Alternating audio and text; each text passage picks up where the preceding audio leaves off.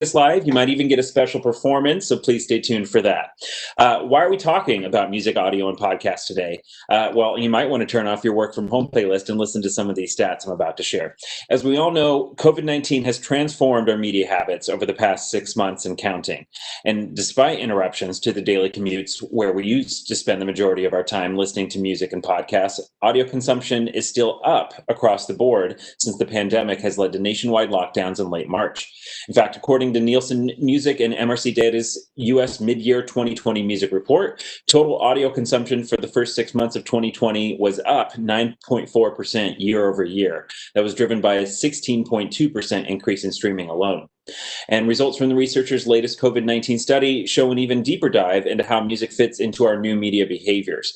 25% of August survey respondents reported that they watched a live streamed or virtual concert within the last 2 weeks, up from 22% the previous month, while 44% said they intended to watch one in the next 2 weeks.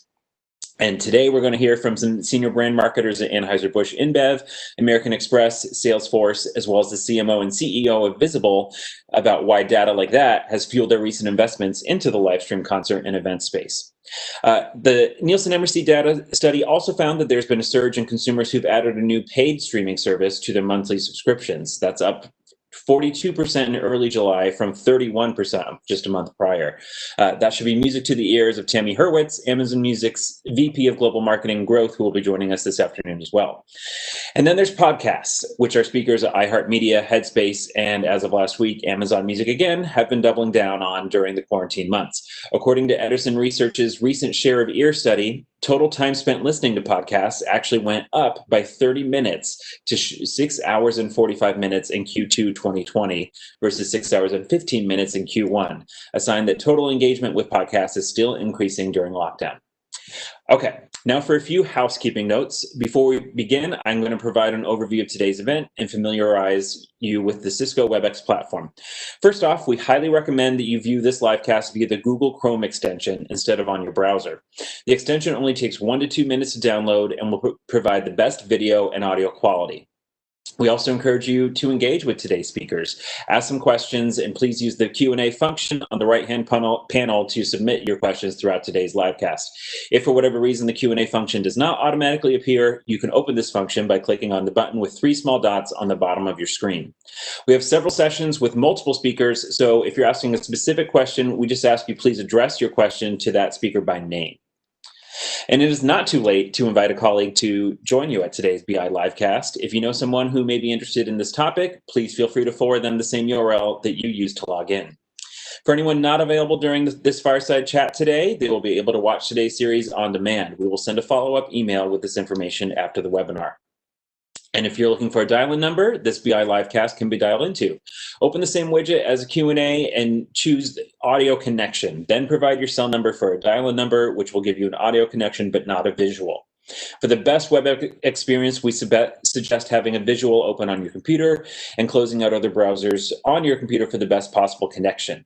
Lastly, for a great viewing experience, change your WebEx viewing screen to grid view. You can find this option in the top right corner of your screen. And throughout the day, please be sure to engage with us on Twitter and LinkedIn using the hashtag BILivecast. Thank you to Cisco WebEx for being our official technology partner here at Brand Innovators Virtual Summits and for facilitating a great virtual event experience. And an extra special thanks to our friends at AB InBev. They have offered today's attendees 25% off all products at shopbeergear.com using the special code BIMusic25. We're going to drop that in the chat as well. But if you're joining us today, 25% off beers and spirits. BI Music 25 is your code. We hope you're looking forward to today's livecast. As I mentioned, we're going to be hearing from marketing leaders from Anheuser-Busch InBev, Republic Records, Amazon Music, Red Light Management, Salesforce, Visible, Headspace, iHeartMedia, and our fantastic moderators. We encourage you to engage with the speakers and ask questions during each session. I'll be back in between sessions to introduce our next group of speakers. And with that, we are thrilled to welcome the first panel and session of the day. We are joined by Shayna Berry. She is the head of music and entertainment at Anheuser-Busch InBev, and Carrie McCarr. Carrie is the executive vice president of brand partnerships at Republic Records. Shayna and Carrie are going to tell us about their long-running partnership with Post Malone and Bud Light, as well as the many other artist and brand partnerships keeping both of them busy during these ever-changing times. The session is going to be moderated by Kate Miller Spencer. Kate is the head of industry, CPG, retail, QSR, fashion, and beauty at Vox Media. So please welcome to the stage Shayna, Carrie, and Kate. Hello. Hello. Hi, Hi, ladies. ladies. How are you? Hi. This is so exciting. I mean, I am excited to have the privilege of hearing from these two marketing powerhouses. As was mentioned, Shayna Berry, who's the head of music and entertainment from AB InBev, which is home to your favorite beers, Budweiser, Bud Light, Stella Artois, my personal favorite, Michelob Ultra, and Carrie Macker, who's the EVP of brand partnerships at Republic Records, home to Post Malone, Jonas Brothers, The Weeknd. I mean, you guys have the coolest jobs ever. Totally. We always jealous. just we spend a lot of our time defending our jobs, making sure no one takes them from us. So Exactly. it's Exactly. a privilege. We're going to talk about the importance of relationships. We're going to talk about how to build them and maintain them in this super distant world that we all live in now, remote home forever. We'll chat about culture, how important that is to brands, how that important that is to bring brands and artists together, and why culture is king in creating emotional connections to consumers and really making brands more relevant. And then we'll touch on some trends that have come out of this pandemic world that we live in, things that should stick, maybe some things that everybody should be adding to their mix of what they do in their given day, and really how business will continue to change moving forward. But I thought it'd be fun to start with a little icebreaker.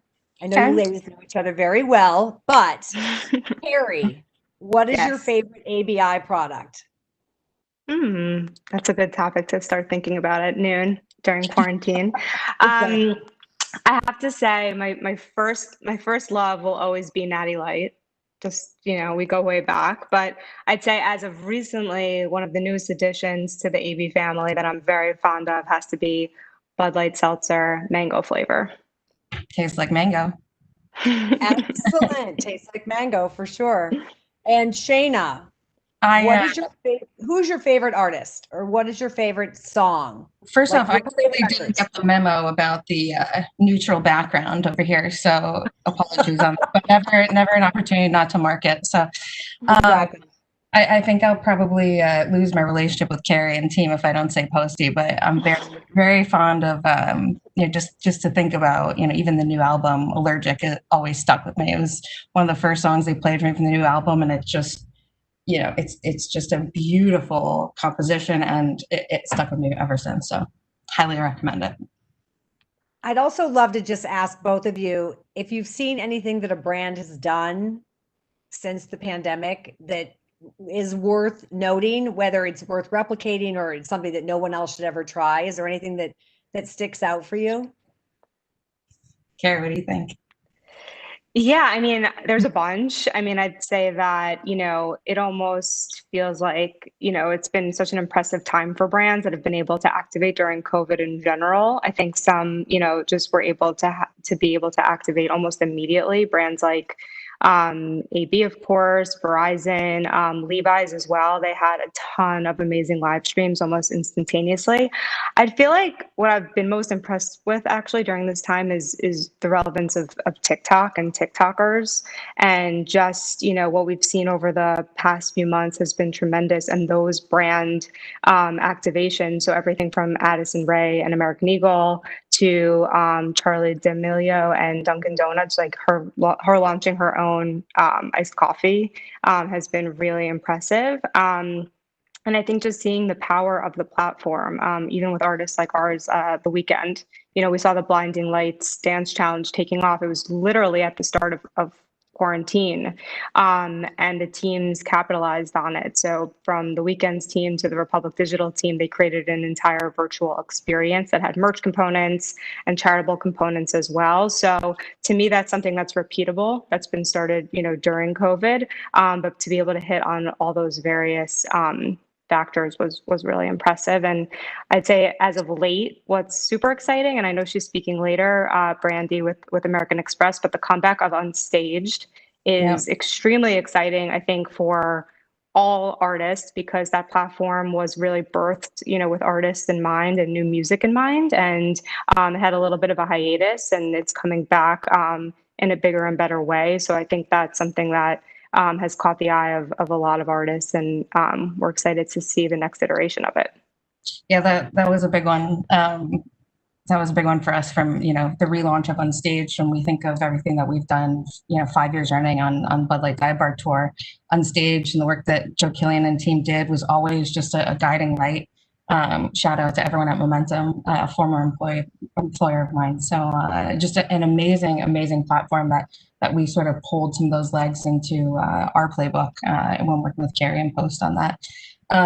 The Weeknd's TikTok show really was, I as I was taking notes for myself on this, I was pretty pissed about it because we had a live stream that night as well that we said, I don't know if we can, so should we switch it? Because Carrie and Tim, they have the TikTok wave show coming up at the same time. And we actually debated, should we change it? And they just absolutely crushed that night. And I loved the innovation. TikTok, we're very envious of the work on TikTok, just specifically as brand marketers, because everything we do has to be very, very specifically age gated.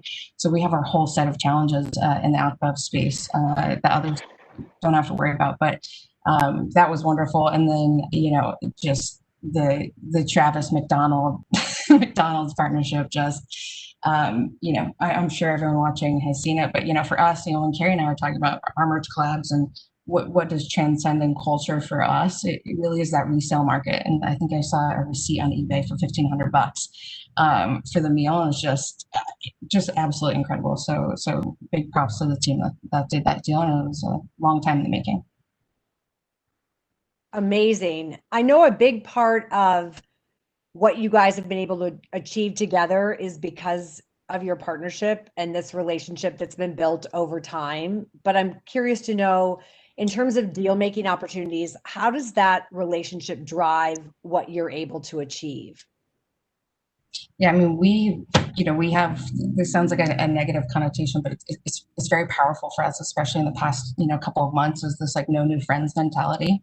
We're open to all partnerships. We're open to anything that's culturally relevant, or even nostalgia, which is really popping for us right now and perfect for consumers. But, times were very tough in the last couple of months, and being able to pivot very quickly, whether that's, COVID shut down, productions multiple times over the last couple of months for us when we had already secured venues and locations, obviously, according to CDC. But that notion is it's so powerful. Like when I think of, working with Dive Bar Tour and Dive Bar Tour at Home, which is, I'll say it a lot throughout the panel, but it's really impressive for us to have had something that was real world, then go immediately into streaming, because there was a live stream component to it. And, calling up Matt Ringel on the team and saying, hey, we need one of, how many artists can we get right now? We're probably going to do 3 weeks of programming. How naive of us. Right? We ended up doing 14 of those shows.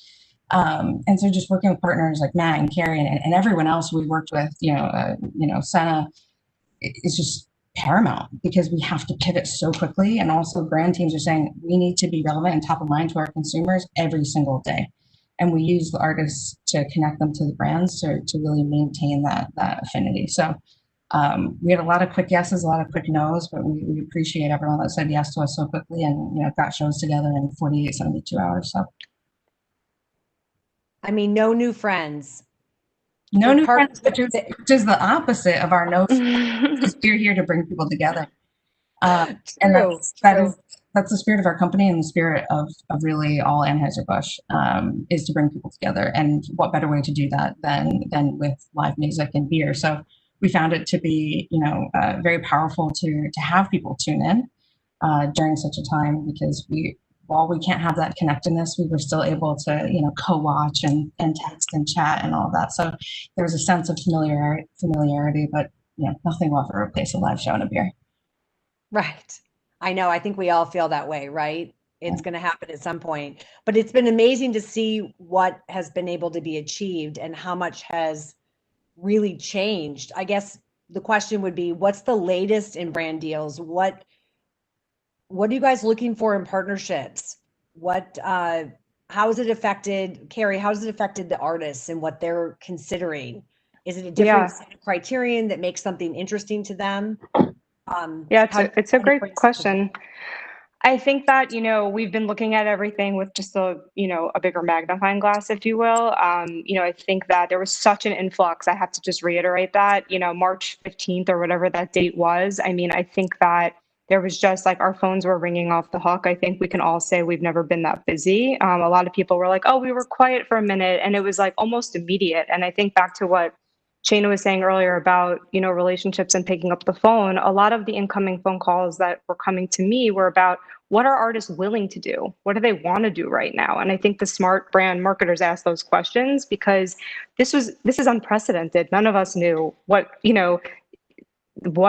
artists wanted to participate in, what they were comfortable with. I think that especially with all the charitable elements that got added in to these deals, it was really something that we needed to evaluate, because not only are you aligning yourself with a brand, but then you're aligning yourself with a charity. It's moving very quickly, and we need to look out for the artists from all aspects of a brand deal. Also setting precedent. If you do something for a charitable purpose, when things go back to becoming completely paid, what does that look like? So, I think that there's definitely something we needed to consider. Every deal is completely different. I think, something also that became really relevant was scheduling, which is interesting because you think these artists aren't on the road, they're not touring, but their days are actually now being filled up very similar to ours on Zoom. So, or other video conferencing platforms. So, for instance, they're not just doing brand live streams digitally. They're also doing press and promo and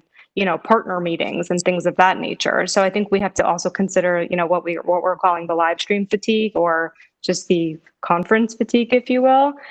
So it's really a big factor. I think charity, though, artists inherently want to use their platform to do good. We've seen that across the board. I think we've always known it, but I think during these times it's become even more relevant. And I think we're so fortunate to work with such incredible artists that want to use their platforms for a good cause. And that's something that's very important to Republic overall. So we're always kind of encouraging those opportunities and wanting to surface them. And we want to make sure that any deal that gets done or anything that's being activated right now has some sort of element, right? We can't ignore what's going on in the world right now.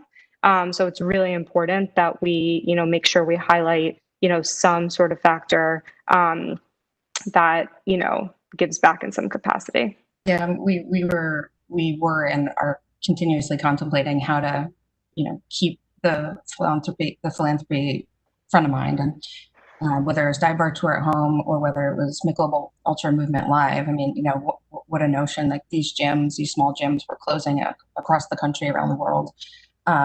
And partnering with artists that, we're just at home or in the studio, or, whether it's Aoki just downstairs making, new music. And it's just phenomenal to be able to work with artists that we have in the past and just hear them out and understand, why, especially in early COVID, why perhaps they wouldn't want to solicit a charitable component.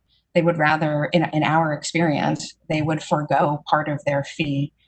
This is just, with AB and Carrie, I can't speak for your artists, but willing to just put a portion of their fee towards Red Cross, which is a huge partner of ours at Anheuser-Busch at large.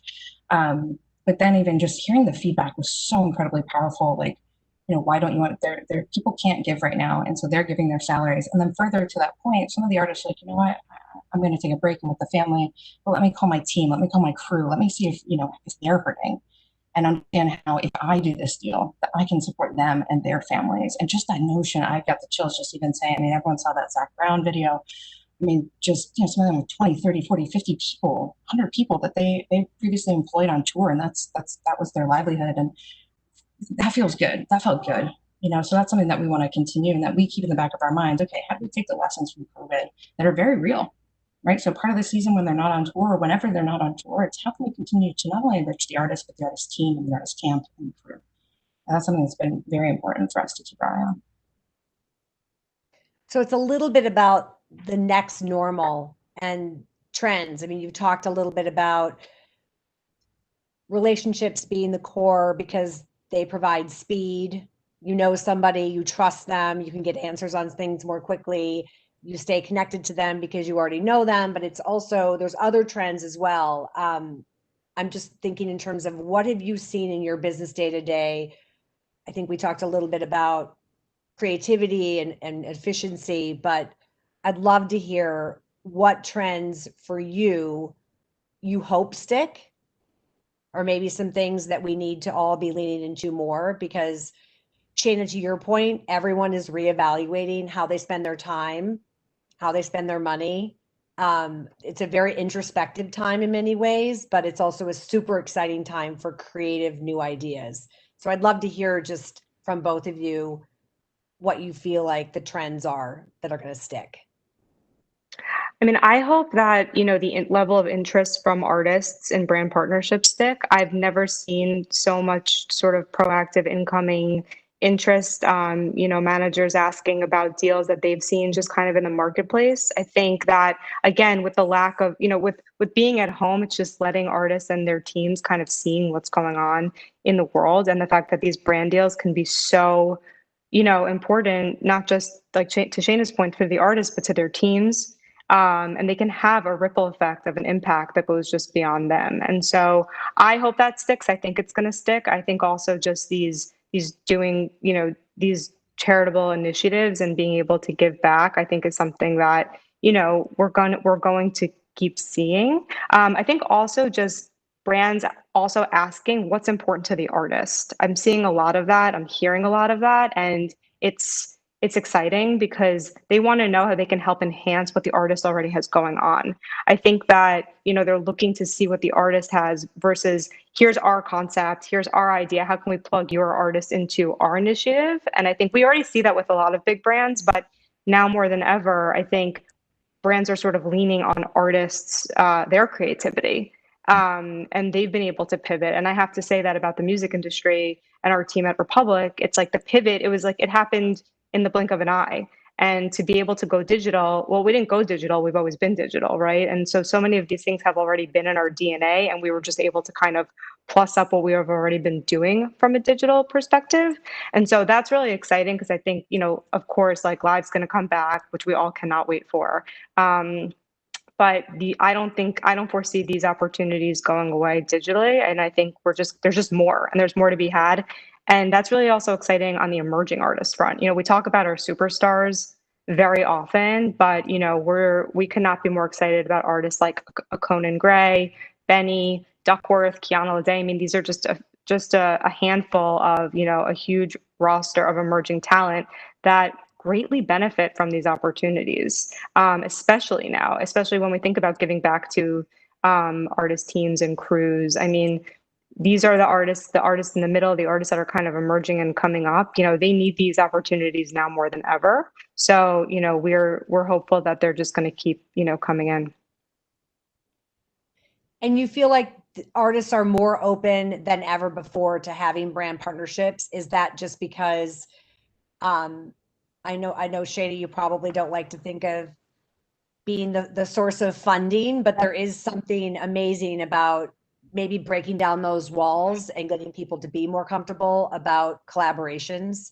Yeah, absolutely. And we've all talked about this a lot, and it's something that I would love to, for everyone tuning in. It's we're actively shifting or impressing upon all of those that want to partner with us of the spirit of partnership and foregoing the notion of the check, right? So for anyone listening, that we said a quick yes to, we probably had to go search for those funds because typically we're committed, especially now more than ever when every one of the major sports leagues are activating at the same time. Like, shoot, how do we pivot on these amazing new ideas that are happening? But I'm happily and actively going to bat when we get something in that's great, right? If Carrie brings me something that is incredible, I'm going to bat for it, right? And I'm bringing it to the brand teams and I'm briefing them. So trust that we're making that effort, even if the finances aren't currently there. We're going to double down on something that's culturally relevant, something that resonates, something that just generally continues to have fans and consumers love our brands, because every brand really can put something out there on socials and all of a sudden they can have a moment. And we're up against that now, right? We are, the king of beers and we're Anheuser-Busch, but the partnership terms, it might be really long, and the deliverables, there might be a lot of them. But it's all in that spirit of partnership because of what we genuinely want to bring to the table, right? So when I think of these deals, it's think about the media expertise that we can bring. Think about our entire creative team that we bring. I'll bring the whole suite of every agency partner world-class agency partners. So when Carrie and I have these conversations, or whether it's any of the other partners, we have those conversations, that's what we want to bring to the table, right? Because we don't want to be that check. We want to add value to the artist. We want to add value. We want to break new music, right? We're so hopefully well known for that, right? It's album releases, song releases, merch releases. We want you to hear it from us first, right? And we want to do it in collaboration with the artist. And that has been really one of the keys to our success.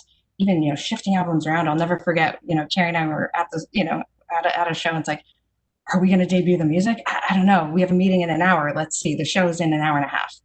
So we are making like really, really culturally relevant and timely decisions that that benefit the brands, but hopefully just make the consumers love us more, want to listen to the artists more, and want to buy our beer more. Ultimately, I mean, that's really what it is. But we don't want to come at it from a salesy perspective, and I think that's what makes it really fun. From a trend perspective, I think back to nostalgia has been a big one for us too. And nostalgia and kind of connecting consumers that, maybe 10, 20 years ago, who could forget What's Up? Everyone do it with me. What's up, right? What's up? So that was one that was so, so fun for us, because what we got to do was bring, D Wade, Gabby, Issa, and the likes of them to re-envision and reimagine such an iconic spot of What's Up. But we put a mental health angle to it. And I think that was really, really important for us to relaunch something that is as iconic as the What's Up spot, bring it back with artists, athletes, and just people that you know and love. But it was just a message of, I think it was probably in May, hey, I'm just checking in on you. How are you doing? Right? And so for a beer brand, for us, like, that really goes to the core of us being people first. That's always where we want to be, is people first. And while we might be beer and we might be music, we want to make sure we're there for you too, and providing helplines and hotlines, and just have a real understanding of where the consumer's at. Do you feel like, just mentioning this because Carrie talked about emerging artists and just being able to tap into brands and how much impact that has, the powerhouse, the global powerhouse, really being able to break a new artist. Do you feel like, Shayna, you've been able to push some brands that maybe aren't the heritage brands? I know you had mentioned this is a year where it's a big year for Budweiser. People are very nostalgic. People are going back to the core, but do you feel like there's opportunity here as well for all of the innovation that ABI is doing? Absolutely. I mean, to Carrie's point, Bud Light Seltzer, we launched at Super Bowl last year with 2 spots, and hopefully everyone's seen that. But we've got other brands that are out there and growing. Cutwater Spirits, it's an award-winning spirits company that we just acquired, and now it's a cocktail in a can. And how did it come to be? The founders love fishing, right? And how do we tap into a very specific audience? And you think of our partnership with Babe Rosé and Babe Wine and Josh and Doc and those guys. And 2021, we're looking for partners that really, really live. I mean, it's a very specific consumer. It's like, how do we live the Babe life, that Cutwater Spirit life? And then ranging from all of our crafts, right? Like, what is the notion of a Goose Island to a Golden Road to 10 Barrel? We as the leader in beer around the world, we have to have something for everyone and be relevant for all those people without forcing it. And I think that there's an artist, whether it's at Republic, Universal at large, or all the other partners listening in. I'm sure that there are the right partnerships out there. It just might take time. And I think to that extent, it really is, where budgets are. A lot of us are thinking long-term partnerships now, right? We've done a ton of one-offs to stay relevant. Us on the phone here and beyond, but we're really looking to expand not only 1-year deals, like 18-month deals. What do we do for holiday, New Year's Eve, and those like new occasions that perhaps weren't as much on our radar? But look, New Year's Eve just got canceled in Times Square, Brazil. So there's a whole new consumption occasion that we can plan for, and one that we know people are going to be home. So for us, this like stock up message and this, that's where we get into that really exciting e-commerce, which is a place that consumers, they were kind of iffy about, or, we talked to New York and LA, and, it sort of misses the rest of the country. And this is a huge opportunity for us to really hone in on. And it could be a partnership with one of Carrie's artists, with a tiny brand that you guys haven't heard of yet. And so that's where the excitement and the opportunity comes from. I speak for everyone at Vox Media when I say no more one-offs. We feel the same way. You put a lot of time and energy into things, and you come to the table and you Yeah. You have teams of people working on things to make them happen. And then you get to the end of it and you feel like your chutes and ladders are going back to the beginning. Close your No laptop. more one-offs. I think if we achieve that from this call, I feel like we've done something good for the world. That's our goal. Yeah. Let's shift a little bit to e-commerce because that has really changed. I mean, Carrie, you mentioned it's all digital all the time, but you already were all digital all the time. But I'm sure the e-com comes into play for you. But I'm just curious to know that trend. When you both relied so much on in-person events, what do we do now in addition to obviously all stocking up on buying all the new music, streaming everything, stocking up for New Year's?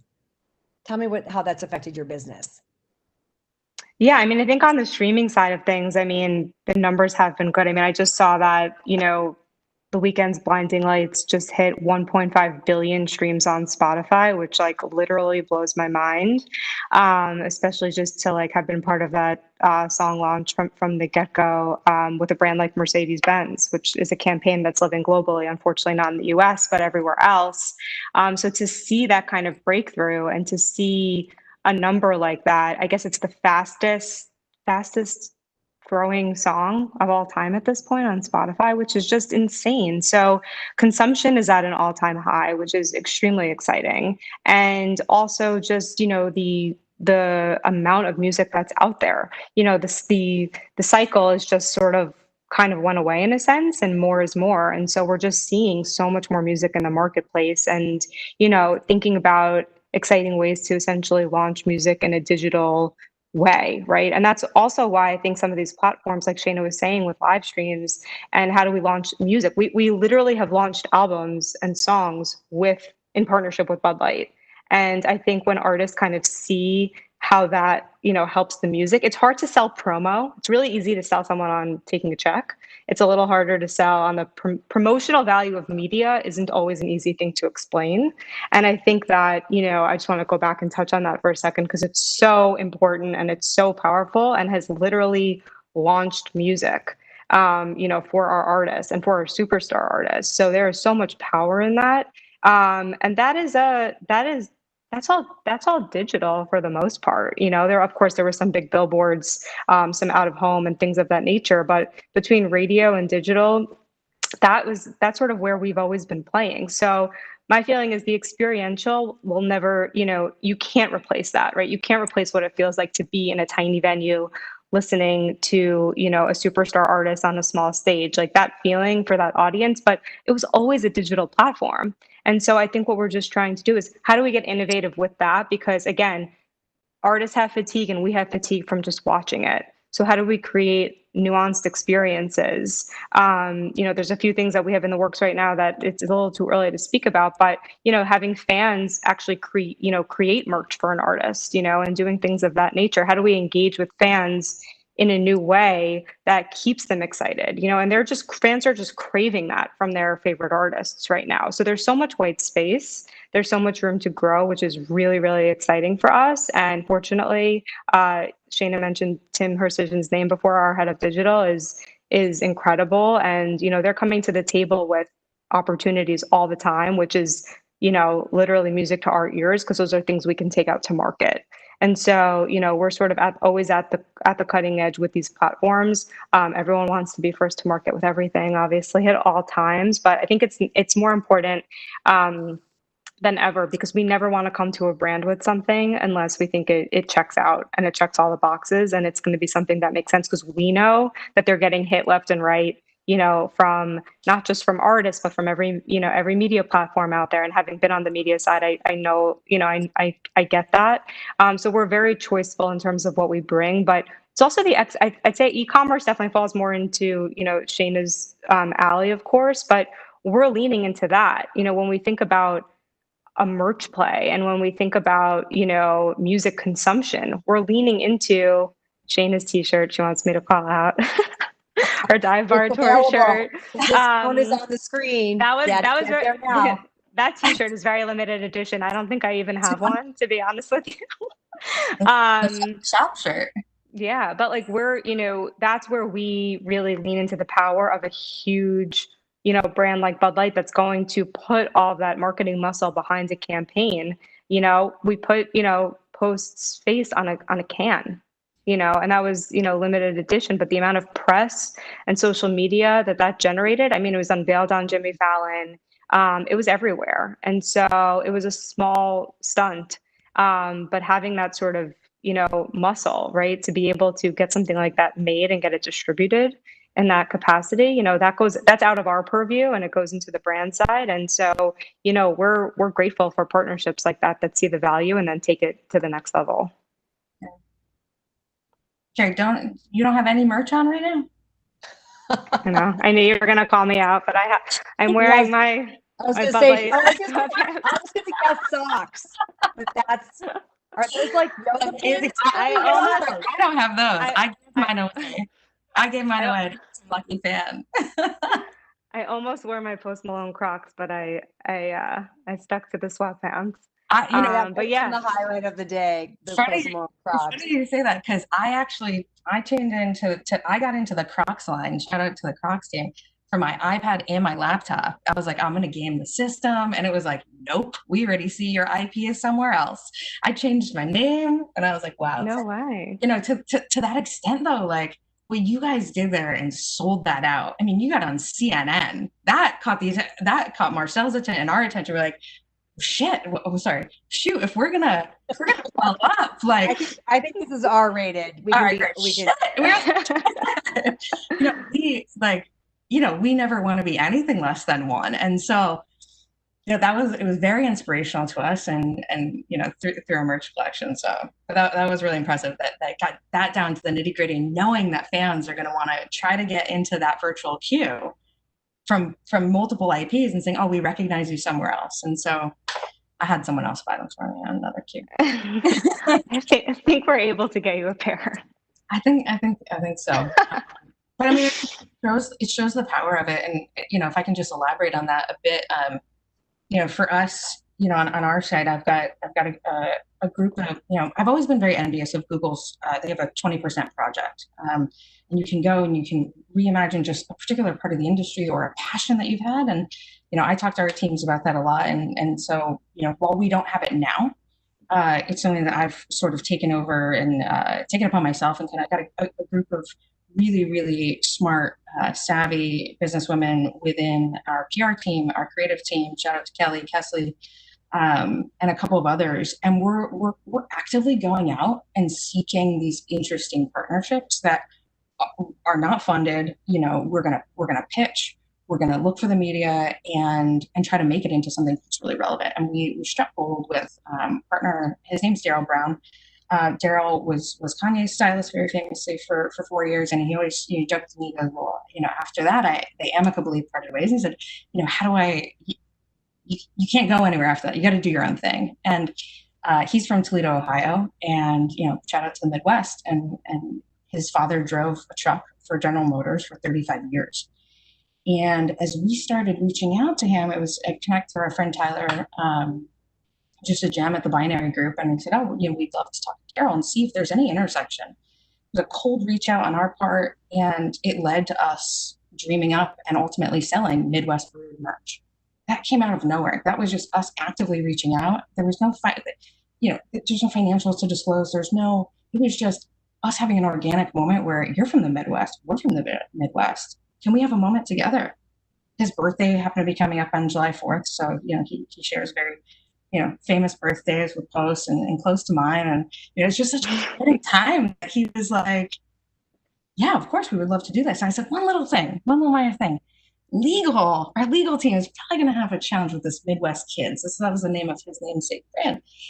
And he said, okay, let's change it to Midwest Brewed. And ultimately that allowed us to thread our entire story and the legacy of his father, who's still working, and what he's been doing to dream up this collab called Midwest Brewed. And ultimately we sold 3 t-shirts with his iconic triple stack and one with a truck on it. And it was just such a part, like, now who knows what we're going to do next? I don't care how much money we made. Neither of us care how much money we made. It was just this impact. And we were able to launch that with WWD and the team there. And it's just incredible that we can, myself and the girls, are just able to dream up these visions and have a company like Anheuser-Busch say, yeah, we support that. We're going to put media against that. Bud Light team said, absolutely. And again, that just sort of plays into like, if you can dream it, we can do it. And I think that to me is one of the biggest values of working at a company like ours and working with the partners like Carrie and you and all those that are listening is that notion of dreaming big, it holds true now more than ever. And so, I hope to hear from a ton of you. We all hope to hear from a ton of you guys, like, when these questions are coming in, and just look forward to seeing how e-commerce and merch, where we're not beholden by the 21 plus per se. Legal will probably ding me for that, but selling things like beer is really interesting, and it allows us to do more interesting things that people want to wear our logo. It's impressive. So look forward to more. And do you feel like that's a relatively newer trend, just playing in the apparel space and knowing that the merchandising or the merchandise piece of it is so important? Is that newer? That's been going on for a while? I feel like man, I spend a ton of money buying back. Shayna's the merch queen. I just have to say, like, it's always been a trend for Shayna Barry. That's for sure. Got it. I think it's been around. I mean, I think it's been around forever. I just think like the designers that are out there, to Shayna's point, and the innovation that's happening, around merch is amazing, right? The collaborations, the amount of pieces that you can launch, and tying it to music is a huge factor as well. I mean, artist merch does extremely well. I think we all say we live in a lot of our quarantine gear is basically artist merch. But we've created some really cool moments. And I think just circling back to Crocs for a second, and also with the Posty collab, there was a feature in Vogue that announced the collaboration. I mean, there was an interview, and that's where the exclusive ran was Vogue. So to think that a Bud Light Post Malone collaboration would have ever launched there is it's crazy. So, to think about first, and that's opportunities that, Shayna and Kelly and team brought to the table. And so that's super cool. And like, Post is, a fashion icon in a lot of ways. And so to be able to have this collaboration live within those pages is, it's really remarkable. So we have a few questions from the massive crowd that's watching you two just drop all this knowledge. This one is specifically, actually for both of you, how should older brands that have been around for a while, gracefully enter newer technology spaces? Examples like, how do you get into TikTok? How do you do something with esports in a way that's elegant and not clunky? I can take it. Go ahead. Go for it. I really, really love that question because, as I was saying before,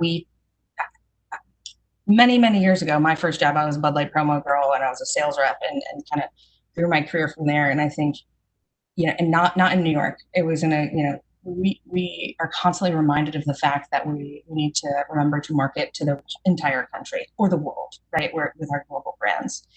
And we've got brands that have been around for hundreds and hundreds of years. So think about Bush, for example. Bush, during quarantine, became the number 2 selling product on e-commerce, like Drizzly, Minibar, Instacart, Postmates, you name it. Like Bush all of a sudden is number 2. We're always thinking about our heavy hitters. And that performance of Bush unlocked funds, because we're looking at performance every month. That's really interesting for everyone to know is we've put our money where our mouth is. If your brand is performing, okay, let's double down on it. We want to invest to grow. And I think that's something that's really important. And we said, hey, Bush is growing on e-commerce. Everyone's home. What do we do with this? Okay, well, we know Billy Ray Cyrus is having a moment, right? And so I wonder if one of the most iconic musicians in the genre could rewrite one of our jingles. And he rewrote one of our jingles. We did a Zoom interview with him. Someone won money and recreated it with him. And I think that those are ways where we can bring a brand that has a legacy brand, our heritage namesake brand, to the forefront, to platforms and to consumers that we would never have been talking to before. And that was a really, really fun one. And I can't wait to see the jingle come out. So it'll be a phase 2 of that partnership soon. And when can we expect that? Because I can't imagine how great that's going to be. We'll have to re-release the winners. I'm not going to call them out by name, but they do need to release that song. Amazing. Carrie, that's over to you, I think. Okay, so here's a specific question for Carrie. What innovations and technologies are you utilizing to execute your strategies, and has that changed since the pandemic began? Yeah, great question. I mean, I think that, we're just like to Shayna's point, also just about doubling down on what works. Like, we're going full force with the platforms that make the most sense for us. And that's across everything. So obviously Instagram's been integral. The amount of IG lives, I think, are at an all-time high. Whether it's TikTok or Triller or other platforms of that nature. I mean, just to go back to TikTok, with what the Wave team, the EXO team, and Republic team did with that virtual event, was a first of its kind. It was a global TikTok. So it literally took over the global TikTok handle. So everyone in the world was able to tune into it, which is, incredible. And I think it's again, just working together to push the boundaries within the platforms that already exist. And then also seeking new platforms. I mean, we're hit up. I mean, I'm getting a lot of, incoming about live stream platforms, ticketing platforms. There's a ton that are out there. So I think, that's the amazing part of also being part of UMG and having, a big corporate layer that's able to kind of help vet those opportunities that come in the door. But there are a lot of live streaming platforms out there. I think it's also finding the ones that, work for us in the best manner possible. And also the ones that are the most flexible. I think it's also seeing artist visions, whether that's like an actual, for Lil Tecca, a virtual Virgo world with his latest album that was created, which is amazing. Actually creating worlds, doing things with, astrology and the stars. That was another activation around Lil Tecca's latest album release a couple of weeks ago. So I think that literally the sky's the limit. I think there is no barrier when it comes to what we can do digitally. I think the teams are being tasked on a daily basis with coming up with new ideas. And I think that's the beauty of, the breadth of our artists and the breadth of our team, is that we represent so many different kinds of artists that each have different visions, and we're constantly being tasked with that. And so, I think that it's sort of far and wide in terms of different platforms. But also, I think what was amazing too was Spotify did with The Weeknd, talked about pushing boundaries. I don't know if everybody saw that, but there was also a virtual experience where they took data from, your personal listening to The Weeknd, told you how long you've been a fan of him, what percentage of fans, you fall into. And then they actually recorded Abel's voice. So he's speaking back to you directly as a fan. And it is mind-blowing. I could take zero credit for that. I had no involvement, but the EXO team, the Republic team, and the Spotify team, just, to me, that was one of the most innovative things I've seen. Because again, it's that fan to artist connection that, only could be created, through a platform, that has the technology to create something like this. So it starts with the idea, and so much credit has to go to the artists and their teams too, because they are just really at the forefront of coming up with these ideas, and then working with collaborative partners that are willing to push boundaries. So Shayna, I'm going to direct this one to you. How can marketing and technology leaders structure their teams and recruit highly coveted talent for a new era that demands an increasing array of skill sets? Yeah. How do you recruit? Let me turn that over to the recruiting team, but I feel like I don't, as brands and marketers and all of us on the phone, it is our duty and our obligation to make sure that we represent all the makings, all consumers. And I think that obviously is at the forefront for us. Certainly the work that we're doing with Black Lives Matter, I think particularly we're excited about what we've done in the past, but looking forward, hopefully you guys saw Brewing Change. And Brewing Change was in partnership with Dwayne Wade, who's our founder of Bud Zero. And our first Black female brewer, Natalie Johnson. It was just last week that we announced the $1 million sponsorship going towards students studying science, math, and engineering, and bringing them into the fold and seeing themselves in Natalie, in Dwayne, and all the partnerships. So that's something that we're very proud of, and we're going to continue to put that on a pedestal. Another one that I wanted to bring light of is working with the Bud Light team. our Thursday night shout out. So if you guys are watching Thursday nights, we've actually, donating is the wrong word, but we've replaced our ads with the home markets team. We're looking for a Black owned restaurant, and we're actually spotlighting them during the game with short form and long form actually that you can follow up on. And for us, it's very important for us to continue to show the work that we're doing and improve the work that we're doing, and making sure that we represent the full body of people that we're marketing to. And that goes through marketing as well as our colleagues through Porter Brown Society, ACLU, all the way through. It's something that's top of mind for us, but it's been for quite some time. So I'm excited to see Natalie at the forefront and see who she brings in. That actually perfectly answers another question, which was about the importance of brand purpose. And I do think you've both touched on this throughout this conversation, Carrie, just in terms of artists knowing when is it necessary to have a charitable component, how does philanthropy work in, but in terms of Republic and your brand purpose, do you have an overriding mission that drives your decision making? Yeah, in fact, Republic was really so impressive. Amaya Davis leading the charge on behalf of Republic Records to form the Republic Records Action Committee. So that happened, very quickly after the tragic murder of George Floyd. And what happened was the whole company just wanted to take action immediately. So we dropped the term urban from titles, and we formed a bunch of different committees that are dedicated to different aspects of making meaningful change. We've had several company forums that have been really meaningful, really powerful across the board. And I think everyone has rallied, to make change. And, it's on the Republic level, obviously on the UMG level as well.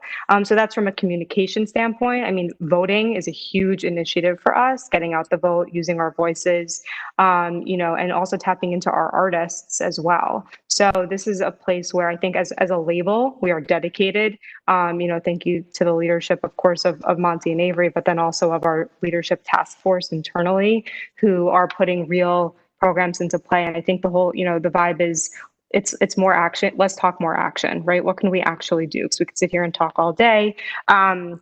But we need to start making powerful change. So on a Republic level, that's, really at the forefront. I mean, it's how we kind of start and end our marketing calls, and really almost every conversation we have, it's always there and will continue to be a very important piece. Mentorship is very important too. So we have some programs that are in the works that will start rolling out.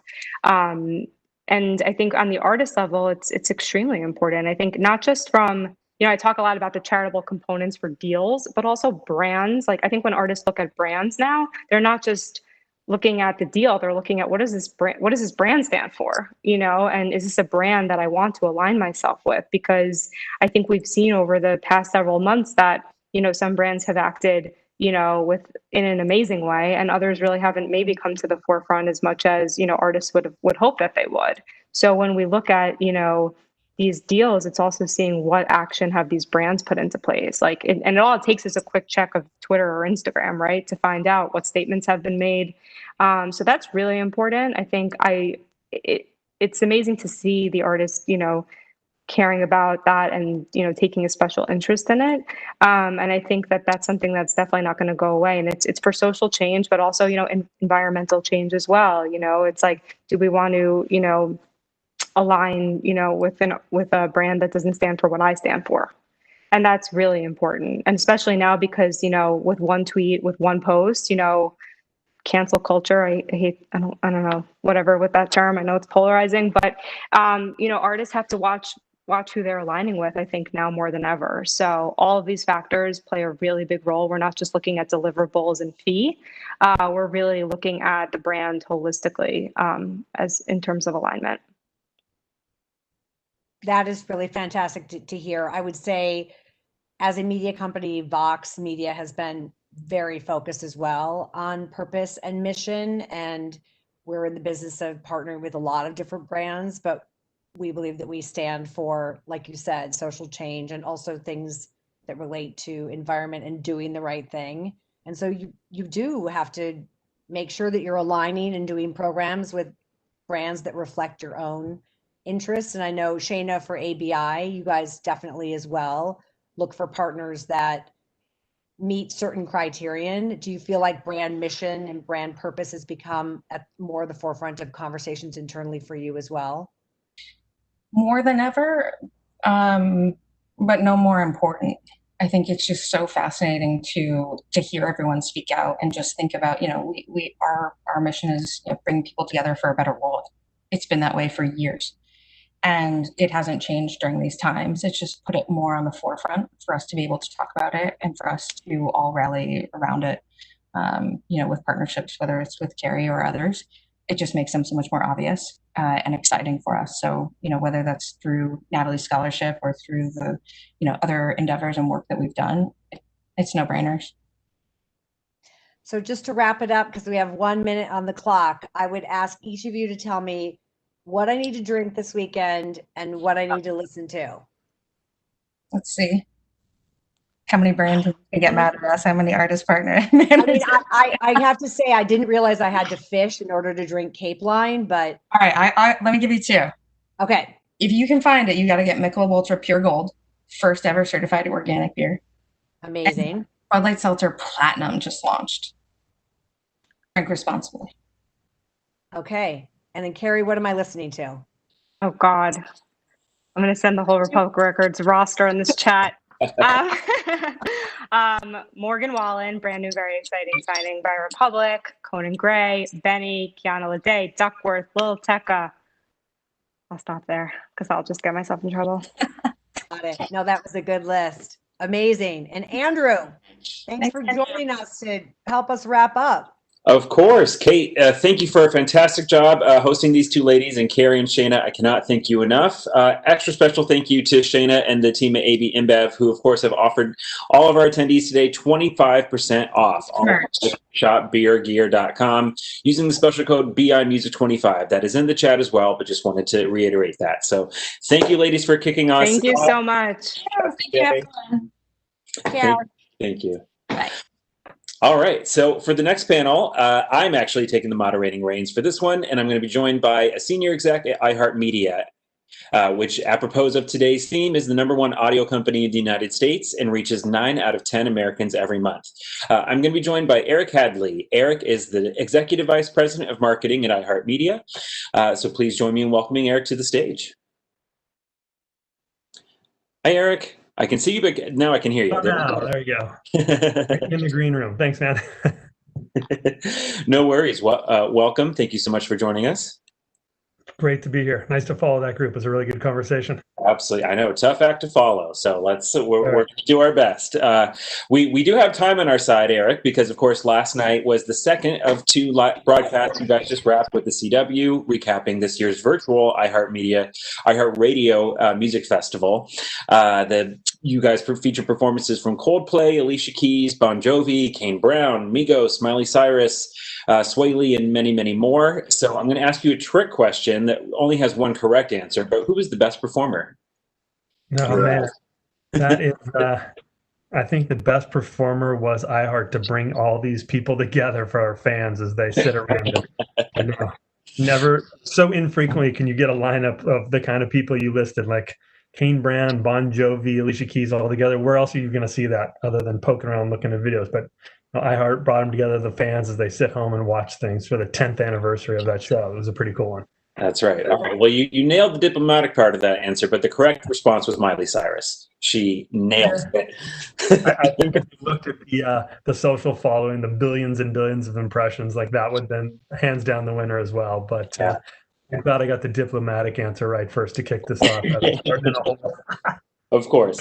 For those of you watching, if you have not seen her cover Blondie's Heart of Glass, please do so as soon as you wrap this session with us, because it is truly one of the best covers you'll see of quarantine. So Highly recommend. So, all right. So, Eric, you guys went virtual, as I just mentioned. I'm sure that was a massive undertaking.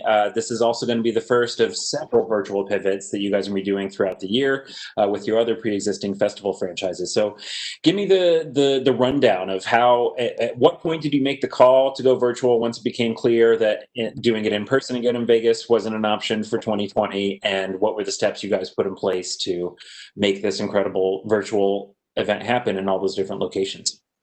Sure. It's a really interesting time. I think, in a perfect world, which we're not in right now, this would have been a live event and all of our listeners and all of our fans would have been in one room with everybody, but that doesn't exist anymore. So way back at the beginning of the pandemic, back in early April, we put on a Fox Living Room series. We really thought, as our fans, our listeners were at home and not being able to go out to live events and whatnot, how can we bring together their favorite artists and have them play from the living room? So we did a iHeart Living Room series with Fox, and the numbers were off the chart. I think it was the highest rated Sunday show that wasn't football.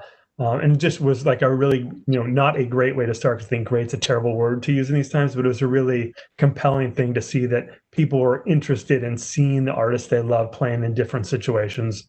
And we do a ton of live events as a business, so it was an interesting thing. So we did the iHeart Living Room series, then we worked with AT&T and did a first responder series, and all of the artists and performers were so excited to get out and be able to perform for their fans again. Because if you think on the performance side, and I think the Women from Our Public kind of hinted on it before, this is their job. They want to get out. They get motivated by playing for fans, not sitting at their house and doing Zoom. So we had a lot of different things that we did across our tentpole festivals, and we're really looking, seeing how do we bring those to life. People love to see them. There's some public surveys out there where something like 7 out of 10 have done this, attended a virtual streamed event. 9 out of 10 had a favorable impression of it, and 9 out of 10 again said, if things were back to normal and I could go to a concert, would you still watch these streamed events? And it was really telling, really kind of a great opportunity, because it gives us one more thing in our arsenal, knowing that people like these, knowing that the artists want to connect with their fans, knowing that brands want to be a part of it.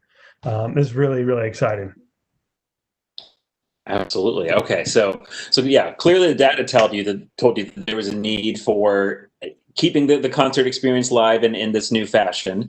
And I think what's also encouraging, especially what you guys were able to achieve with this virtual festival this weekend, is that you were still able to recreate the concert experience. I think, unfortunately, seeing Chris Martin perform, yeah,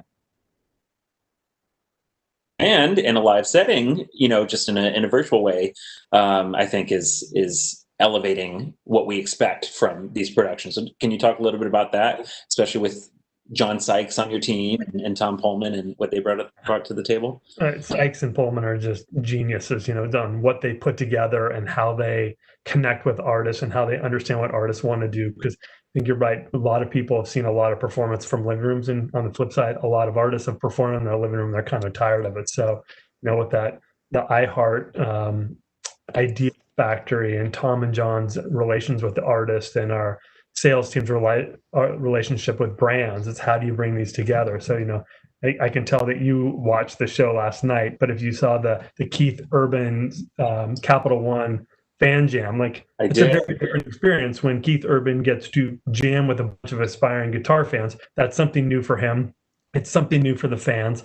And, that's hard for a brand like Capital One to get a fan jam with somebody like that in regular times. But it's just that idea is where you can bring an artist, you can bring the power of iHeart, the Sykes, the Pullmans, the Gail Trobermans, Castellis, and the brands together and say, okay, in this crazy world, what are things you want to do? And that brainstorming and bring it to life. When you have so many different platforms to kind of plug in, the festival being a great one, you can bring a lot of stuff. So, we continue to innovate. We continue to do great things.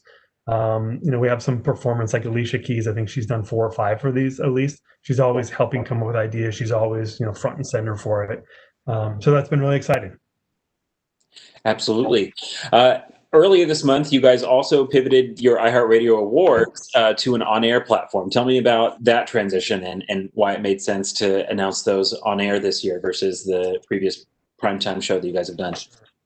Well, the primetime show has been exciting, but again, it's how do you bring the fans together? That's always been the awards based on, what's been hot on the radio, what people are listening to, and great performances. So to really recenter that on the radio listening experience and what have you liked this year and what's going to win, it's just another channel. And we find, 9 out of 10 Americans are listening to the radio. We're live and local in every market. So to take that thing you're listening to every day and put the award show, if you think about, we talked about this on the prep, but award show is typically a point in time where you say on Sunday night from 8 to 10, we're going to give out the awards. Whereas you can reverse that and people are, listening to the radio and finding that companionship and the people they like and hearing the nominees and hearing the winners. Is just a really exciting way to kind of reverse engineer it and take it back kind of to the other side of it. Of normally it's all based on radio listening on TV. Here it's radio listening fans on the radio. So I understand you have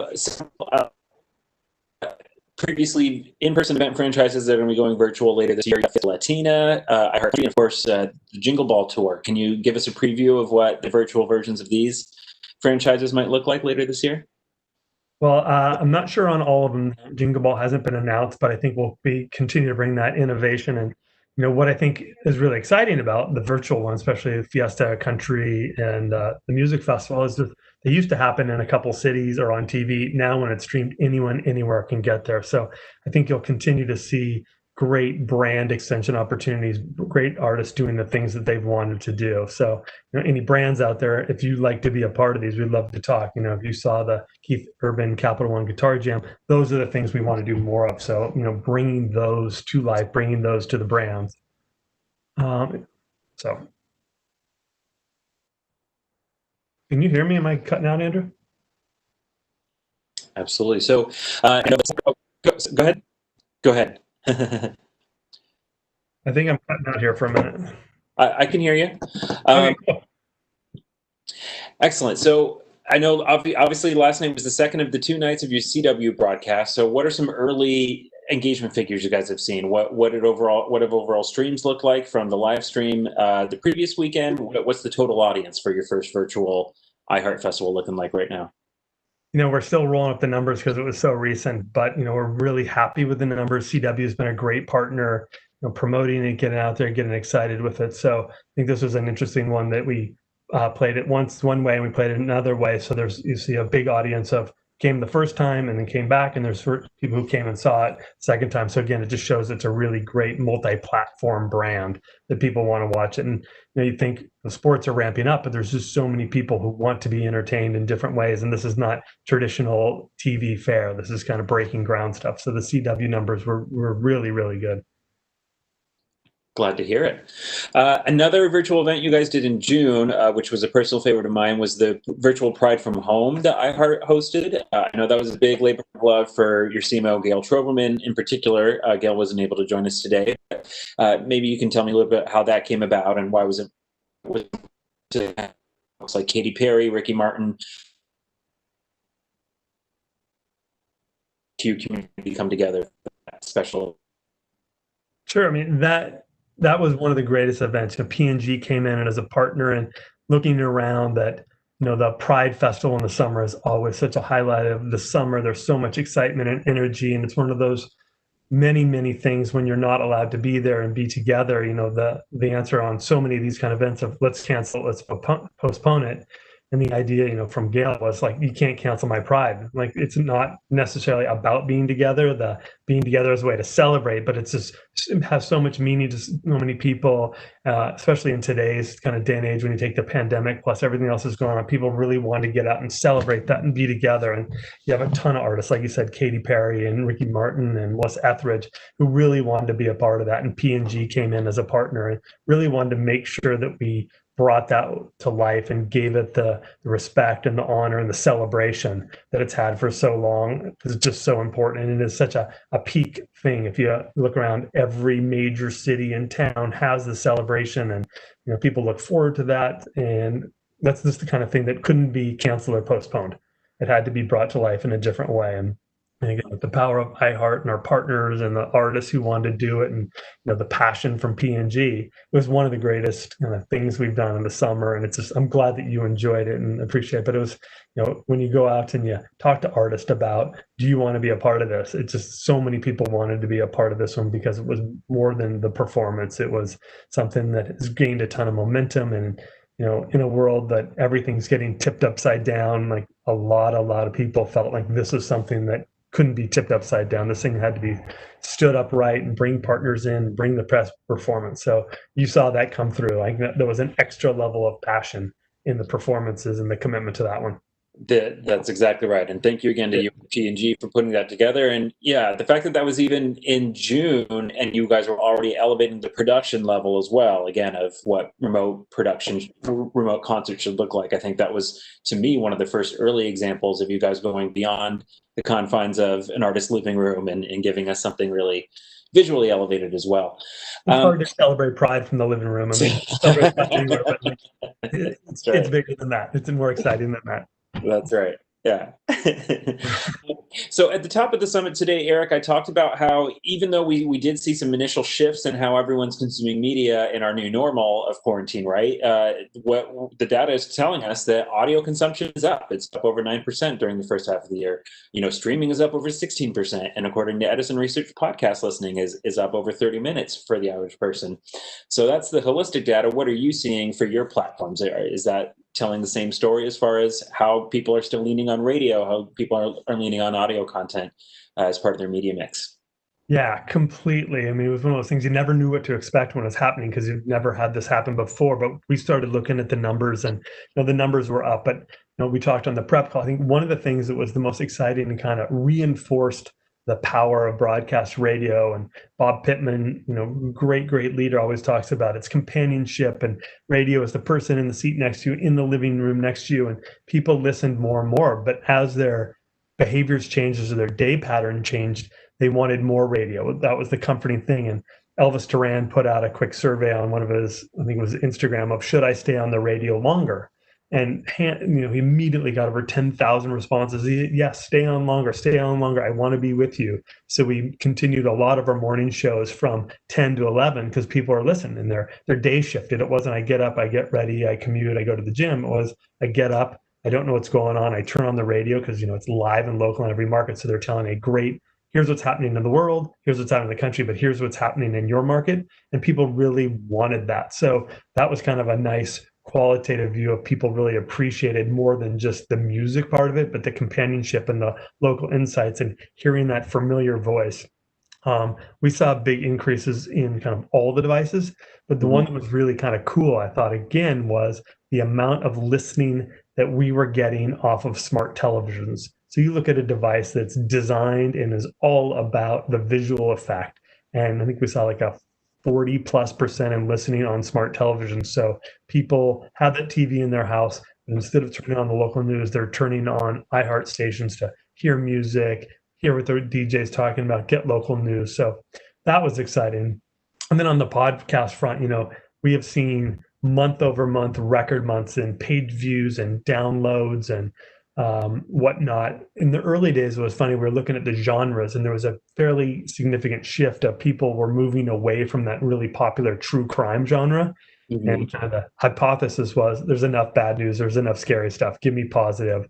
So we have a partnership with Will Ferrell, funny, positive, a lot of those kind of things. So there was a shift in genres, but across the board, there was a significant increase in listening to podcasting. And I think, largely, I listen to podcasts on my commute. I'm not commuting, but I'm not going to walk away from that. That's not like a thing that I'm going to move away from because it's just a commute thing. I love that. And it's hearing that familiar voice, feeling like you're part of it, that one-on-one connection.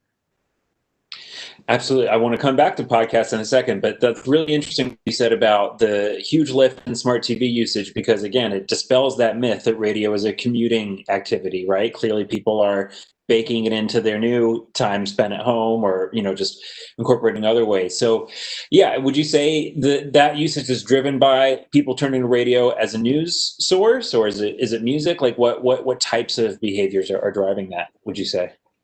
I think largely it's that companionship and trusted source, right? Anyone can listen to music in lots of different ways, but when you're listening to broadcast radio, it's local to your market. It's a voice that you know all the time. It's the music that you like curated by someone you know. So if I woke up every morning and listened to your show on the radio, I would continue to want to listen to you. I see you as my friend. And it's funny, there's a great story that we tell that we reinforce. Ryan Seacrest is one of our radio talents.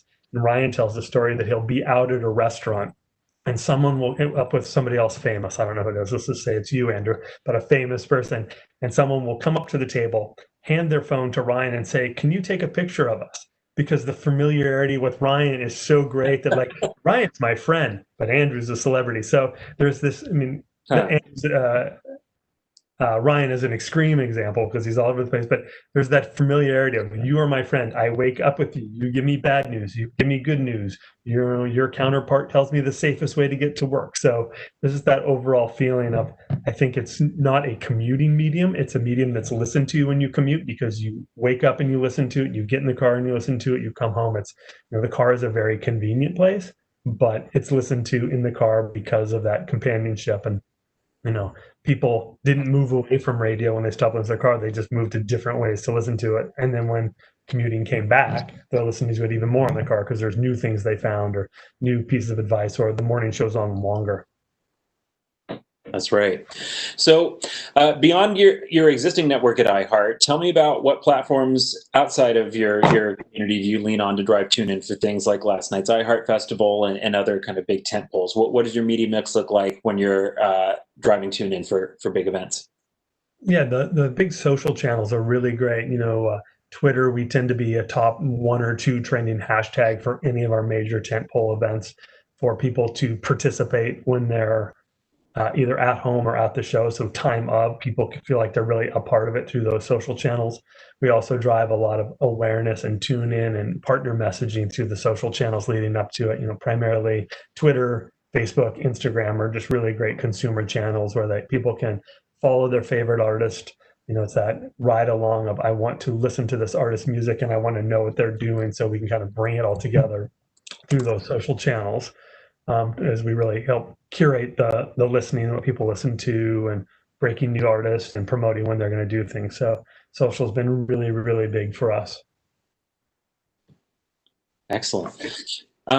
So let's talk about, before we get into podcasts, I want to talk about the power of audio as a whole, because certainly, radio and sonic branding are still an important tool in marketers' toolbox that has a different engagement level than even what visual media like TV and digital can provide. So, yeah, maybe talk about some recent examples where you've worked with a brand to help build out their audio strategy on your platforms. Like what tends to work? What makes radio a unique way to drive engagement that, like I said, doesn't work on other mediums? And how's that?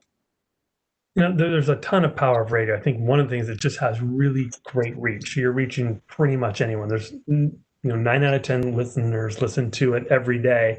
And we've found all kinds of strategies. One that's really great is that, drive to location. So talking about QSR partners or retail partners, getting people out there. The one that's, we're finding more and more, it's just really, really powerful, is how do you think of that? I hear the message on the radio and then I go search for it. So radio has become a really strong search companion. How do you drive search and how do you connect that back? So promotional messages, driving to location messages, and just big things I think we talked about already, but P&G, they really care about that space. How can they associate themselves with really great artists who represent their values and represent the things they care about, like Can't Cancel My Pride? That's been a great one. During the early days of COVID, we worked with AT&T on a whole first responders campaign. So, getting that message out, there's so much effort around essential workers and honoring them, and AT&T really wanted to get that message out and highlight them. So we worked with them to really highlight that kind of program and get that message out. So there's a lot of power of radio, but I think, one big thing that really makes radio stand out, in addition to that companionship, is it is seen as the most trustworthy medium. In a world where there's not a lot of trust in medium, there's a lot of questions on some of the platforms every day. Radio is seen by people in polls as the most trustworthy medium. People trust the radio host and the DJ host on-air talent. They see them as their friends. So when you put the message into their voice, it goes a long way. Again, especially in today's day and age, if you look at lots of platforms, radio is still regulated by the FCC. So a listener will be, have a lot more trust in it, believe it, and they believe that's their friend. So we work with partners on a range of things from, local market businesses. How do you drive them in? How do you get the local small business, on air on the radio at a certain time so the message is different? And then the last thing that we found that's been super compelling during COVID times is, as every market in every city and every state has different reopening messages and times that change every day, radio is really agile. You can change your message really quickly. You can run a national campaign and you can address, Seattle is doing this and Tampa Bay is doing that and New York's doing this. How do you adapt that message quickly through all these different reopening phases? And that's what we've really been helping partners find out, is just, what do you need to do in these markets? How do you address the news of the day? How do you put that into a trusted companion voice? And that's what advertisers are turning to us really frequently for. That's right. Yeah, what's called the live read of hosts doing live broadcast ads is far from dead. So glad to see you guys are keeping that alive. So let's get into the podcast element of your strategy. I remember 3 years ago, I believe it was, going to your guys' first Soundfront that Gail hosted, where she talked about the power of podcasts and the power of audio, and essentially announced this multi-year investment you guys have made into the format. So you mentioned Will Ferrell earlier. That seems to be the driver. What are some flagships of your podcast strategy so far? What are the big audience drivers right now? Yeah, we are just going so much across the board. It's so great. As the number one player, we have, just like on radio, we have a little bit of everything. The Will Ferrell one was really exciting. We did Anchorman, and that was really successful. He was really into it. So we've launched the Big Money Player slate with him, where he is going out and he is building a slate and he is finding his friends, finding people who want to do comedy podcasts, things in that genre, and he's partnering with them. We just launched The Black Effect with Charlemagne from our radio show, The Breakfast Club, which is another great slate. So it's, Charlemagne talking about The Black Effect, and he's gone out and he has hand curated an entire slate. It's about 20 plus podcasts of people that he likes and wants to do podcasts with, and we put that together in a partnership with him.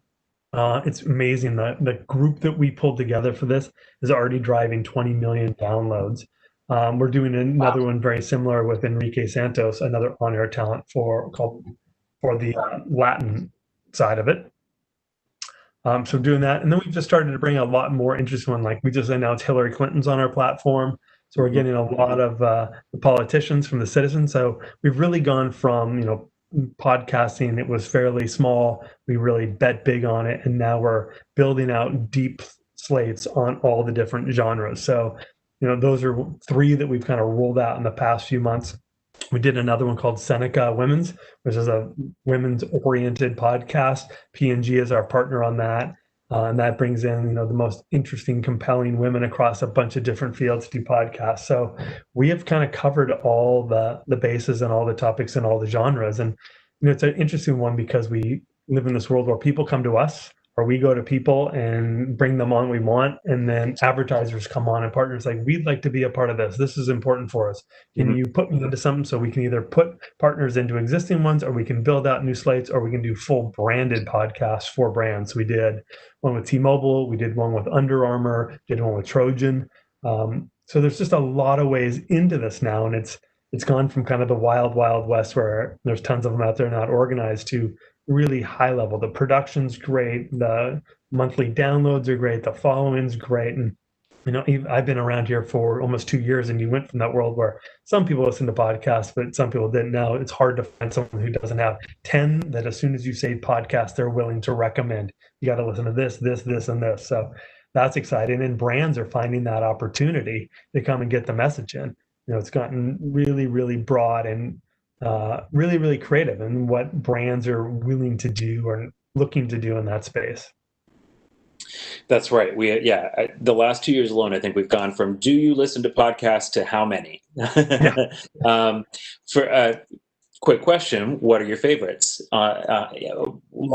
Two-part question. What's your favorite on the iHeart Network, and what's your favorite outside of the iHeart Network podcast? Oh, you're going to give me another diplomatic question. Uh-huh. The discovery of podcasts is kind of interesting, and there's one that I really like on the iHeart Network called Disgraceland. It's Jake Brennan. It's rock and roll true crime, so it'd be like SVU rock and roll. And I've gotten really into it as I met him through this thing. But my favorite one on it is there a great story that he tells of the Hells Angels going to Long Island to kill Mick Jagger. So it's just these crazy, yeah, exactly. He told me like this is what it's about. Like I don't even believe that's true, but it's just a really great story. So there's all these. The majority of times when you hear about rock stars, it's mostly the music and something crazy. But Jake and Disgrace kind of goes really deep on these stories. And he came into our network and he was doing a couple 100,000 downloads a month, and he came onto our network and we started promoting him across the iHeart network. Now it's doing 2 million a month. So that's one of my favorites, just because I think it's like that grittier edge of music you don't hear. Another one that's not a diplomatic answer, but I truly do really like it. I'm somewhat close to it. Bob Pittman does one called Math and Magic. And Okay. Bob, we got into podcasting. Bob wanted to know more about how podcasts work. So Bob has, started his own podcast called Math and Magic, and he goes out and talks to CMOs. He talks to agency heads. Mark Pritchard, Michael Casson, like the list is very long. He has Sykes on there and Judy McGrath, who started MTV, but it's the math and magic of marketing. And, to get Bob's perspective on the two sides of it and the level of guests that Bob brings into it is just kind of exciting and cool. So I like that one. Okay.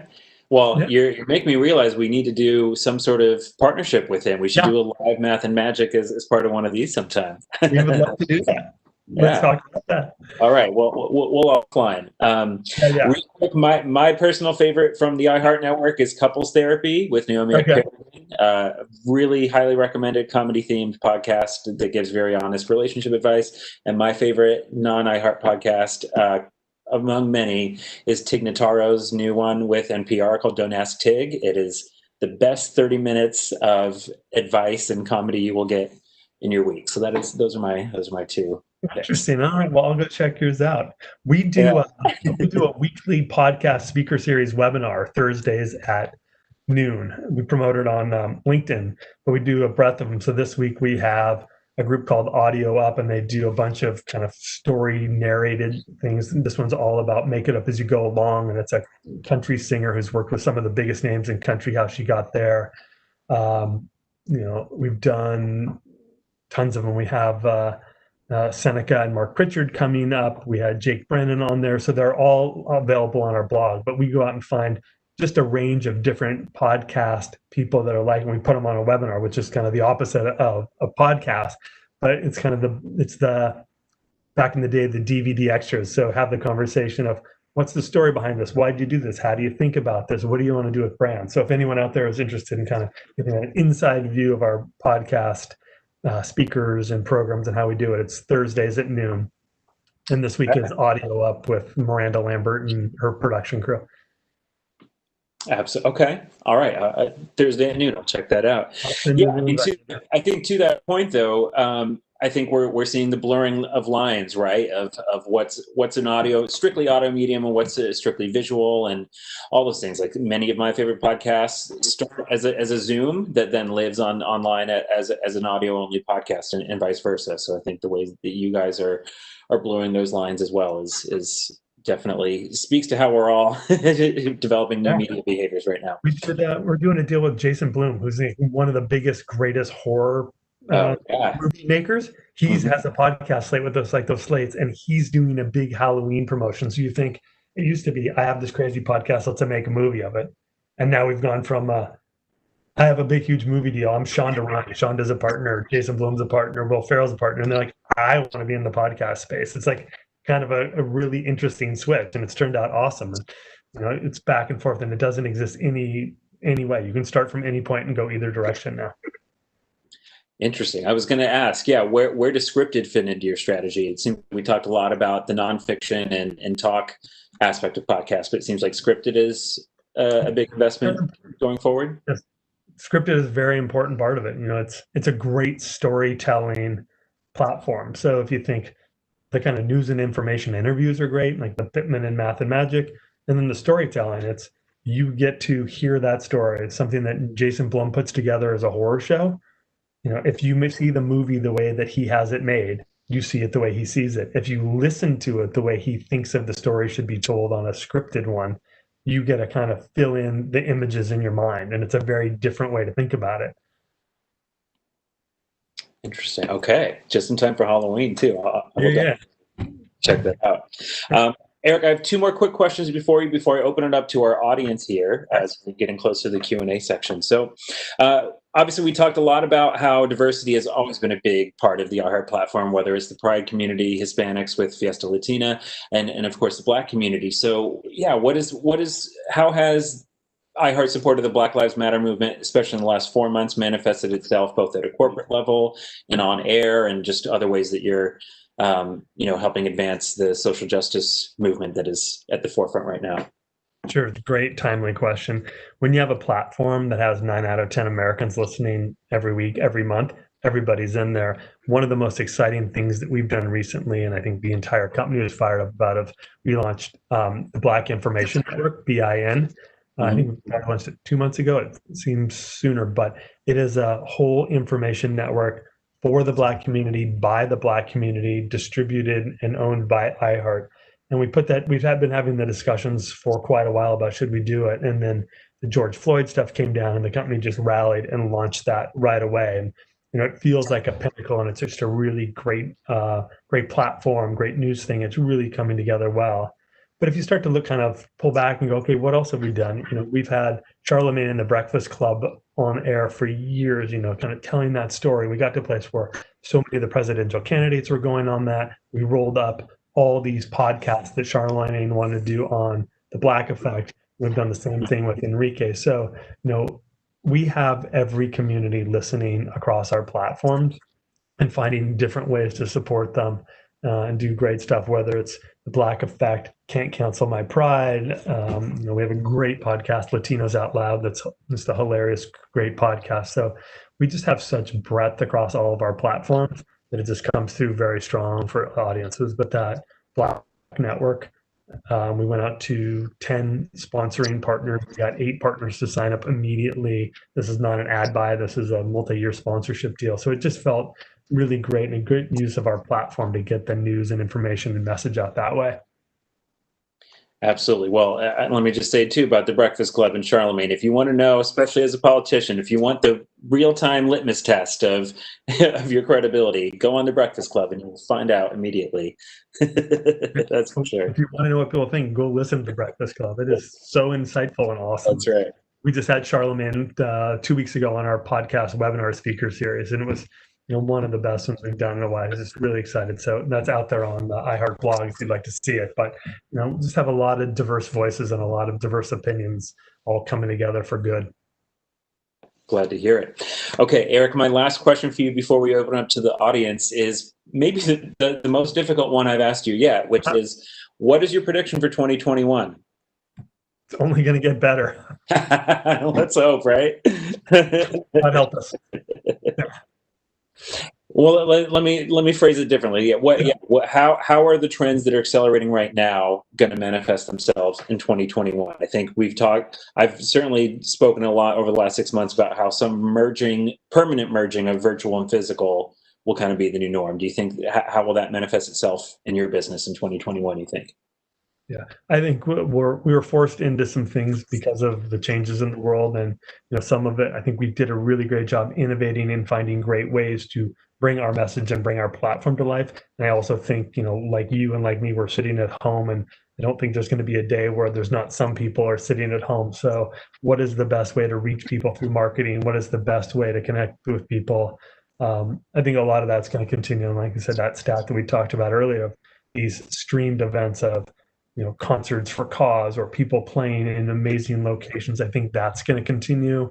You look at some of the things we put on, of the tentpole of country only happened in one city, and if it didn't happen in your city, you didn't go. Now you're going to see it everywhere. So I think we're going to bring a lot more great experiences to life to a lot more people, and create a lot of great opportunities for brands. I think brands, I listened to that last panel, and there's just so much innovation from Budweiser and whatnot, and they're thinking differently because they had to. And I think the exciting thing is now they're bringing things that they want to do or challenges or opportunities to people like iHeart and saying, we have this idea, we have this message, we have this target audience, we want to do something across your network. How can we do it differently in this new world? And there's the things that will go back to quote unquote normal. And there's the things that are going to be just new, innovative things that we can say were birthed out of this really trying time. But I do think things have to get better in so many different ways, but I think things will even get better for marketers and consumers to get the message to them in a good, compelling way. And hopefully we'll see some more Chris Martin playing from his living room. That's right. That's right. Completely agree with you on all those points, though. So that actually tees up our first audience question, which was this also tees up something I was going to ask you as well about last night's iHeart Festival. So what are some innovations or technologies that you've been utilizing these last 6 months that you either hadn't planned to experiment before, but the times have necessitated? I think one thing I saw from last night's show on the CW was you guys had a hologram during Kane Brown's performance with Sway Lee and Khalid. So I would imagine that's something that you guys might not have used in the same way if we were doing this all in the real world, right? So maybe is that a launch pad for other innovations? Yeah, there's a lot of innovations. I think, that was a good one. Also, the Capital One fan wall that we did with the Microsoft screen. Yeah. Talk about all these. This is like a great way for Capital One to be a part of the show. Let's plug in the partner because it was just great. But you think of all those amazing performers who are so used to performing to, thousands and thousands of people.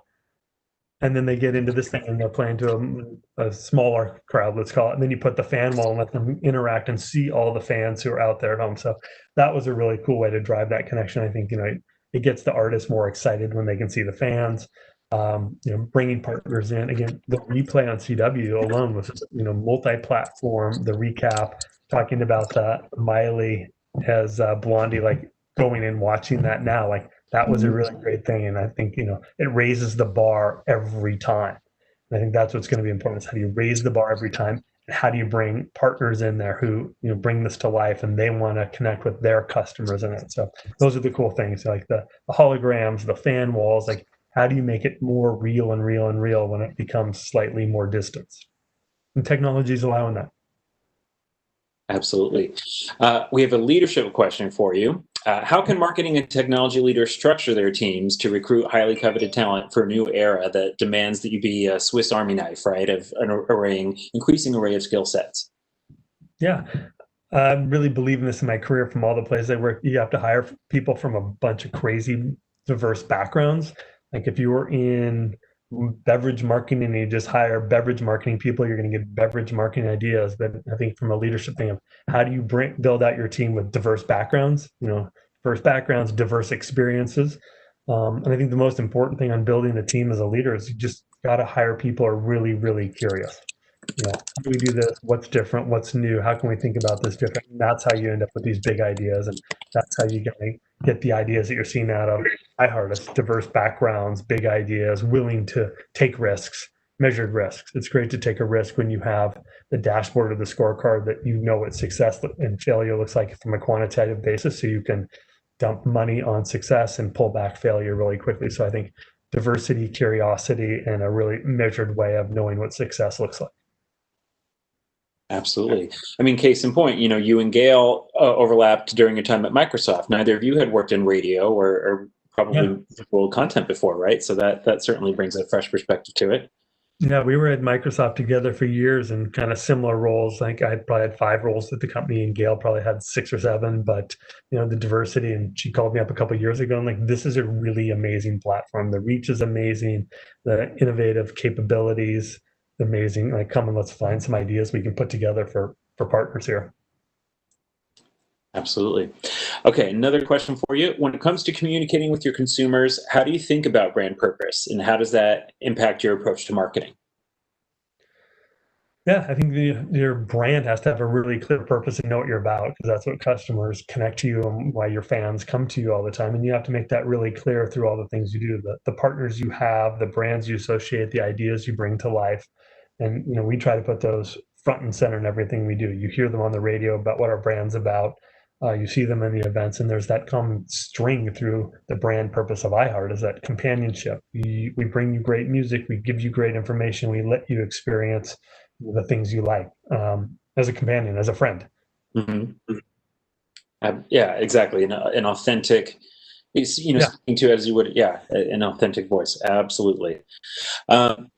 Our next question is something that we also talked about in the previous session with Shana Berry from AB InBev, but how should older legacy brands embrace new technology spaces? Like any examples from your network of how you've seen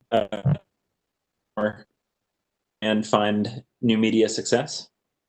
Yeah, I think that, going back to the other brand purpose, if you stay true to your brand purpose and what you're about, but continue to be curious about new technologies and new innovations and new trends and cultures, you can continue to stay forever. Like Shana Berry and Budweiser, that's a brand that's been around forever, and it continues to have that great same core value, but keeps reinventing itself in all these categories and all the marketing they do, and it feels legitimate. And I think we do that same thing at iHeart. Like, we are the #1 audio company. We have 850 radio stations. We have tons of live events. And a couple of years ago, we got into the podcasting space because that's all about audio. That's a listening behavior. People want that companionship. So that's a perfect example of our brand that's been around for a while, jumping into a new space and quickly becoming a leader in the new space because we're stayed true to our values. Absolutely. All right. Well, Eric, while I still have you for these next couple of minutes, I want to know, what are you listening to music-wise? Who's on your playlists? Oh, I've been listening to a lot of Oh Wonder. I've been listening to a lot of Miley because of the show last night and a couple of weeks ago, like these new things.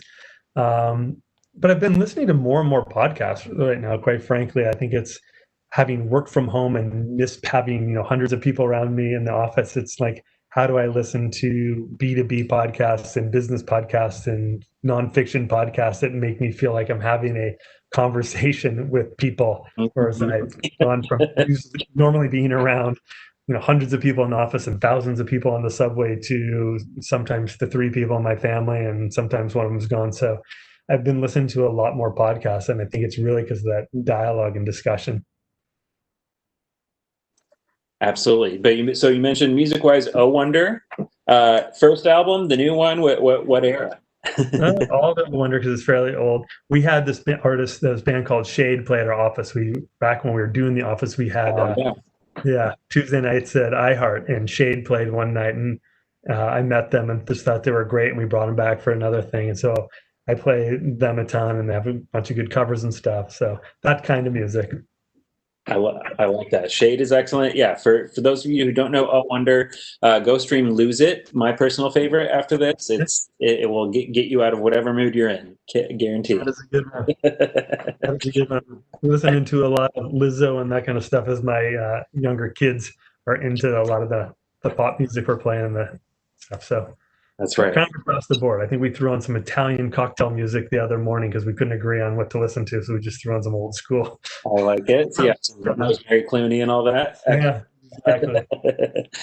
All right. Well, before I let you go, Eric, what's a live stream event that's impressed you, again, outside the iHeart network? Just like, who do you think is upping the game in terms of what virtual events should look like?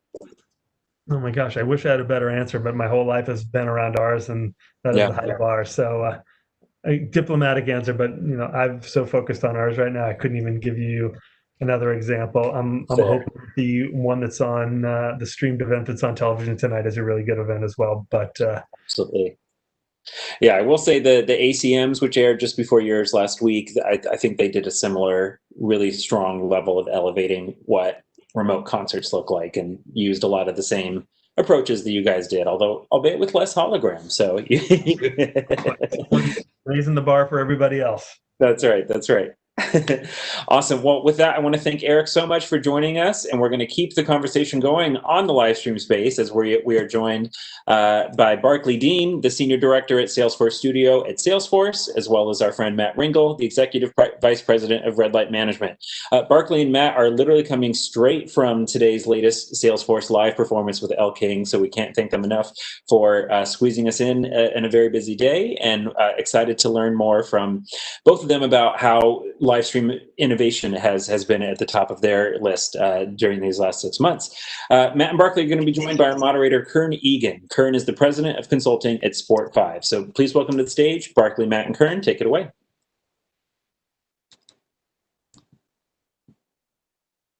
Andrew, thanks.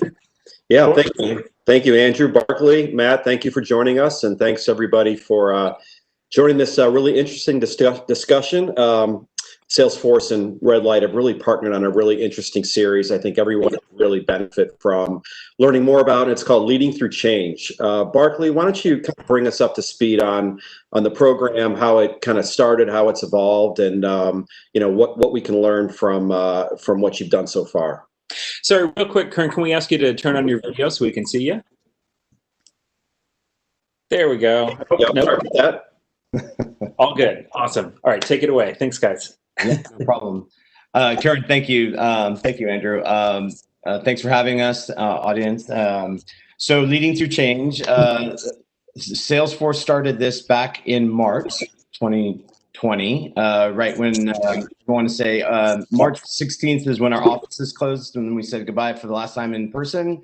And the next thing we knew, we're on all virtual worlds.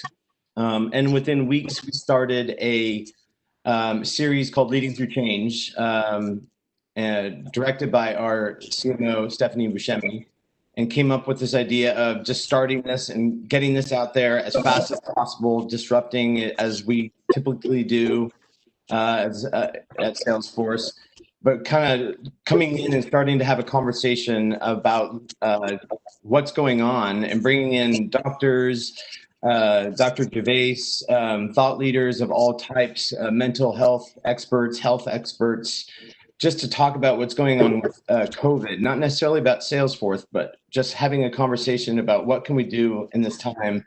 How do we go forward?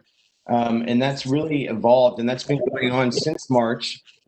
And we just are wrapping up our 33rd episode. We've been doing these every week since March. And we started on a very aggressive schedule, doing these twice a week, on Tuesdays and Thursdays. And now we've just kind of switched gears into what we call our second phase. And that's really once a week, primarily with some special occasions. We have 2 episodes a week. Matt, I know you've been a really important part of this, and Red Light sits at very much that intersection of brands and artists. How have you approached live streaming during this pandemic time, and how's it evolved, and where does Leading Through Change fit into that? Thanks, Kern. Live streaming has been an active area of activity for us and has changed considerably since the start of COVID. From the very outset, artists were really just looking to get on to their own socials, their own Instagram Live. They're looking to connect with their audiences, provide some joy and relief, and support causes. But what started to happen really over the course of the summer was it started to evolve in a few ways. We started to see brands approach live streaming with more production value. That started with Budweiser. You started to see Bud Light with Brad Paisley and Lady Antebellum really start to blow out production and deliver like real thought out, built out shows. You saw another great example of that with the guest that's coming on to Brand Innovators later today, that's Visible, that did this massive series of shows from Red Rocks, or what Joe Killian did with Amex and bringing it back on stage. A lot of artists have also moved to paid live stream models. We have some artists who started to put up like a pay what you will type model because they can't do live performances right now, and that's been going pretty well for some. And then, others are doing different types of experiences, like getting on and doing like music and wine. Another example would be taking the historic type of meet and greet experiences that you've had at live events, can't happen now, but they can happen in Zoom settings, and fans and the artists alike seem to be enjoying those. But one thing's for certain, and that's, many more brands are trying to incorporate music and talent into their marketing initiatives right now. We're actually at a point right now, we're at the end of September, and we have more engagements with brands over the course of this entire year than we do in a normal year. And that's strange to say during the pandemic. What's been happening is, all the artists are available. These things are happening at lower fees, which may be in part of the appeal for so many new types of brands to come in and try to do things together with artists. The answer to the last part of your question, where does Salesforce and Leading Through Change fit into all this? Salesforce has been a stalwart throughout all this. It's been one of the top 3 active brands in COVID. I'd put them right alongside, Bud and Verizon in terms of just being out there consistently. They're doing things differently too. Salesforce has been a company that has culture and content in its DNA. You've seen that over the years with their Dreamforce conference and how important a part music plays in that. And so they came out of the gate, as Barclay was saying, they came out really early with this content series. And it seems smart to bring in some star power and diversity to keep their customers coming back. But also the alignment of feel good and causes, which artists can embody so authentically. And we've now worked with them probably 7 or 8 times. We've done work with Dave Matthews, Lionel Richie, Brittany Howard, Brandy Carlisle, Angelique Kidjo, and finishing up right now is Elle King. I've kind of had an eye on that as well. And if the tech gods go right for us, we might try to pull her on to the end of the conversation. That's great. Speaking of her and the other artists you've worked with, kind of maybe both of you talk a little bit about how you work together, kind of what the brief is, how artists get selected. Just kind of bring us behind the scenes a bit on how this gets brought to life. I'll take that. Yeah.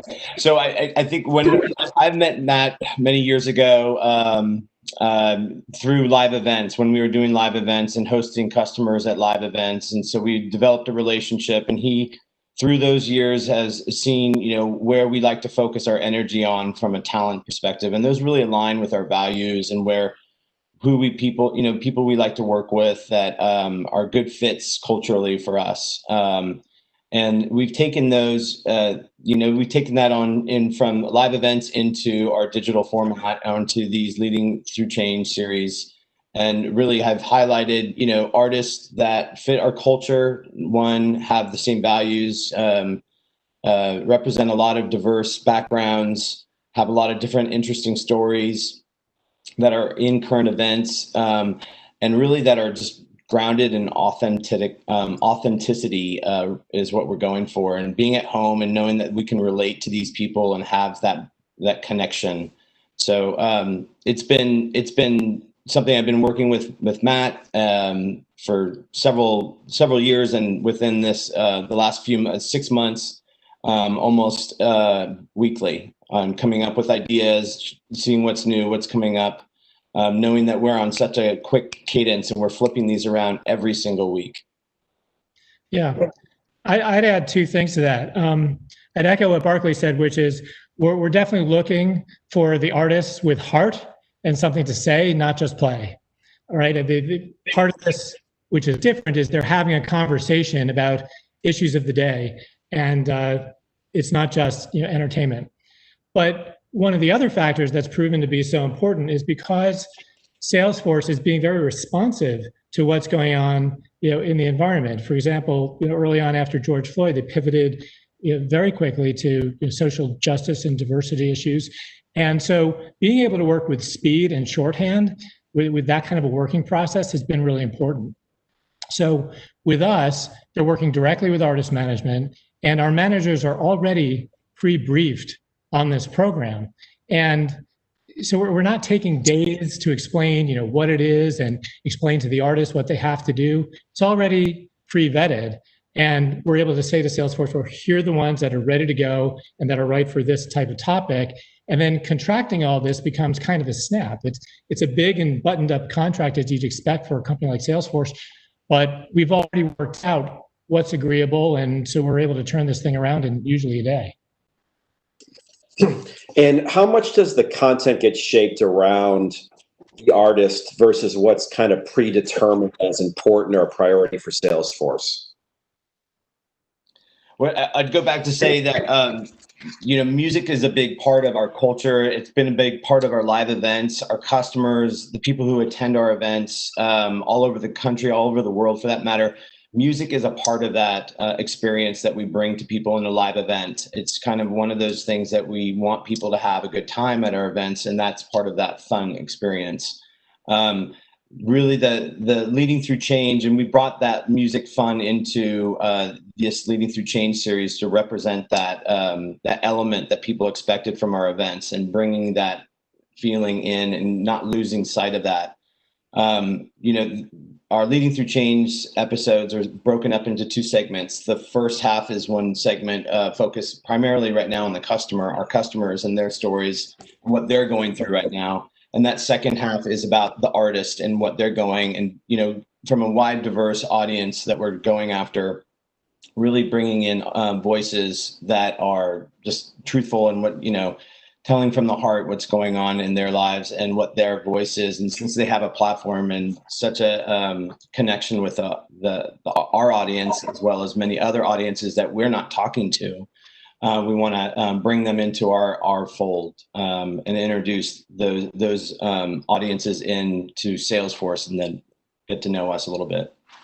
Yeah, I'd add to that too. One of the things that's different about Salesforce from a lot of the brands that we're hearing from today on Brand Innovators is you've got to remember, it's B2B, right? I mean, you can go to a supermarket and buy a box of Salesforce, right? So this is something that's for business customers, it's for their customers, right? It's pretty novel, refreshing and wonderful that they're using culture to connect with their customer base week in, week out. Yeah, no, and there's a number of fascinating things I find about the program and Salesforce's involvement. I mean, one of them is, and we talked a little bit about this, on how the series is hosted on Salesforce's website. A lot of brands that don't have that scale kind of have this push and pull, where like they want the audience on their own platform, but then they're also concerned they don't have the scale, or they won't get the eyeballs or the viewership or the engagement. And so then they're beholden to the third-party social media platforms, which again do give you that megaphone, but do detach you a bit from, you know, potentially pulling that customer, you know, kind of through the journey on your own channel. So, I mean, Barclay, if you could, you know, talk about maybe what you've learned from a big brand with scale standpoint, but also some things that you might find that would apply to brands that might not have that scale, and just kind of best practices in developing your own content like this. Yeah, I would say, you know, focus on, I mean, we're all about our customers, you know, and their success. That's what I would say. That is a great, truthful story that is easy to tell. As long as that you can tell that story and have a good relationship with your customers, people are going to want to listen. Like-minded people are going to want to tune in and see how they're doing it and what their secret sauce is. So we're, you know, in essence, telling that story to our customers. As from a scale standpoint, I would say, test, be nimble, react, and test again, and adapt. And you don't need all the fancy glitz and glamour on these virtual. Zoom is what we use primarily for our platform, and that's fed into salesforce.com/live, which is where Leading Through Change is hosted. You don't need all the fancy bells and whistles like you did in live event days when you were doing these big production things. So budget's not really that big scale, and it doesn't need to be. We don't request or ask our artists to do full productions in these unique environments. You can, but because we're acting so quickly, we're really going after that. Like, you're at home, so is everybody else. Let's have a genuine conversation about that. Matt, how does Salesforce and Leading Through Change, you know, how does it differ from what other programs are out there, or how might it be the same in terms of things it relies on for success? Well, you know, from a platform approach, you know, Barclay's talking about how Salesforce does have its own platform to talk to its customers. One thing that we see a lot of consumer brand marketers do is go multi-channel. So back in March, April, when we were first doing some of these live streams, very often the request would come in to have the live stream sponsored by such and such a brand and on the artist's Instagram Live. And those were good, but it was very limited to that specific channel. One of the things that we started to see pioneered, and again, I'd credit Bud Light and their agency Synergy in kind of figuring this part of it out, was to go as multi-channel as possible. So both, you take the stream and you put it across brand channels and you put it across all the participating artist channels. And then if you have some media budget, getting involved with, whitelisting and boosting. So all of a sudden the social effect takes off, particularly places like, Facebook. And you really see compounding of live viewership. And then you take that content, and those brands that can secure the rights to keep the content up and going, they do so, because when you look at the plus 72 or plus 1 week viewership, it really kicks in when you're not just dependent upon that restricted live window. And the artists are happy to let that happen in most cases right now. The other thing I would say about what some different brands are doing is that they're using music and artists to accomplish all sorts of different marketing goals. And I've often said, and Kern, this could be relatable to, I know you do a lot of work in the sports world. One of the ways in which music and sports differ a little bit is that, there aren't the leagues, there aren't the schedules in the same respect. So there really isn't an audience, a day of the week, a marketing tactic where there's not a totally great and appropriate artist and music marketing solution. So for example, we've done things like using music for digital promotion amplification. We've been doing custom content, like we just did something with Luke Bryan and DraftKings at the kickoff to the NFL year. We do private digital events for as few as 25 to 30 customers. We're doing one next week with Stephen Marley. We do complimentary events that tuck into broader sporting events. And then certainly getting involved with artists like Black Pumas and Chris Stapleton with cause-related initiatives and fundraisers. So there's really an array of ways that brands can use music, even if it's not as cut and dry as, okay, we want to put your concert onto a live stream. There are other ways. Yeah, it's interesting because I think some of that flexibility that the artist provides you should be nothing but a benefit and upside to brands. But a lot of times brands also just like the structure and to be able to identify the cadence and rhythm of, say, a season, and how just how safe that is in terms of planning, and activation and creative and timelines. But certainly you get a lot more freedom and flexibility when you kind of align with an artist from as Barclay said, a value standpoint, and then let the content and the amplification of that kind of come from there. And speaking of that, Barclay, where do you see this program going? How does it evolve? I mean, we're all growing and changing sort of daily here. And normally that's a little bit of a boring question because how much different can 6 months from now look from today? But it's a different question. It's actually a meaningful one. So, tell us where this program goes. Yeah, well, you never know what tomorrow will bring, right? I would say, we've been in this for the first 6 months of this. I would say the first 4 months of this was this reaction to COVID, okay, stop, let's find out, let's see what companies, how are we going to move forward? We got, the show must go on kind of thing. And then we're in this second phase, and I think this second phase is going to be going, who knows how long, but I would imagine this is all about, getting back to work. People are customers of ours who are really leading the way in making that digital transformation and turning into the complete, digital format. They still have to talk to their customer. So, getting back to work is a big, important deal for us safely. We want to get back to work safely. We've highlighting these stories every week in different industries, finance, healthcare, retail, all sorts of industries, all different types, but everybody can relate to it, of just they're all trying to figure out what to do next and right now. And that's what the immediate need is. And that's what we're focused on. I think that's going to go on, I would say, probably through the beginning of this next year, till December, January. And then we'll get into this next phase of back in to live events in this mashup between live events and virtual. And I would say that this is definitely going to continue on. I don't see this dying out. I relate this back to for those that were around back at, around 9/11, when there was this all of a sudden stop in live events, and it just didn't happen anymore. But and then all of a sudden it came back. All of a sudden live events came back. This is a situation where I think there's going to be this divergence of like live events and this online presence. Like, this is just something that people have gotten used to it. They like it. It's easy. It's a great way to reach a lot of people that you wouldn't normally be able to talk to or have in a live event.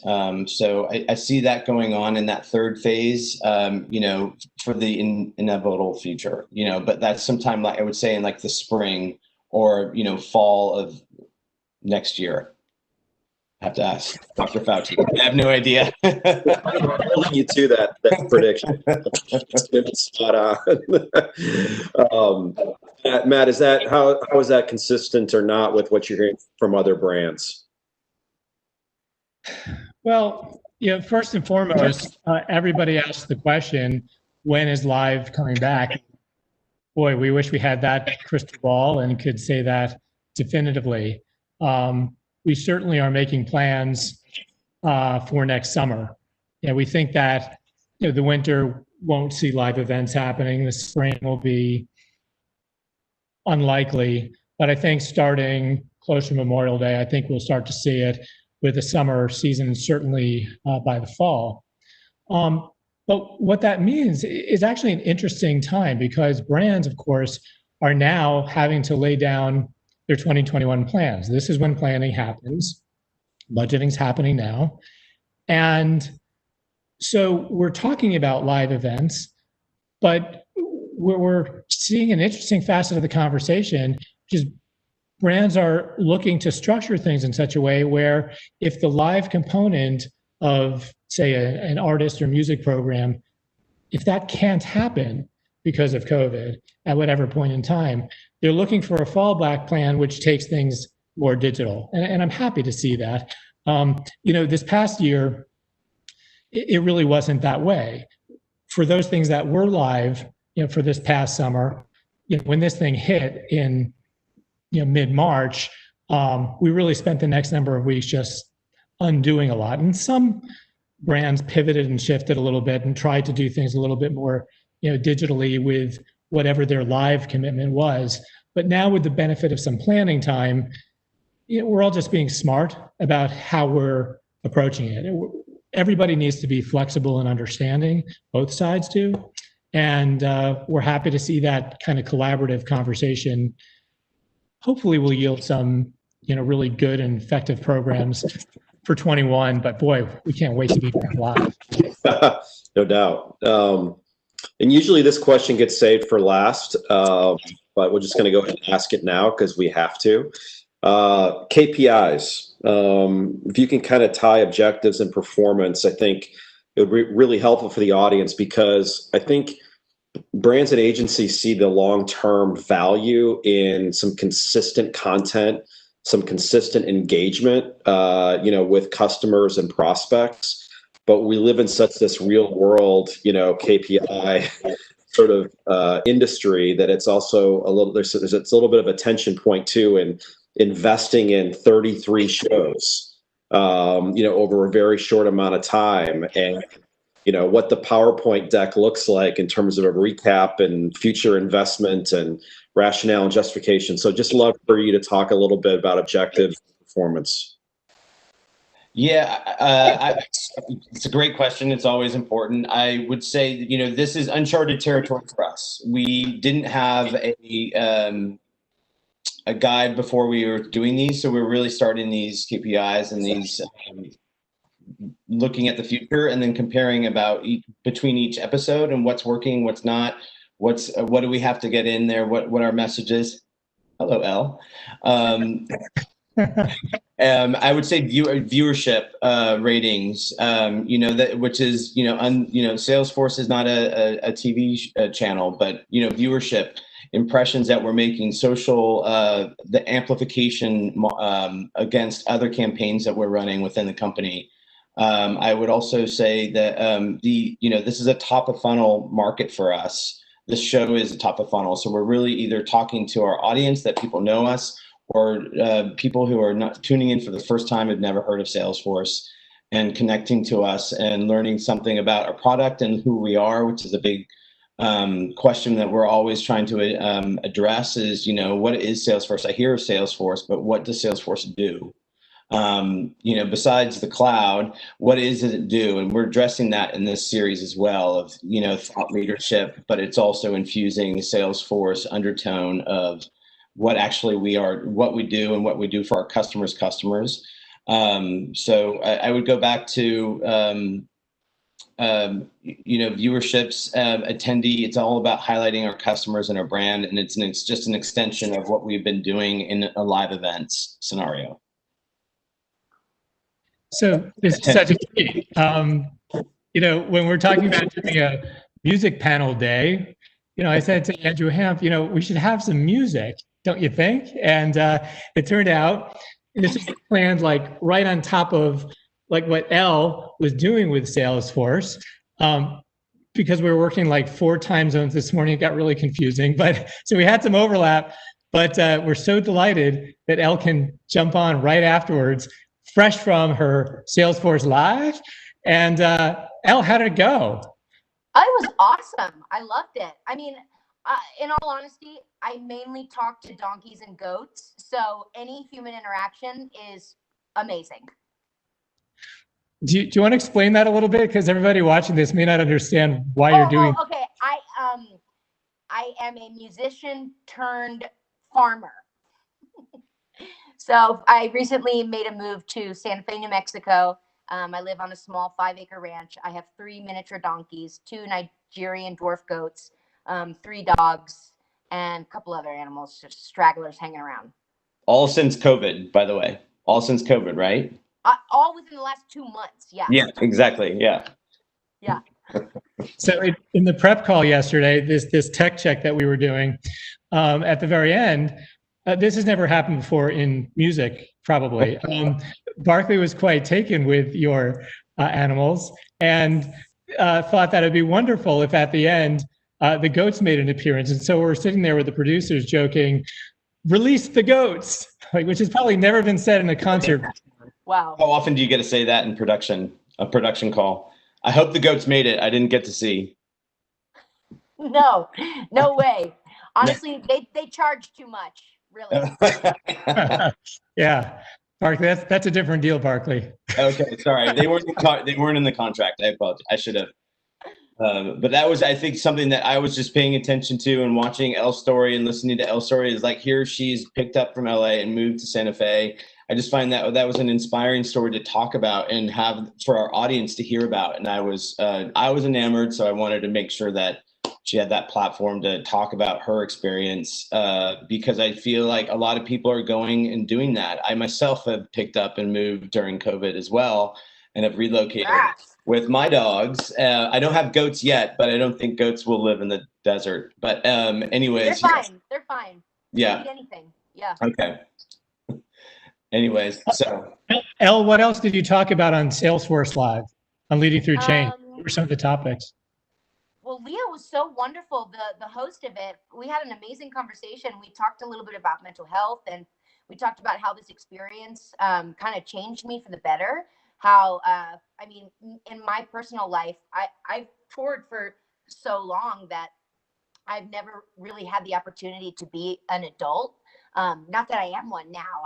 I'll never probably act like one, but to have this opportunity to honestly just have a life that is not so career-based. I have never spent this much consecutive time. I mean, in probably 15 years, I haven't spent this much consecutive time in any place. And so, going through quarantine and at the beginning of COVID, I was like, who do I want to be when I come out of this? Where do I want to be when I come out of this? What kind of life do I want to have? And if I'm going to be stuck somewhere, I should probably like where I'm going to be stuck, right? So I just, I have this gut feeling and this instinct. And I feel like all the gifts that have been given to me from the universe after listening to myself and like honoring this change that I wanted to bring into my life it's just been blessing after blessing. And so it makes me really happy to share that with other people, because as we like embark on this kind of new way of getting through things and like being like up to date with change. I think that as important as it is for us to all be like, you know, moving forward and like doing all this technology stuff, which is not my forte, you also, as important, you have to think about what makes you happy in your life. And now that we can do so many things virtually, I've also seen it in other people. It's like, okay, well then I guess I really can be anywhere and I can make my life happy and still work. And so it's been a beautiful thing. It's a lot of glass half full kind of experiences. And Mother Nature does run the world. We forget that. And I don't know. I think that there is many, many lessons in this to look internally and be with family and really, really think about what's important in your life and your health and your safety. And then as we all kind of find our footing in this new like world that we're just going to have to all get on board with, we're going to do it together, you know? Yeah, well said. Elle, I think I think they're going to allow some questions if people want to put them into the chat. But while people may be doing that, and we'll end with a song or something, but while they're doing that, maybe talk about, because I think you released some music this summer during all this. And so how did that go? Just in terms of like the world, you can't do the things you would ordinarily do. Very true. It was, okay. So basically, I go through like multiple nervous breakdowns a year, but I always kind of welcome them because it usually means that I'm going to release music right after that. And so music is so much more than a job for me. It really, like, I'm not always great at like understanding emotions or feelings or expressing myself, but for some weird reason, when I sit down, like this song comes out and I'll listen back to it and I'll be like, oh my gosh, wow, somebody hurt my feelings, or whew, I'm struggling. And so going through, you know, I talked to in the last kind of go of this Salesforce, I talked a lot about mental health, and I have struggled a lot with PTSD. And so when all of this stuff came, you know, quarantine and everything, when I feel fear, I get really, really triggered. And so I was in a really not amazing place. And so this beautiful thing of just creating music and making something is such a cathartic and healthy release for me. And it also taught me to go back to the beginning. I've put out two records, 2 full albums on a major label. And when you do that, you get real comfortable in the cushion of production. And I mean, you can really hide behind that stuff. And so for me to, first of all, I am not an audio engineer. No way, no how. I can make like little garage band recordings and stuff. But so they were like, okay, so can you just record your own vocals and maybe do some guitar and piano? And I was like, first of all, like, whoa, okay. I don't even know how to work a computer, okay? But I'll figure it out. I'll order stuff online. And so it was like a real, like, I had to kind of push forward with that to release something that was so raw, but at the same time, it took me back to where I started. And I was a street musician, you know?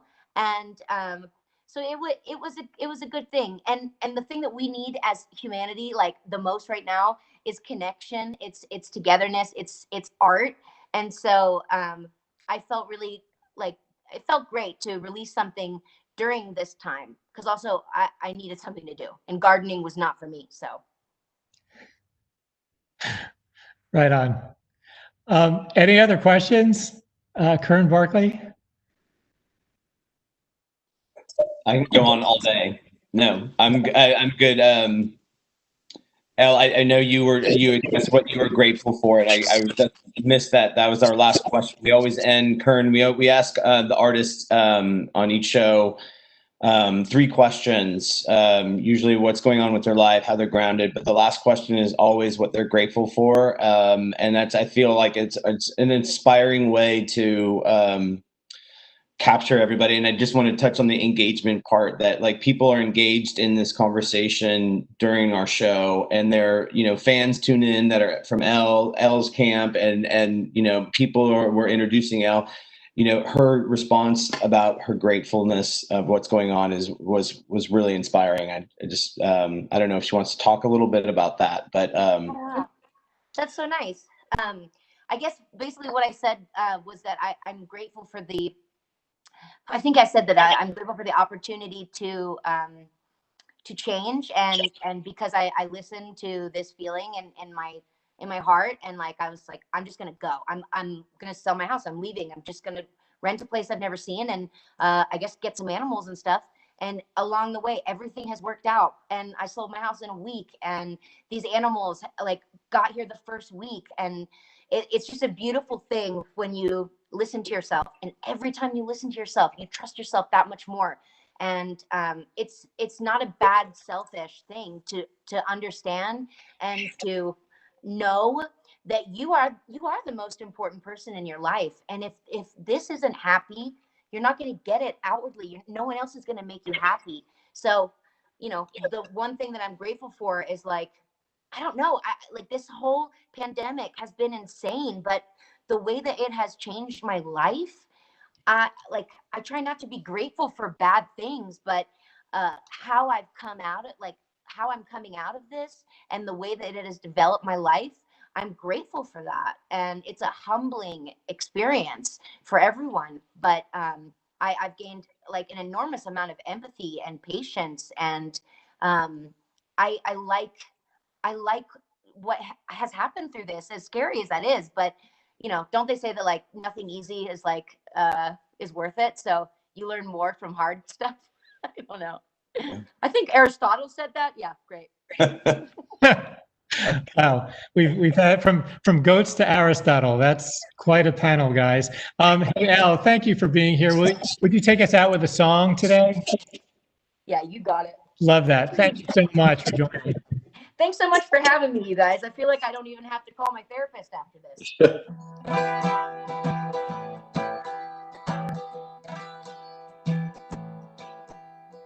I had me a boy, turned him into a man. Showed him all the things that he didn't understand. Whoa. Then I let him go. Now there's one in California who's the curse of my name. So I find me a better lover in the UK today.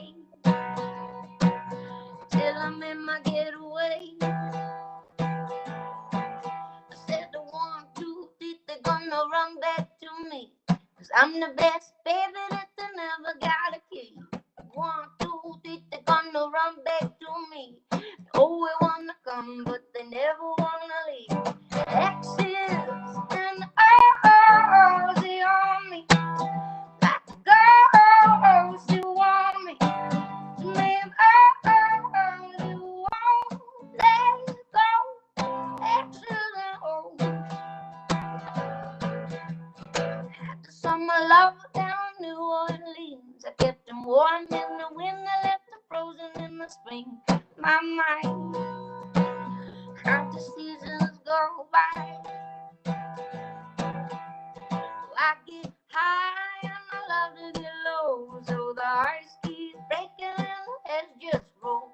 You know, that's how the story goes. Said the 1, 2, 3, they're gonna run back to me. Cause I'm the best baby that they never got to keep. Woo! The 1, 2, 3, they're gonna run back to me.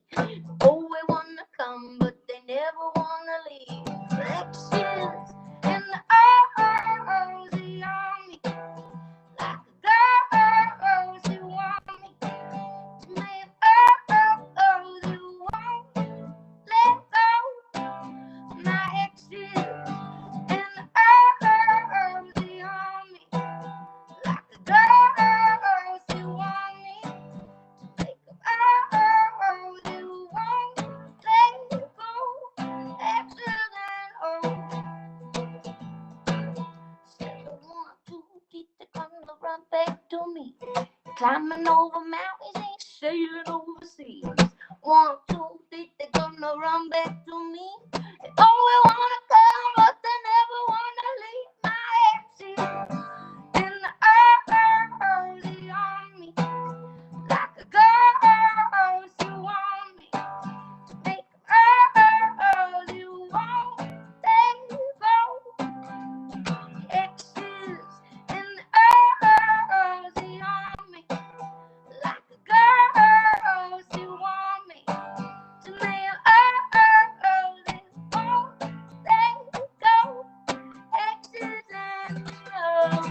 Woo!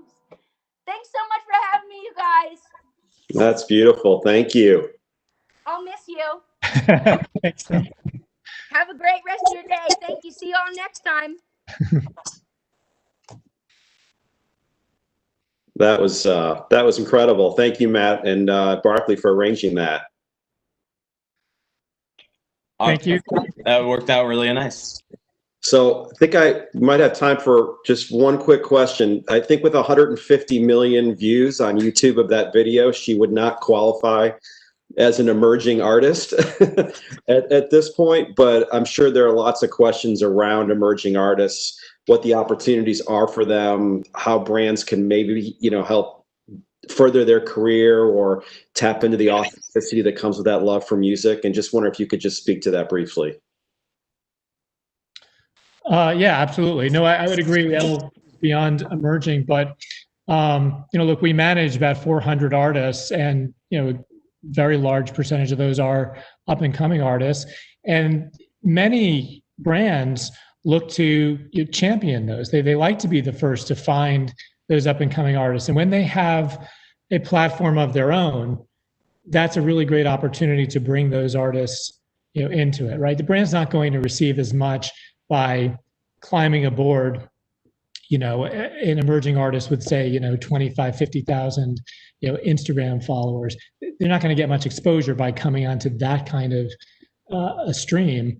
But if they have a bigger platform and they're putting some media behind it and can help expose that artist and their music to millions, that's really valuable to those young artists, as it always has been. And we're happy to see that kind of activity still happening now during COVID.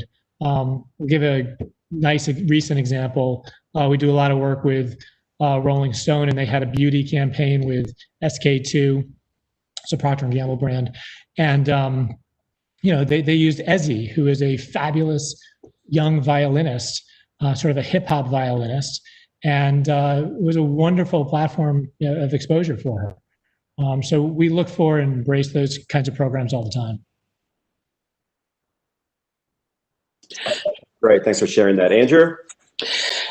Curtin, thank you so much for rolling with the punches. I know we had that surprise appearance from Elle mid Q&A, so thank you again to Matt and Barkley for making that happen. Just so you guys know, we're coming up on our 100th live cast since we've started doing these since April, and that's the first time we've had a concert throughout all of these. So a lot of firsts during today's summit. So again, thank you all for a fantastic discussion, and Elle, take some time out from feeding the goats to join us with a fantastic Q&A and performance. So, Curtin, thank you again for moderating.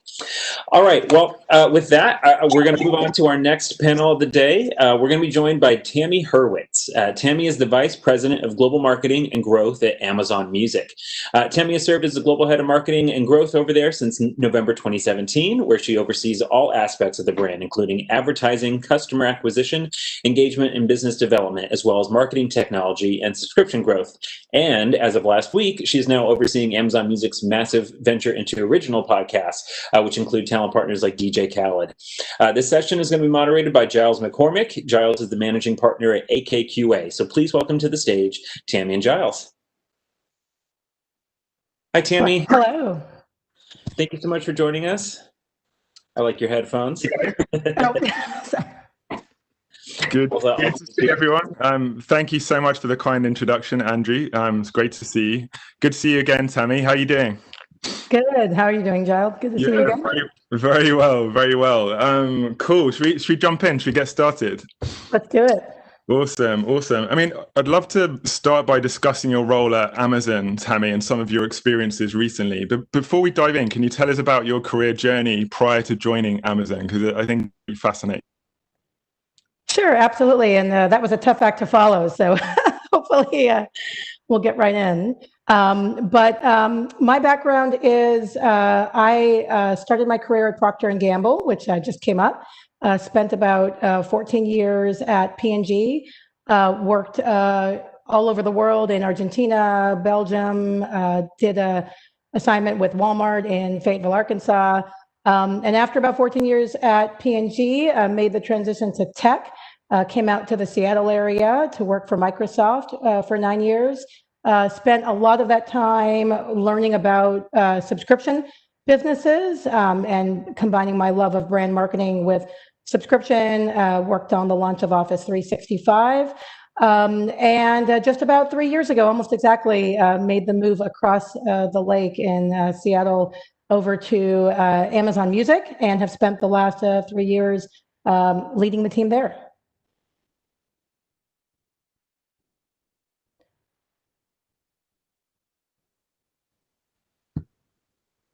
Hey, So there. yes, sorry, I think I lost you there for a second. Can you hear me okay? A little bit. Yeah, sorry about that.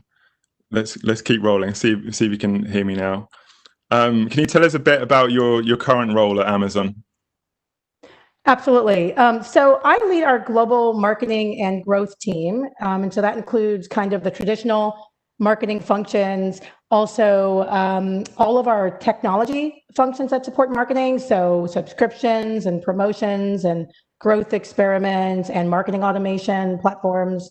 And then I also have our business development function that does partnerships with other providers, whether it be speakers or cars or other places we want to provide the Amazon Music experience. That's awesome. That's awesome. And the audio entertainment space is so fascinating, right? And evolving so quickly. What changes have you seen in the streaming landscape, and how has Amazon Music evolved since you joined the team? So it's a really exciting time to be working in digital streaming and particularly music streaming. Really anywhere you look around the globe, music streaming and audio streaming are exploding. Different countries are at different levels of maturity, but the same trends are really everywhere. And there's still, I know for a lot of people in this audience, it probably seems like everyone streams music, but there's still a lot of people shifting over from radio formats or other internet radio formats, or even just upgrading the subscriptions they have. And so Amazon Music's been a lot of fun. Obviously Amazon's pretty well known, but when I joined 3 years ago, Amazon Music wasn't super well known. We had a benefit for Prime members with Prime Music, and we had just launched our unlimited service. But in the last 3 years, we've really grown. We announced in January that we're over 55 million customers. We've launched a bunch of new tiers of service, like a free tier, ad-supported tier. We launched a high-quality audio tier, Amazon Music HD. We've launched a lot of new features, which I can talk about.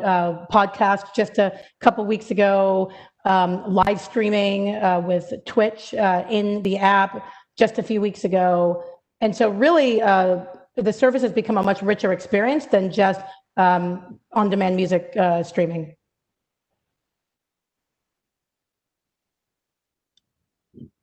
That's awesome. That's awesome. And 2020 has been such a crazy year so far for so many reasons, right? But how have you and your team addressed the challenges that COVID-19 has presented? Well, first of all, like everyone, all of a sudden we were working from home. So that was the first adjustment we had to make, and we are really fortunate to be able to do our work from home. But also music is so important for people to get them through tough times or get them through various experiences or be part of important moments. And so we wanted to make sure we were really relevant. I mean, back in April when people were pretty locked down, we weren't going to be promoting that road trip, playlist anymore. So we really focused on relevant music, whether it was work from home music or getting artists like Justin Bieber, Katy Perry to publish their favorite stay-at-home playlists. We saw children's music do really well with kids stuck at home.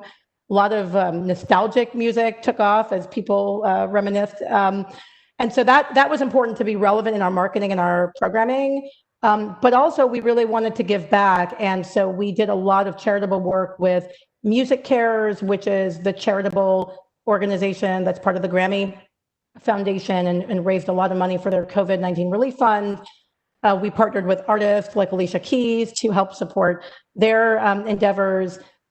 We partnered with Twitch on a Stream Aid live stream concert. So we still are doing quite a bit of charitable work. And then I think probably the biggest thing we did was we recognized that look, artists are not able to tour, people aren't able to go to concerts. What could we do? And so we actually just launched live streaming in our app through a partnership with Twitch, the streaming platform. And so 24/7, you can now watch your favorite artist or up and coming artist streaming in Amazon Music. And that's been a huge hit because, who knows how long we're going to be in the situation, but we want to help connect musicians and creators with their fans. Yeah, that's awesome. It's great to hear. I know you've been covering so much ground the past few months, and I'd love to talk a little bit about some of the projects you're working on and some of the campaigns, if that's cool. I saw recently, the awesome work you did as a Music HD, and can you talk us through the campaign and how the work has been received so far? Yeah, so for background, streaming has been amazing and it's an incredible convenience, but the trade-off that the music industry has had to make for several years is audio quality. And so it was really important to us last year to launch a new HD service that essentially not only gives you CD quality, but even in some cases better than CD quality music with Ultra HD. And you can really start to hear music the way artists intended it to be heard. You can hear that studio quality sound. And so we partnered with a number of artists, people like Chris Stapleton, Halsey, Neil Young, etc., and how leveraged them in our campaigns, talking about what it means to hear nuances you could never hear before, to really feel the music. And so that inspired us to launch a new campaign, which just launched a couple weeks back, called Life in HD, which really is about how you feel when you hear music in the highest quality way. And it also allowed us to partner with new music. And so one of the spots, we debuted a song by Big Frida, who's a bounce music pioneer, called Good. And I think we might have that ad to show you if the technology works here. See if we got that.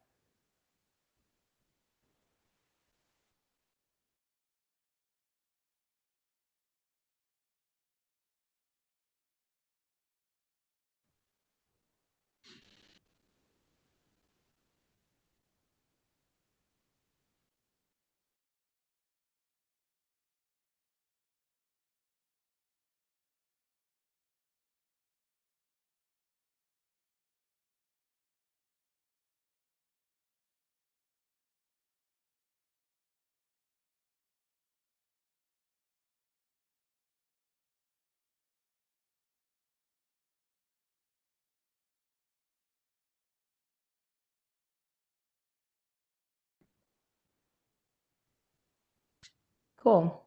That's awesome, Tammy. Love it. How has the work been received so far? Really well. It's still, I think, early days for this type of experience. Accessing high quality sound has not been easy, and it's been really expensive. And so it was really important to us to make it more mainstream and accessible to more audiences. So there's still a huge opportunity here. I'll admit I was not an audiophile coming into this, and now I've got a whole bevy of devices in my house and car, allowing me to appreciate the sound, and I won't go back. So I can speak from personal experience that it's pretty impactful. That's awesome. That's awesome. And just given your background, it must be cool to combine your passions of marketing with working with artists, right? So can you share some examples of how you've partnered with artists recently and how that's changed during COVID? Absolutely. It's been a lot of fun. And look, I've been a marketer for over 25 years, and I love every product I've worked on. And I can be passionate about a lot of things, but this is kind of a dream job because I get to combine that with working with artists and with music. I think, first of all, it's really exciting to understand artists' goals and help them be successful and come up with mutual ways to grow audiences. And, obviously we have the benefit of being at Amazon, where we can help artists reach a large audience, and often new audiences for them. So we've done some pretty cool things. Last year we did a big partnership with Taylor Swift around the release of Lover. She performed in our Day concert. And we did some things we hadn't done before. I think I may actually have one right here, little prop, but we delivered boxes to Amazon boxes to customers, millions of them, with Taylor Swift's image on it. And I actually haven't opened this, and I don't remember what's even in it. But people freaked out when those landed on their porches. And again, it may seem like a small thing, but it was a really cool, innovative way to get people excited about her new release. Alexa is another way we've had a lot of fun. We love to surprise and delight customers there. So like when Lady Gaga launched Chromatica, if you asked for her new music, suddenly she responded instead of Alexa talking about her new album. And so we're doing a lot more with artists and Alexa. And probably the newest program that we're pretty excited about, it picks up on the theme from the last speakers about emerging artists and brands, is our Breakthrough program, which is our program designed to uncover and bring to the world new emerging artists and support them with marketing and programming. And so we've been working with a number of artists, one of whom is Gabby Barrett, who's an up-and-coming country artist. And we have done a number of really cool marketing initiatives with her for her launch of Goldmine. We had a special way you could talk to Alexa. If you said, "Take me to the Goldmine," you would get a cool experience there. The launch of that album broke all of our records for a country debut on our service. We did an original song with her, a cover of "I Will Always Love You," which is one of my favorite Dolly Parton songs. We have a new mini documentary coming out. So you can kind of get the sense of where we surround these artists with a lot of support and innovation, and can play a huge role in their success. So excited to see what else we'll be able to do with the Breakthrough program. Yeah, that's awesome. Appreciate you sharing that. I'd love to touch on, the future of Amazon Music, if that's okay with you. And, I saw the recent press articles that talk to the evolution of Amazon Music and the introduction of podcasts. It's super exciting. Where are you looking to take the experience and offering next, Tammy? That's a great question. Like I said earlier, music streaming services need to be more than just a music store with a play button. It can be a complete experience that really connects creators with fans. And so, podcast is a great example where now we can work with a whole host of other creators, both musicians and not musicians. We're going to do a lot of originals. We have a new exclusive podcast with Becky G called En La Sala. The first one with DJ Khaled. We're going to be the exclusive home of Disgraceland, which is a leading true crime and music podcast starting in February, and more to come. And then with live streaming, we're seeing just a ton of excitement about being able to come into the app and experience that. And so I think you'll see us engage in other experiences, whether it's social or other ways that fans can interact with artists and with creators. Certainly merchandising is an area that we've experimented in, being Amazon. If you want to buy your favorite Billie Eilish hoodie, it's a good place to do it. So there's a lot we can do to help artists be successful, again, particularly in a world where they're not able to tour the way they used to. And so I think you'll see us continue to invest in that really holistic experience, connecting fans with creators. Yeah, that's awesome. That's awesome. Can you talk a little bit more about how you actually collaborate with artists? I mean, I think it's you touched on it earlier on, in that the event program is stalled because of COVID, and who knows when that's going to pick back up again. But I would assume that some artists come to you with proactive ideas around how they want to be positioned, and can you talk a bit more about how that sort of collaboration dynamic actually works? Absolutely. It really is a collaboration. And, sometimes we have time to plan together. Sometimes there's a surprise music drop and we just have to run with it.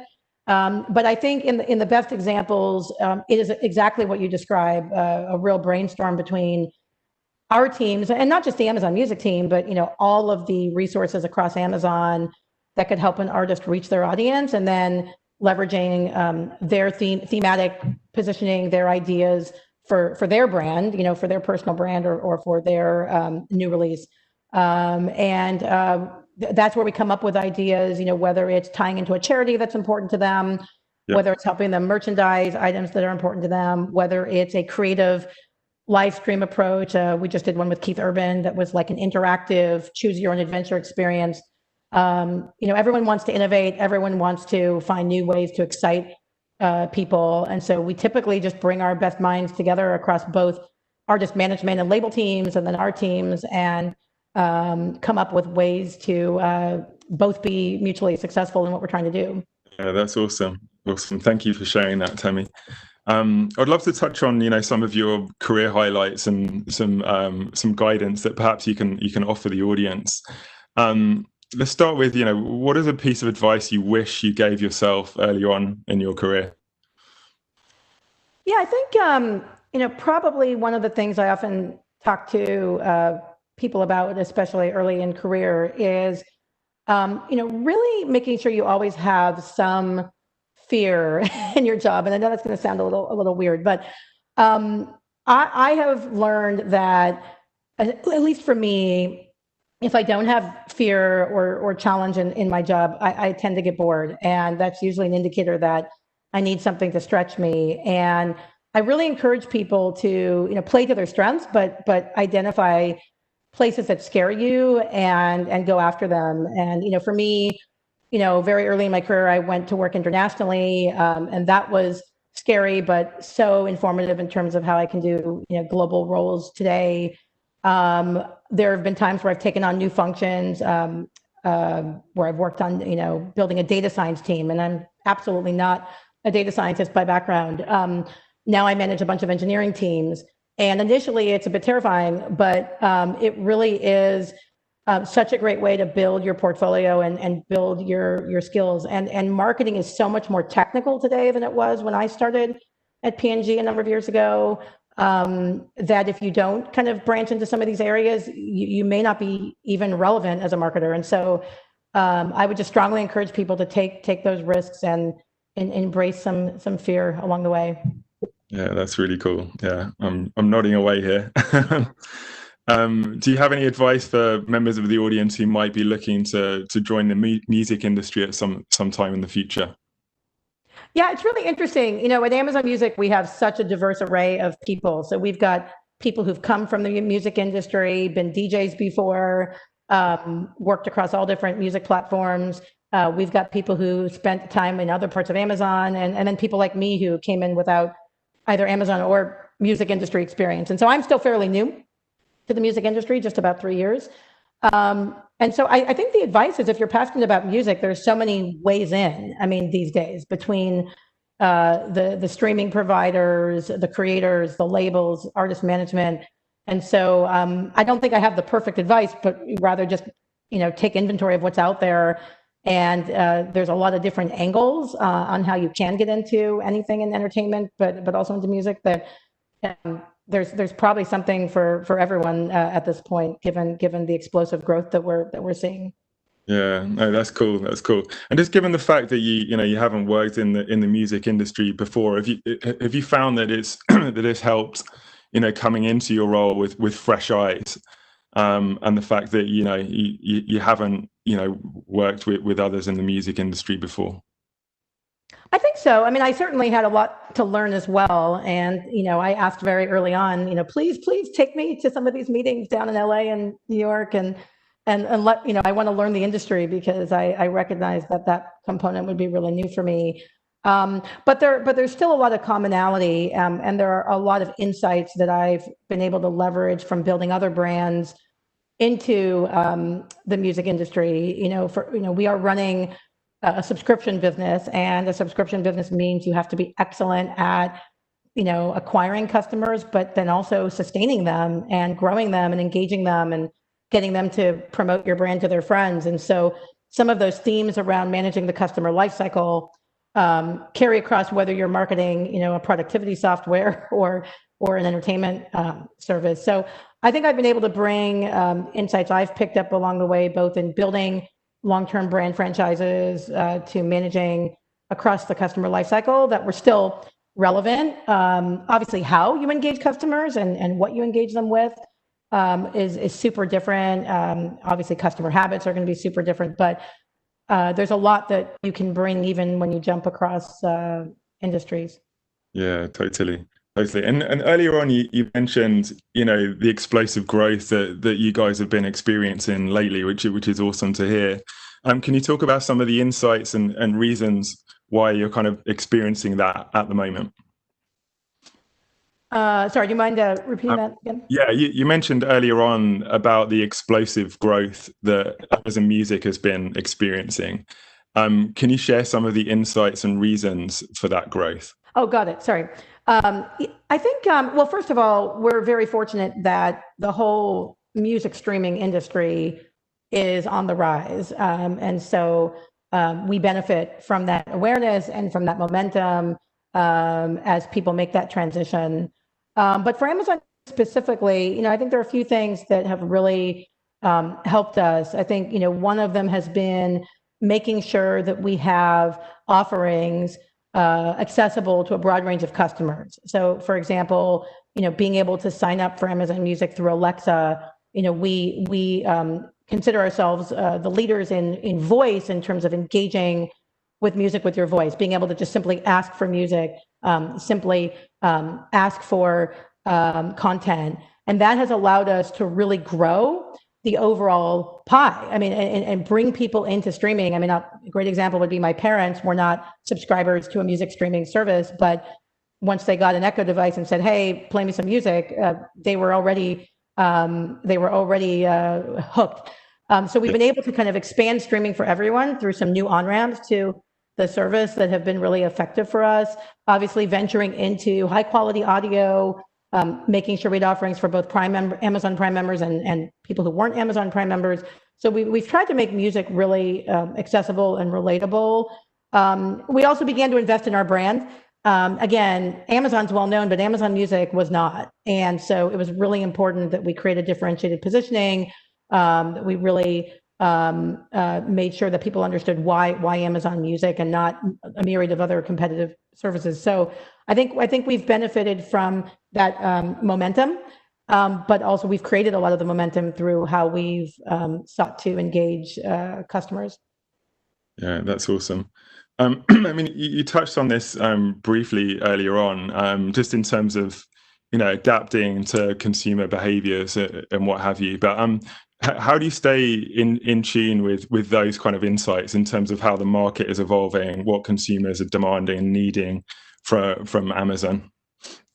It's a great question. Well, I mean, like any brand marketer, gathering customer insights is so important. And the brilliant thing about where we sit now is, in addition to those qualitative insights through customer research or anecdotes, we also have unbelievable data sources in terms of what people like and what they need. And so we meld together, kind of staying in touch through customer feedback. We get customer feedback through our app. We get customer feedback through customer support.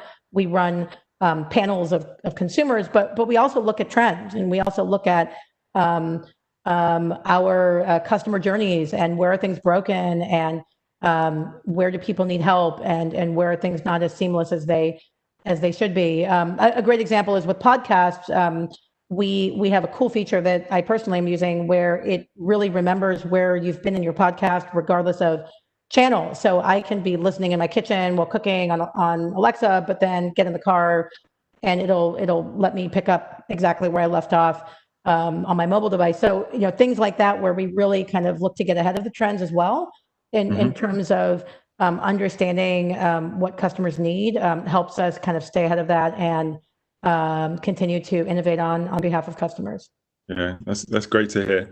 And I'm sure, just given your role and remit, and just given the number of markets that Amazon Music actually serves. I mean, are there any kind of particular markets that you love staying close to just because they're super interesting in terms of consumer behaviors changing, or how kind of the music experience is changing or evolving?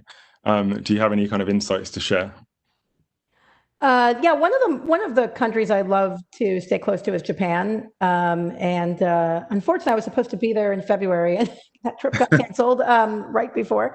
But we normally go at least a couple times a year to meet with our team there. But Japan's really interesting because it's not yet as developed in streaming. If any of you have been there, there's still a huge Tower Records right in the heart of Shibuya, and like a 5-story Tower Records there. And people still buy CDs, but we are starting to see kind of streaming start to take off. But there's a lot of really unique attributes of kind of how customers engage with CDs and different swag they get with CDs, and earning tickets or rights to meet artists. And so, we're really having to look at, well, how do you sustain some of those customer needs in a streaming world? And we're always kind of thinking about what might need to be unique in the Japan market for us to drive that explosive growth. So again, there's a lot of distinct customer insights, but I would say Japan is really neat just because the music and Japanese music and the connection with fans is extraordinary, but the streaming segment has not yet reached the level of other countries. Yeah, totally. No, I totally agree with you. It's Japan and Tokyo, fascinating places to visit, for sure. I think we're going to turn it over to some questions from the audience shortly. Just have one more for you, just around COVID and the impact on the music industry. I mean, do you think that the COVID is going to have a lasting impact on the music industry as we look ahead to 2021 and beyond? I do. I think, well, certainly, I mean, from a creativity perspective, I suspect we're on the verge of seeing a lot of music emerge as people have had time to write and create. So I'm excited about what that's going to unleash from a creativity point of view. I do think that the live streaming and direct fan engagement trend is here to stay. Will it totally replace concerts when concerts come back? Absolutely not.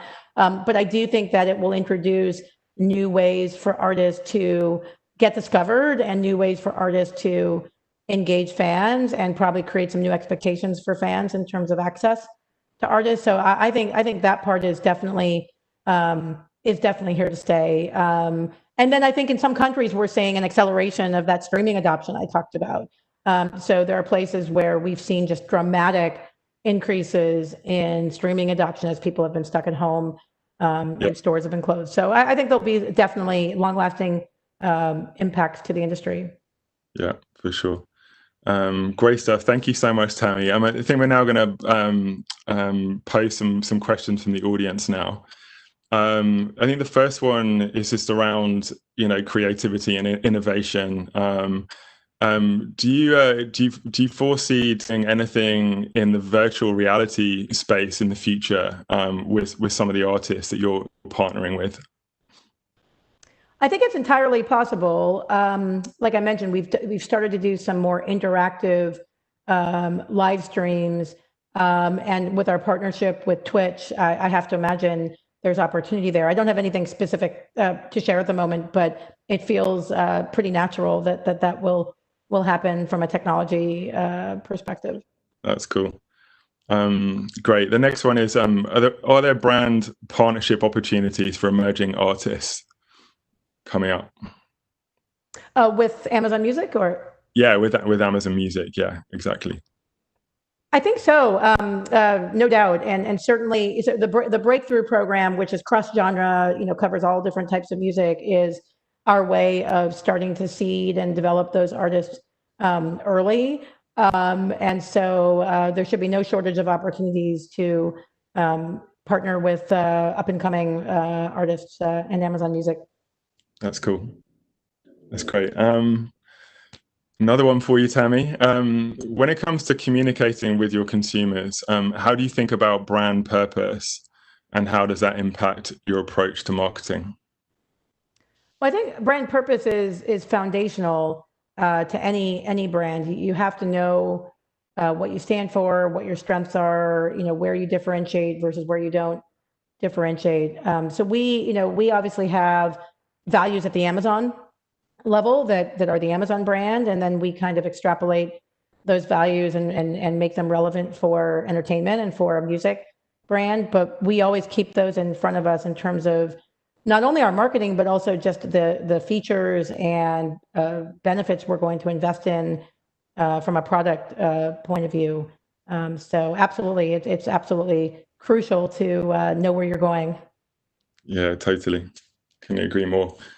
The next question here is just about your audience and how you engage with your audience.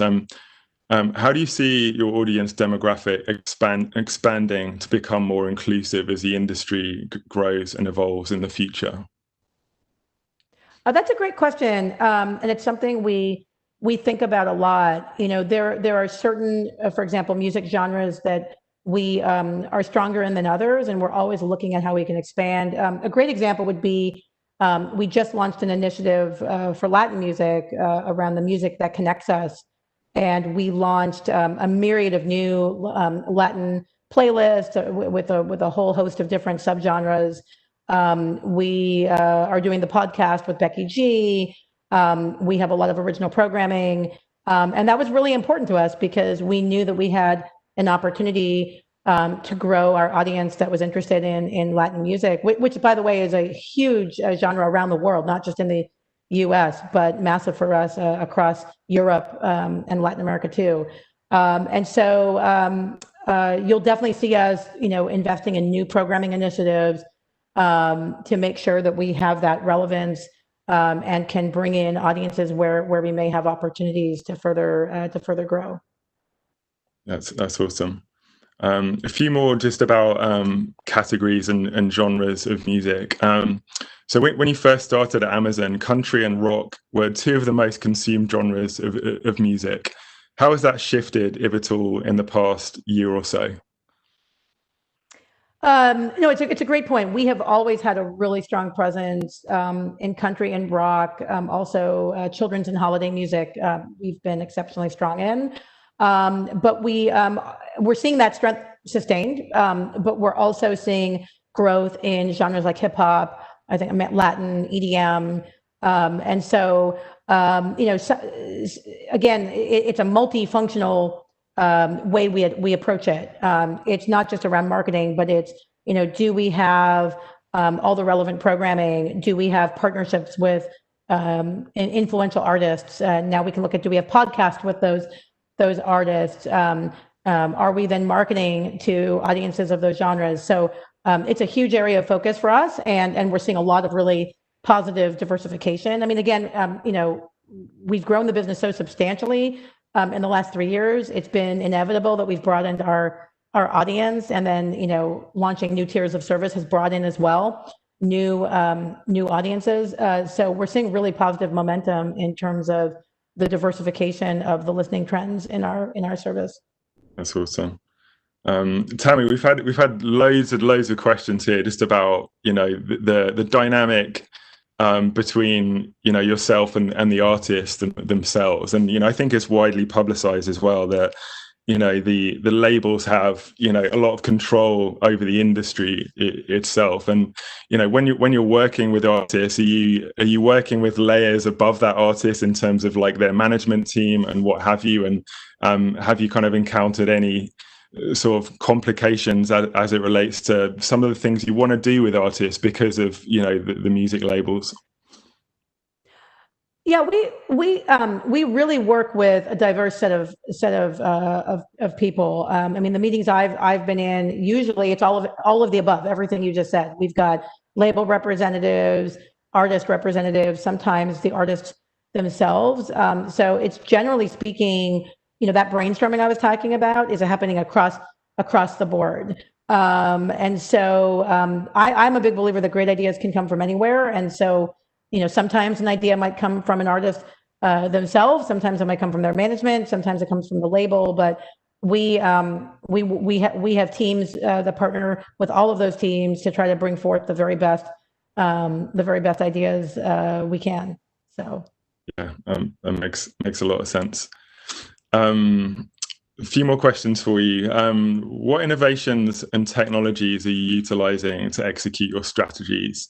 And has that changed at all since the pandemic began? Yeah, as I mentioned earlier, marketing technology is a really important industry these days, and it is the way that you can get that much more relevant and connected to your customers. And so we obviously have a pretty deep technology stack that includes everything from how we engage with customers through push notifications and in-app messaging, how we leverage other tools like Alexa or email. We invest quite a bit in technology to bring customers great promotional opportunities and bundles. For example, buying an Echo Dot that comes with music. We do a lot of investment in partnerships with third parties, so we can bring forth Amazon Music on Sonos devices and Bose devices and LG TVs and you name it. Waze we recently launched as well. So technology has been pretty paramount. I wouldn't say our technology has changed since COVID, other than the advent of live streaming in our app, which I talked about. But I do think every day, the technology world changes, and it's so important to stay abreast of those changes and kind of what opportunities that brings, because what it's allowed as a marketer is kind of a dream scenario where you can really engage with customers based on, data-driven approaches that scale globally and that are automated. And that's obviously a very different type of marketing than we used to be able to do even 5-10 years ago. So I'm not sure if that fully answers the question, but there's probably 50 plus technologies we use to try to engage with customers across the life cycle. Yeah, 100%. No, I think you answered that perfectly. A few more for you before we close, Tammy. I'm curious to understand a bit more about where you draw inspiration from, in your role. Do you look? Are there certain brands that you look to, or are there any kind of new products or services that you look to draw inspiration from to help you in your role today? It's a great question. I think it's just so important to stay connected. And so whether it's obviously doing a lot of reading, but really personally engaging with apps and personally engaging with services. I was recently joking with my kids at how many subscriptions we have, and I think it's pretty endless at this point. But I feel it's important for me to be successful to subscribe to pretty much everything out there.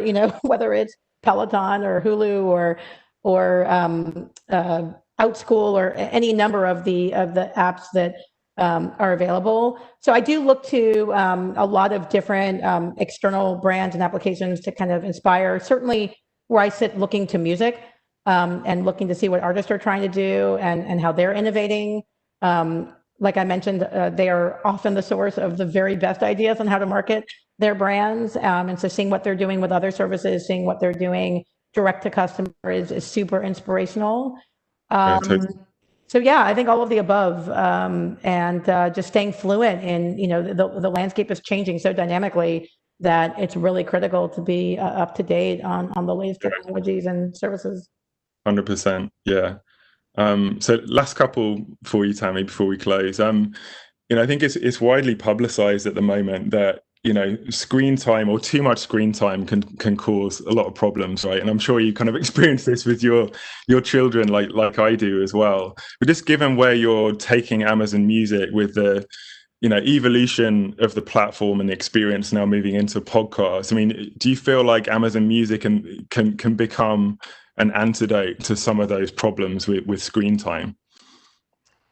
Yeah, screen time is a tough one, and I had it under control until COVID hit, and then there's how do I do a live stream like this with my kids doing school upstairs? But yeah, I mean, I think music. I mean, I'm much more in the camp of having music on in the background instead of TV, and I mean that may just be me, but I love having a house filled with music, and it's everywhere, and it's been great to see even my kids create their own playlists and find new ways to listen to music and discover new music.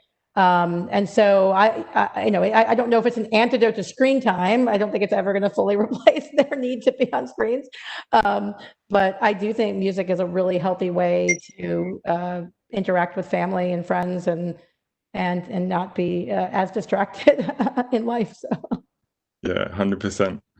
Yeah, that's great, Tammy. Well, thank you so much for answering all of my questions. I really appreciate it. Of course. Thanks for having me. Really appreciate it. Yeah, it's awesome. Awesome, Giles. Thank you so much for a great Q&A. Tammy, that was all fantastic stuff.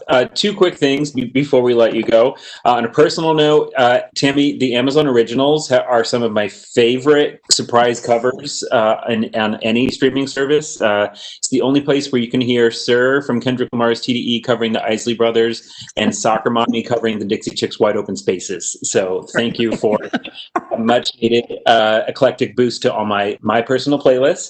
And then I'm just curious, among all the other partner companies under the Amazon umbrella that you guys talked about, Audible is another one. And my Twitter feed today is just filled with my fellow lambs listening to their audiobook of Mariah Carey's memoir that just came out on Audible. I'm curious if Audible ever overlaps in your world, given some of those natural music programming tie-ins.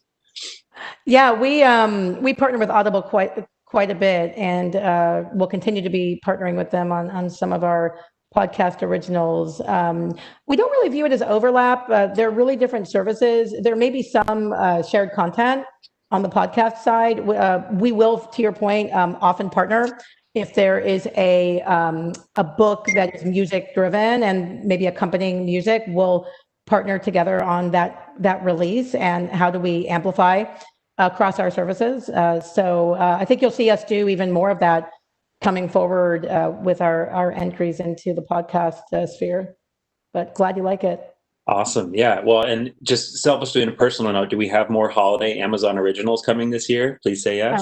Absolutely. I don't think I'm in a position to announce the specifics, but like I mentioned before, there's some magic that happens around the holidays. In fact, I joined exactly 3 years ago, and I actually wanted to take more time off, but they said, no, you don't understand. You have to start before the holidays because it's really crazy and important. And for whatever reason, we have just an extraordinary momentum with holiday music in terms of just people listen nonstop to holiday music on Amazon Music. So like you said, every year we like to surprise people with really cool holiday originals, and there's definitely some neat ones coming.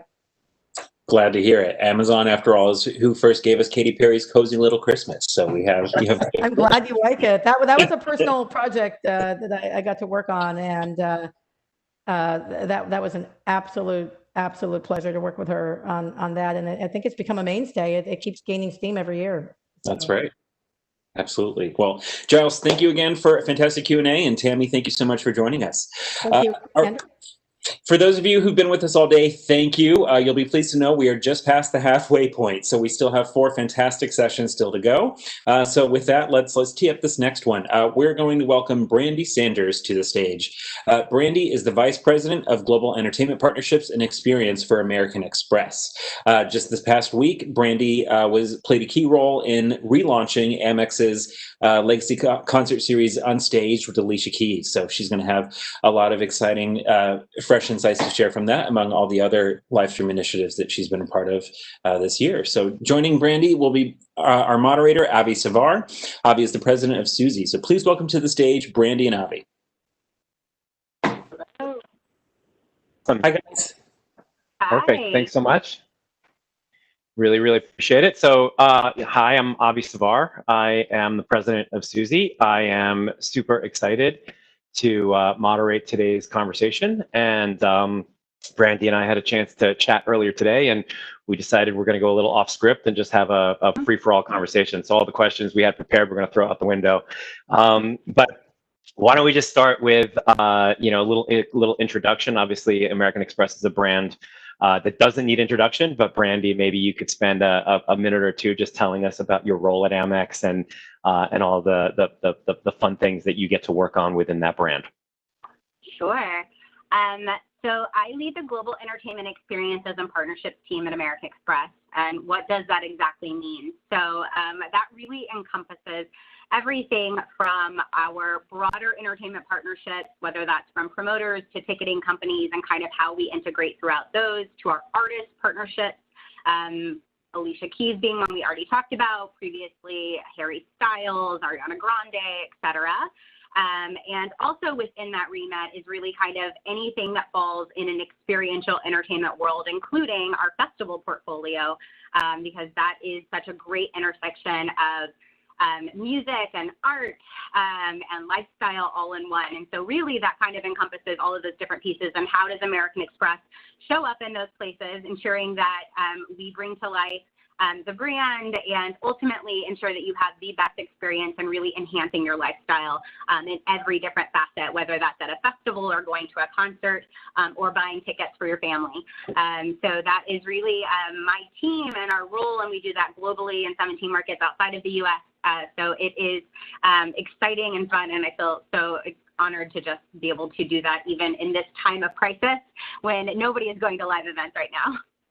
Yeah, so that's actually a good segue, which is kind of I'm excited for this chat with you. I think probably more than anyone else in the walls of Amex, from a day to day, you had a pretty big grenade thrown into your world. Obviously, the world of events pretty much closed as of kind of Q1 of this year. So I think I'd love to hear a little bit about how you balance that. I mean, obviously, Amex is a financial services company, right? And that arguably, is first and foremost.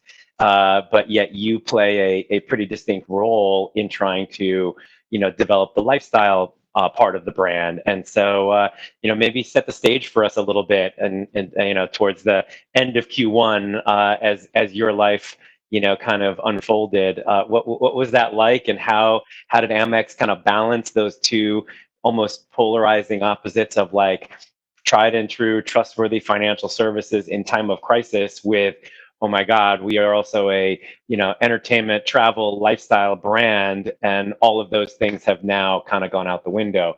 So, maybe set the stage for us for how your year started, and then we can go into some more specifics. Well, it's all the things you can imagine. As you mentioned, we are first and foremost a financial service company, but really a financial service company that is rooted in service and backing our customers. When our customers thrive, so do we.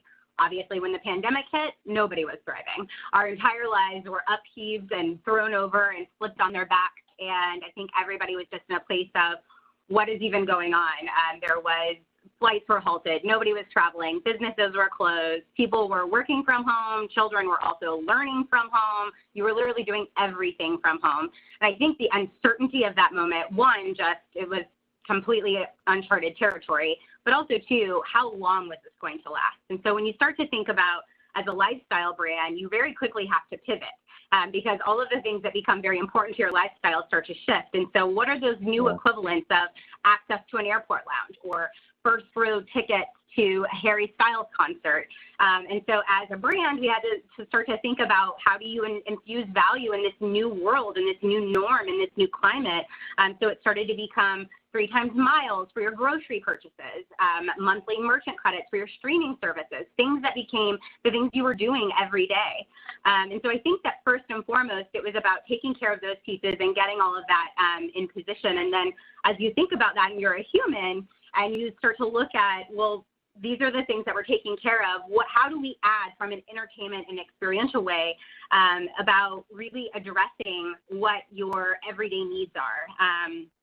And so we started to really redefine what this new world of entertainment might be for us. And I think once we all realized that this world was this world we were living in wasn't temporary, that this was going to continue to happen, I think it really started to position us in a place to reimagine or dream up what could be a new world of entertainment in this new norm. So I think first and foremost, taking care of the human need and the customer need, ensuring we were thriving in that capacity. And then I think we very quickly had to pivot and think about what's next. How do you add on to that? How do you add on to, now we have basic needs and everyone's been in this for a while. So what's the new version? What's the next version of entertainment or that equivalent of that high of getting that ticket or going to that show? Yeah, that's awesome. So major pivot. What do you think gave you the confidence to know that it was okay to have that kind of relationship with this new consumer in this new world order, right? A lot of people going through a lot of different experiences, both positive and negative, mostly negative. And you guys took a little bit of a leap of faith that, in addition to being a trusted advisor and a place for for tried and true, you now had to kind of depart from that and also kind of connect in a human way and create these experiences. And I'm just kind of curious, what gave you the confidence to know that it was okay to do that, and that the brand had the ability to do that, and that it would be accepted by this new consumer that everybody's trying to navigate? Yeah, I think it goes back to the fact that we knew that this was not going to be a short-term thing. And so when you start to think about how long we know that live events are probably going to be turned off, or live experiences and gathering and things that we know matter to our customers, we had to start getting creative and start just testing, dipping our toe in the waters to see if there was a consumer desire for the things that we knew personally we were interested in, or that we were engaging in as lovers of music or lovers of entertainment or just everyday card holders. But I think it just was really about a test and a learn. And so we started to kind of look at experiences that were out there and figure out what are light touch point ways that we could kind of just dip our toe in, see what our customers are reacting to, what they want, and then start to continue to refine that over time. So I don't know if there's ever a right time in this moment, but I do think it was about solving what we needed as humans first, and then thinking about, well, this isn't ending, so what next? And so I do think that one of our first little test and learns we did was with an artist that we had our eye on, we had been wanting to work with, but unfortunately when COVID hit, it kind of paused his career, which is Dermot Kennedy. And he was leaning into a live stream at the Natural History Museum in London. And it was really just this idea of ticketing live streams that were just starting to pop up, and people seemed to be excited about them. It was this idea of like pay-per-view in some weird music streaming world that I think everyone was probably a little hesitant about at first. But if you add something special and you create that demand and you make it start to feel like an actual moment in time, it becomes more than just streaming Netflix at home or watching the news or the things that we had become our everyday. And it started to feel like that magic of a live show in your living room. But still, it was a really great like lean in and a test and learn to see that if we were to partner, that our customers were excited about it. We were able to create unique experiences by creating some custom packages to add on to your experience and bringing that live home. And I think that was really key for us. And it started to show that there is a desire for this and there's a real appetite. So how do we lean back into like heritage of live streaming and start to bring something new to life? So that's a great segue, because Amex is not new to live streaming, right? I mean, you guys have dipped your toes in that water well before COVID, and your Unstage platform has given the brand a pretty meaningful presence in the music industry. So maybe can you tell us a little bit about how the Unstaged franchise evolved as you started to kind of garner these learnings in the marketplace and gain the confidence to continue pushing this kind of lifestyle position in the wake of COVID. How did that take shape? Obviously, tell us a little bit about the Unstaged platform, and then obviously the big kind of recent event with Alicia Keys. That was kind of the culminating event that made some waves. So I'd love to hear about how that all kind of grew and landed. Yeah, of course. So Unstaged just had its 10th anniversary, which is crazy to even think about. Amazing. But for those who don't know, Unstaged was kind of a first, and it was the first live streaming music series that really became about this idea of live plus digital. And really think about the time that this came about. It was coming out of the financial crisis. And it was a time that music videos were kind of dead, and Vevo was launching and content was king. Everyone was looking for ways to create new content, put it on their new Vevo channel, etc. And so we partnered with YouTube and Vevo and really found a way that when artists were releasing albums, to bring this experience not only to fans that were in Madison Square Garden or in the Staples Center, but how do you let that new music be heard around the world and allow fans to impact it? There was a lot of digital engagement elements. There was a lot of chatting features. And I know that sounds like very run of the mill now, but at the time it was very unheard of and very unprecedented and really groundbreaking. And I think what was really unique about it is we had this director that came in and partnered with the artists, and they created these amazing little narratives and worlds that were around the music and created these really custom pieces of content that still to this day live on and are very special. But over time, that space became very saturated. Unstaged became one of many streaming platforms. While I personally will still think it was the best, there was obviously so many different things that were being streamed, and I think it became such a commoditized moment that people were no longer about this appointment viewing. They weren't going to tune into a live stream, or they could watch the content on demand, and it really started to bleed into this world of on-demand content and didn't really leave room for this magical moment in a live streaming. And so we started to evolve Unstaged over time, and it had different forms, from experiential apps to a couple of songs to different pieces. But I think over time, we started to realize that the live moment, as everyone knows now, experiential became king, and it became the thing everyone was craving. They wanted to spend all of their discretionary income on having experiences. Well, we're in a place now where experiences are redefined. We are not necessarily going out and experiencing things. You aren't necessarily going with your friends somewhere. And all of our world has been altered. And so as we started to look at that and really think about what does experiential mean, it became about not redefining the live experience. If you're trying to take that live moment and the magic of that moment and recreate it, there's no way to do it. There's no way to put hundreds of thousands of people in a room and make that magic happen and feed off of the energy and have that once in a lifetime moment. So where we really started to lean our thinking is, okay, if we can't recreate that experience, what are the things you love from that experience that it could enhance your at-home experience? And so I think as we started to look at that, it started to bleed back into this world of really what the heart and the genesis of Unstaged was. And so as we looked at those different pieces and started to bring it together, we're like, this is the perfect time. What is old is new. How do we research Unstaged and give it a new face and new name, not even a new name, but a new look, if you will, and ultimately allow this next generation of artists to get to experience this moment. But what I think is so special about the Unstaged relaunch or refresh is that when we started our live streaming platform 10 years ago, we started with Alicia Keys.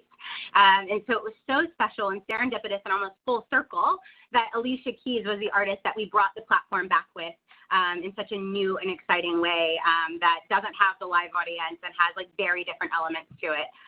So that is the history of Unstaged, and it's so great that you don't always have to look too far to find out what the next thing is. And it doesn't mean it'll look exactly the same. I think we're still figuring out all of those different pieces, but what I can say is it's going to be great.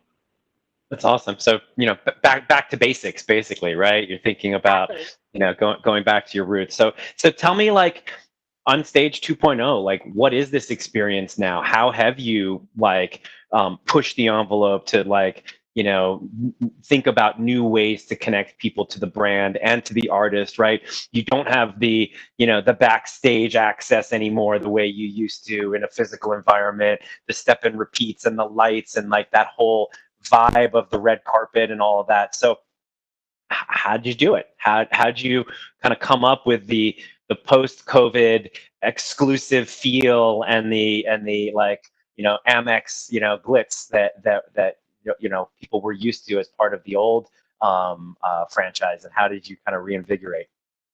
Yeah, so I think we kind of took two approaches. There was something for everyone, and then those add-ons for card members. And so the idea being, how do you create a really special show that feels differentiated, unique, and beautiful, and feels like it's taking you on a journey? So that was really the first thing we tried to solve. And it was funny because I think Unstaged in the past was about this digital. Digital was so much a component of what we were doing because I think we were just at the cusp of starting to understand VR and all of those different interactive elements. And so there was everything from holograms that danced on stage with Usher to a immersive experiential app with Taylor Swift that were part of that program. When we looked to set out for the new Unstaged, it was funny because I don't think digital was exactly where we leaned, but it blended and led itself so well into that, given where we are and what we're doing and how do you make it feel differentiated. And so as we started to ideate with Alicia and her team and thinking about this idea of a wonderland and taking you on this journey with her through her music, you could build all of these different sets, Or we could put her in a virtual world and allow her to basically create something very whimsical and beautiful that took you on this journey of, one, how she came to the point of this album release, which was Alicia.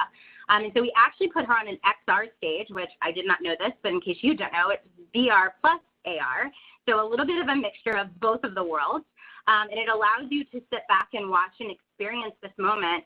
And what I think was so amazing is that we were able to put her in all of these different environments, and it was like, honestly, just a visual treat for everyone. There were moments where she was like teetering and it looked like she was going to fall off the edge of a building, all the way to there were chairs floating over her and she was sitting in like a 10-foot chair playing a piano, and it just, you couldn't tell what was real and what wasn't, and it was very kind of blended together. So that was something for everybody. And I think that is really important for us as we think about supporting artists and bringing something to the world. We want everyone to get to enjoy it too.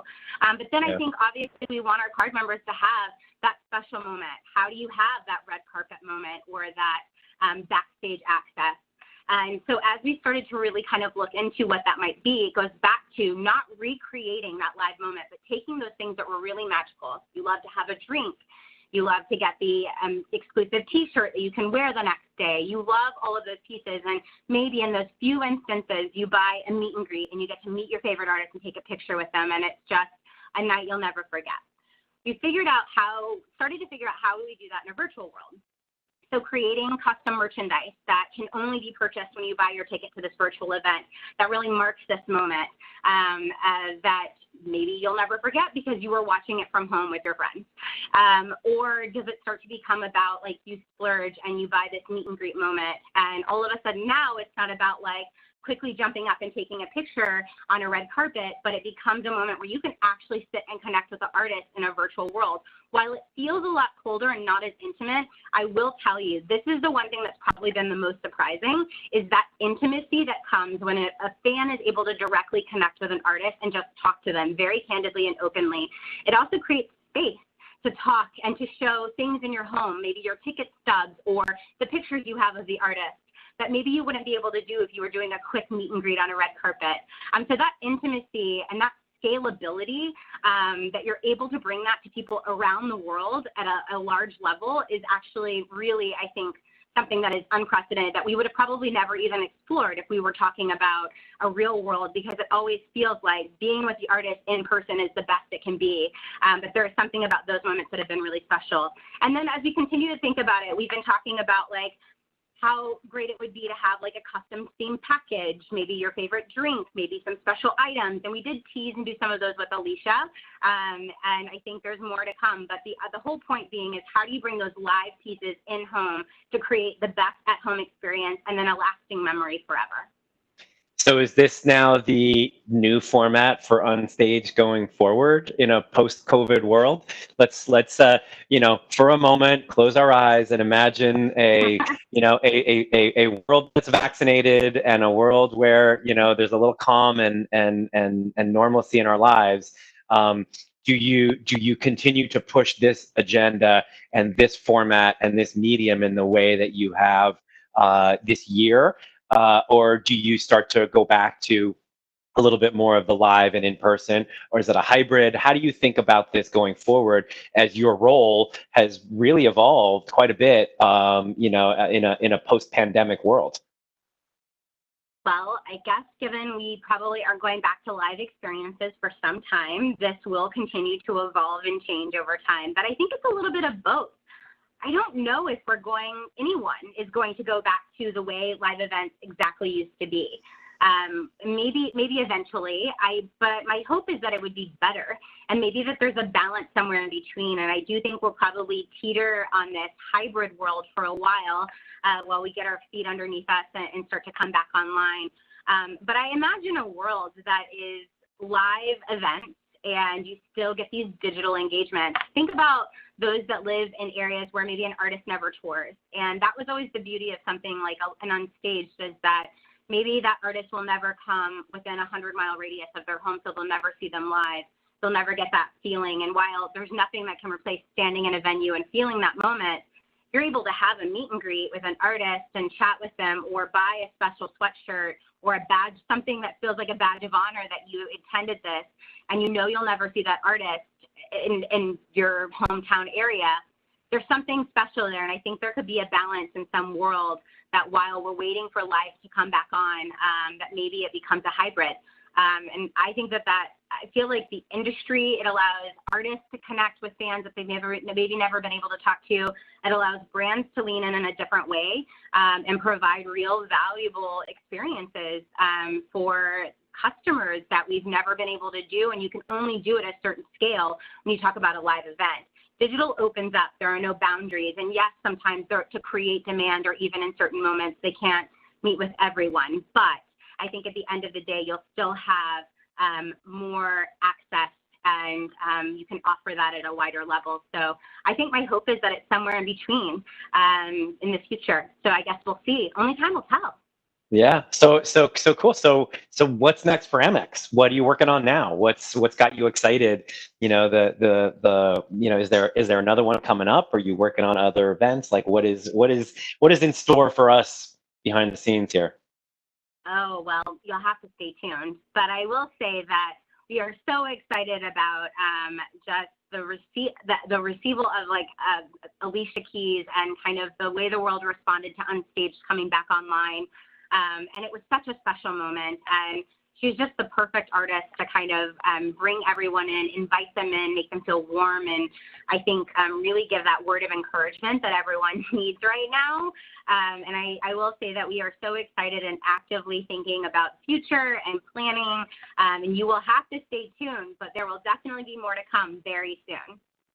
That's awesome. So last question. We have a few more minutes, and kind of, you know, more than anything else, you know, what were like kind of for you pulling this off? You know, you're clearly passionate and excited about it. It clearly got a lot of great publicity and play. Was this a success in your mind? Are there things you could have done better? Like, what are the learnings? Right, this is the first time, and I'm sure there are a lot of people out there who are pivoting their businesses and their models and trying new things. Obviously, you know, Amex has, you know, pretty vast resources, and I think, you know, any learnings that you have or have thought about as you kind of prepare for the next one, you know, what do you, you know, kind of think about that? Any words of wisdom to share with, you know, the folks at home who are thinking about, you know, their pivot? Well, I will tell you, just because things are digital or virtual, it does not mean they are easier. I will say that I think we, as a team, as a company, did such an amazing job in this idea of working from home and just kind of not skipping a beat. But when you are doing a production with an artist and a live team, and no one is actually in person, and everyone is working across different time zones, et cetera, it adds in a layer of complexity that is just a learning curve. It's kind of like baptism by fire. You got to figure it out. But what I will say that I think we learned, we have so many learning lessons coming out of this, and just how we want to approach in the future. But agility is like probably the biggest thing. Being very ready with like, what are the different scenarios if something doesn't quite work? How do you switch and quickly pivot?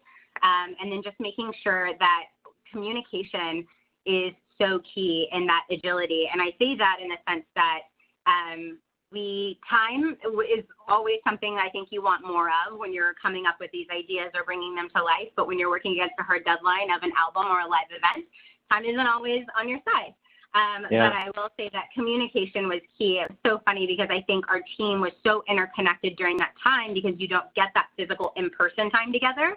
So it was a lot of group calls, a lot of three-way chat, a lot of obviously WebEx meetings, but even just those evening calls so everyone could hear it at one time. But communication became, I think, the only way we were able to forge ahead through that. And just being on the same page all the time, leaving absolutely no room for confusion, because you don't have that moment of just that hallway walk by being like, hey, just wanted to clarify. So it became very, very key of just for all of us over communication. So agility and over communication were really kind of how we moved forward on that. But I also think those are kind of like byproducts of this new virtual working from home world. I feel closer to my team and my colleagues than I've ever felt. And I know that that sounds insane because it goes back to this idea of you don't have that intimacy of face-to-face, but I actually think that every communication you have now is usually so very intentional. And I do think that taking all of those learnings over the past 6 months and kind of bringing that in of just being hyper vigilant and hyper aware and like very interconnected and like connected to each other and talking regularly was really key for us to kind of move forward. So those are kind of my suggestions. I don't think that there's like, a magic bullet to solve this. We're still learning. I feel like everyone's kind of building the plane and flying it at the same time. But I am excited because I do think that this is going to lead to such new innovation across the industry that I don't even know if anyone can even fathom what that might be, purely for the basis of survival. But I also think, too, it's going to allow things to bubble to the top, such as the virtual meet and greets that have such meaning and such magic that I don't think are going to just fade fast. Does that change, and I said last question before, and I guess I lied, I have one more. Does that change how you, your team, your organization looks at metrics of success?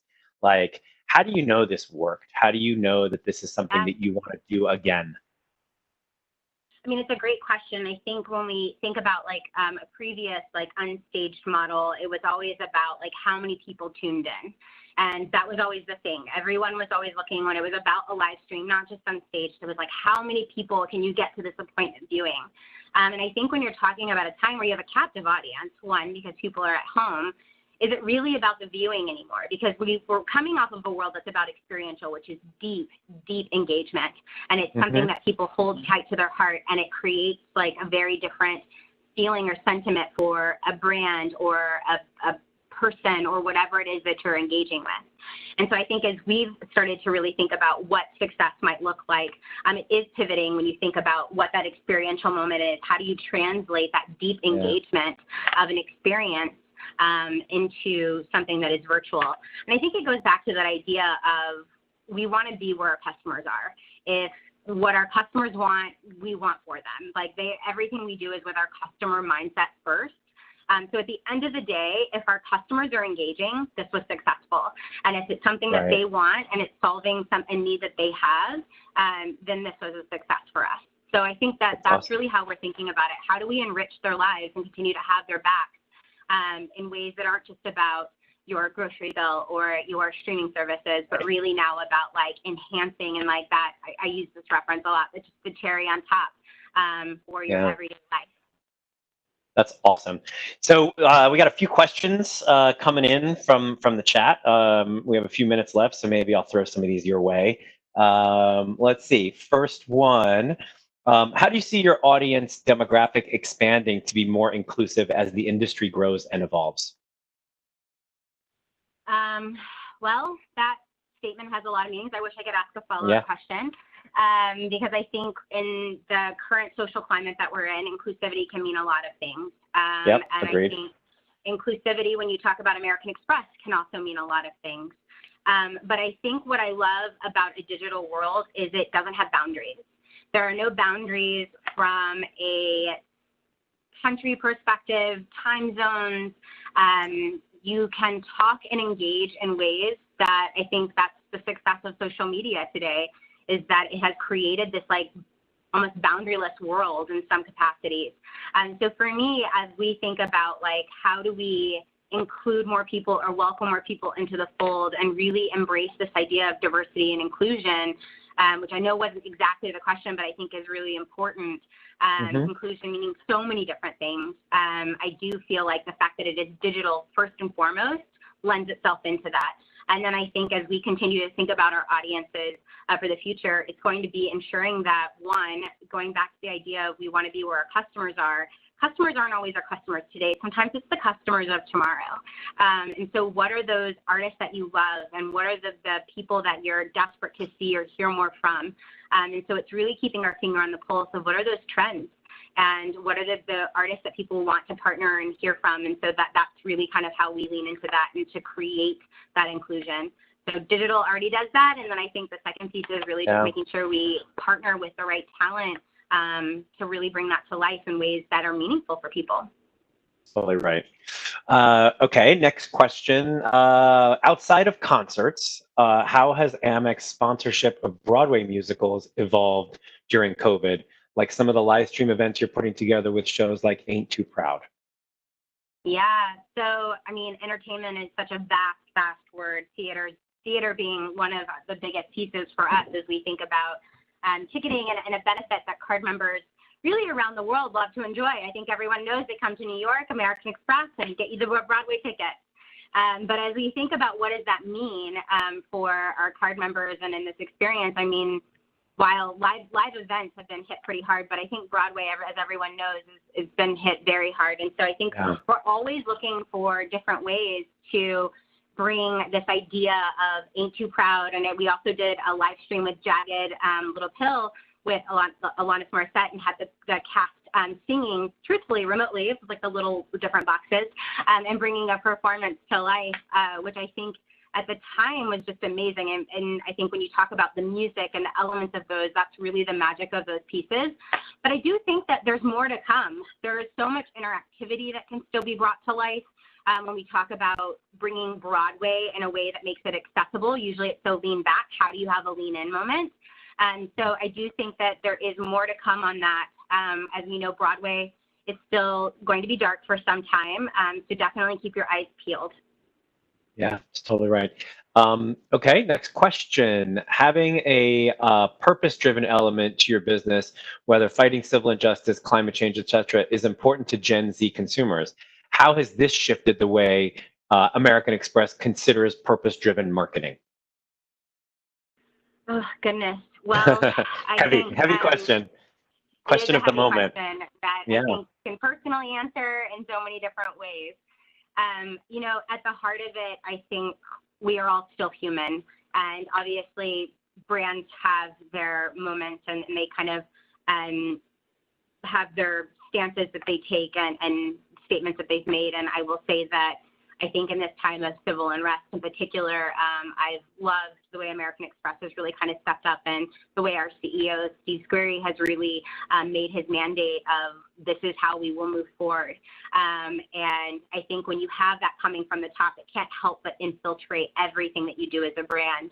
And I will say that even as we think about the talent that we partner with and who we're looking to continue to push forward, it is important for us that we have a diverse slate, one that talks to that diverse audience, but also two, diversity in a sense that makes it, it really does hint back to that idea that we are committed to the purpose that we are standing for as a brand. And I think we've done some amazing things in sectors that sit outside of entertainment that are phenomenal.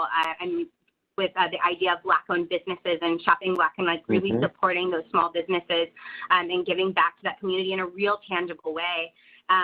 We look to do that in big and small ways. And I think even just leaning into talent that supports a variety of different perspectives, really bringing ideas of brand purpose to life through the talent that we work with. So it becomes ancillary, but it's still really important. And I do feel like with Alicia Keys, she brought a lot of those messages to life during her show.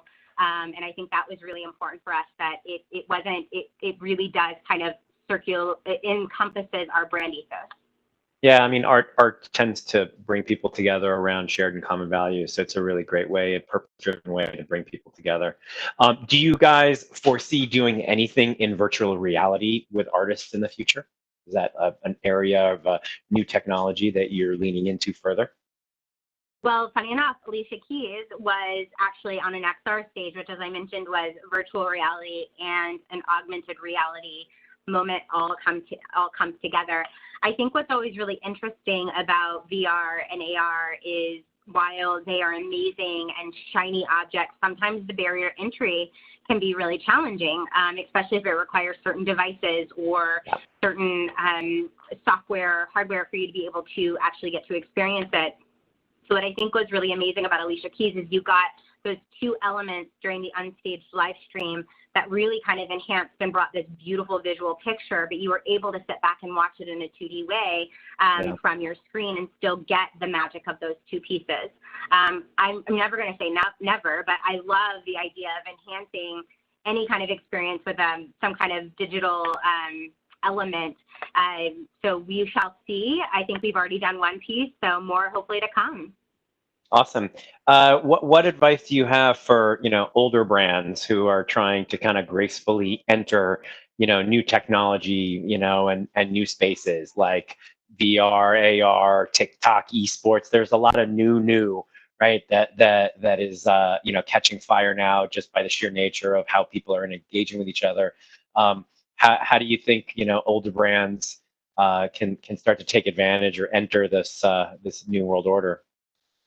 Well, older brands could mean so many things. It I could know, mean like yeah. a legacy heritage brand, or it could mean a brand that has an older audience. So taking kind of a very generic angle, given I'm not quite certain what that intent was, I think the first piece is don't do something for the sake of just doing it. While TikTok might be flashy for 1 minute, it doesn't mean it's always right for your brand. This goes back to the idea of talking to your audience. Where is your audience? What do they care about? And if it's not the audience you have today, it's the audience you want for tomorrow, just showing up on a platform without an actual strategy of why you should be there or why you should be leaning into those spaces doesn't necessarily do you any service, and it doesn't necessarily talk to the audience that you want. So my suggestion, pending how we think about what old means in this, is really just making sure that you're figuring out who the audience is that you have and the audience that you want to talk to, finding the platforms that are right for them. But also, too, as we think about the digital age, it doesn't always mean that it's right for every brand in Right. leaning into some of those spaces.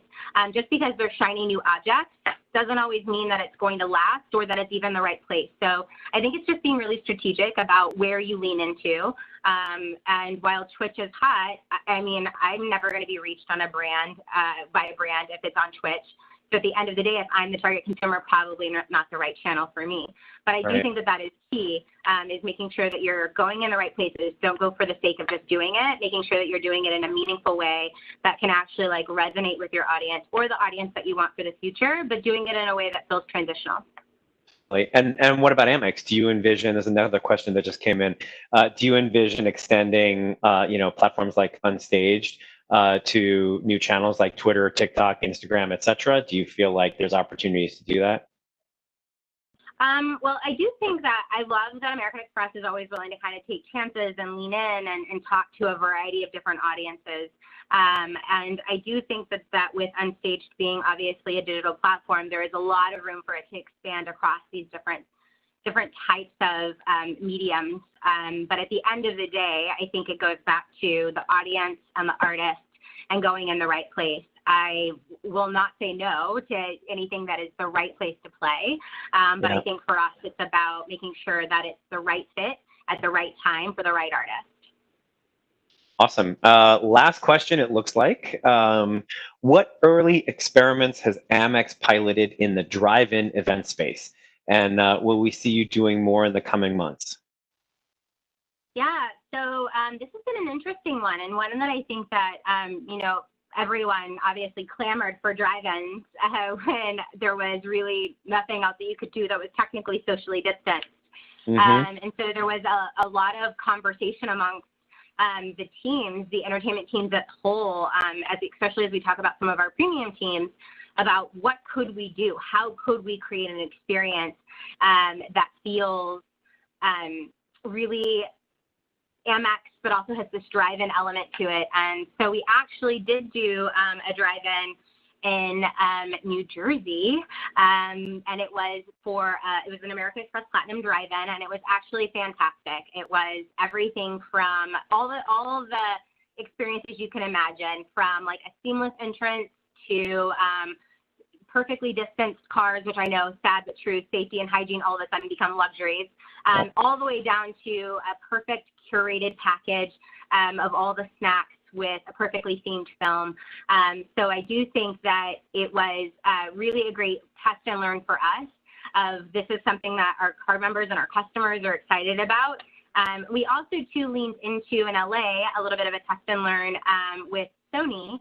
They actually opened up the Sony lot and did a couple of movie releases and some just Sony pulled some movies out of the archives, which I think everyone's probably familiar with what was happening with Tribeca Film Festival and at the Rose Bowl. And so this became another opportunity to enter into the Sony lot and watch a film with obviously perfect audio and visuals. And so we did a couple of American Express nights for card members only, and it was great. And I think there's a lot more to come on this. I think especially as the weather starts to cool down a little bit, this is going to be more and more of an opportunity to have these ideas of outings or gatherings. So hopefully more to come in this space.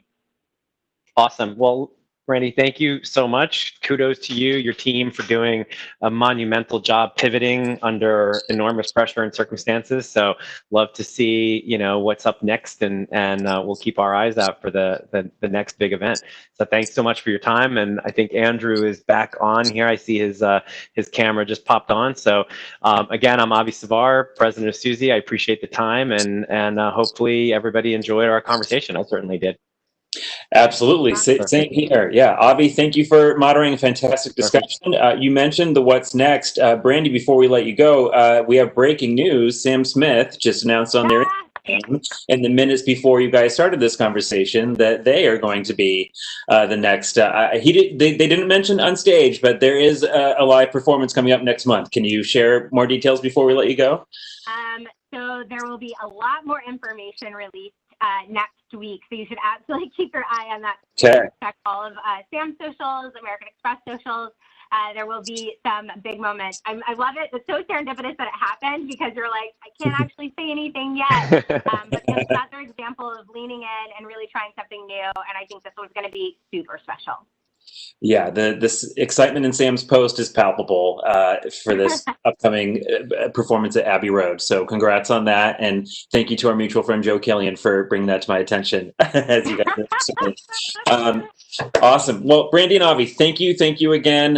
You guys really helped continue to elevate a really fantastic day of insights. So thank you both for joining us. Thank you for having us. Absolutely. Bye. Excellent. Well, again, for those of you just joining us, welcome.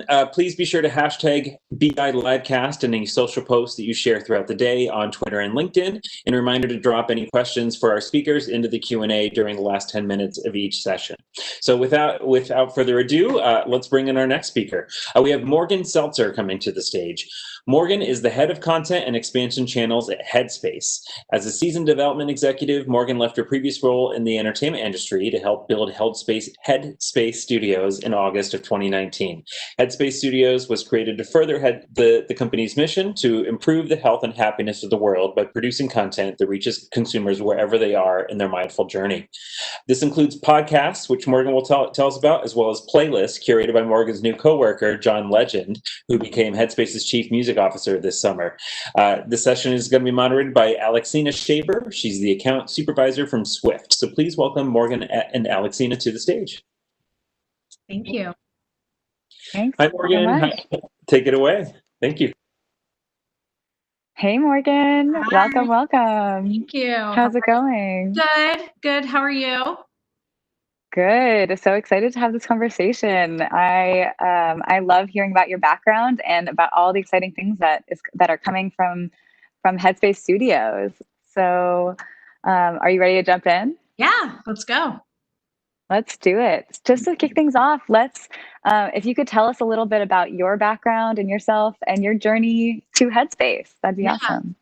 Yeah, so as Andrew mentioned, I joined Headspace about a year ago, where I oversee all of our sort of content initiatives outside of the four walls of the product. And prior to joining Headspace, I worked in the television business. So I worked on the network side at a few networks developing mostly unscripted and some scripted content. Most recently, I was at CMT, Country Music Television, and was at Style Network, and I started my career at MTV. So it's been really, really interesting to sort of pivot and be on the brand side and think about how we can create content and tell amazing, entertaining, thought-provoking stories for an incredible brand like Headspace. Cool journey. So you've been through it all on the production side and content side. So what a cool new opportunity to be building up Headspace Studios. Which, can you tell us a little bit about it and its vision and just go ahead. Yeah, so Headspace Studios encompasses actually all of the work that Headspace is doing, both inside its platform and outside of it. We really see an opportunity as sort of a mindfulness and meditation platform, as an opportunity to continue the conversation and continue the story outside of the four walls of our product. So we do that through, thought-provoking podcasts, which I'm excited to tell you more about, some of our TV and documentary film endeavors that we're working on, our talent partnerships, and some of the really interesting kind of digital partnerships we've done recently. Headspace's mission is to improve the health and happiness of the world, which is a really lofty but wonderful, wonderful mission. And we've done that on the individual level of teaching people sort of how to be with their mind, and how to meditate, or how to focus better, or giving you tools for a healthy night's sleep. And now we're really looking to continue that conversation and apply sort of some of those tenets of mindfulness to some of the content that we want to do outside of the product. That's awesome. I cannot wait to hear about all the slew of amazing projects you have coming down the pike. Let's start by talking about what type of content. I mean, you just touched on what type of content, but has any of that content that you've been developing, did that shift or accelerate given the pandemic? Like, how did those come to life? Yeah, so I don't think anything actually shifted or accelerated. I think honestly, it just created a little bit more conversation around the incredible work we were doing. So we've always felt like, obviously at Headspace, taking care of your mind is the number one priority. And I think that, with everything happening in the world, a lot of people have realized that there are tools that you can help with your stress and help with your anxiety. And some of those tools are sitting down with your mind and meditating, whether it's for 3, 5, or 10 minutes. But there's also plenty of ways that you can live a mindful life that doesn't include sitting down and meditating. And so some of the ways in which I think, we've been really reaching viewers or members or just anyone is through our podcasts. And so in May, we've launched 3 podcasts. Radio Headspace, which is our daily microcast hosted by Andy Puddicombe. And I actually have a trailer of that we could play if we want to take a listen. It kind of sets the concept nicely and really gives you a sense of kind of the work we're doing. Let's do it.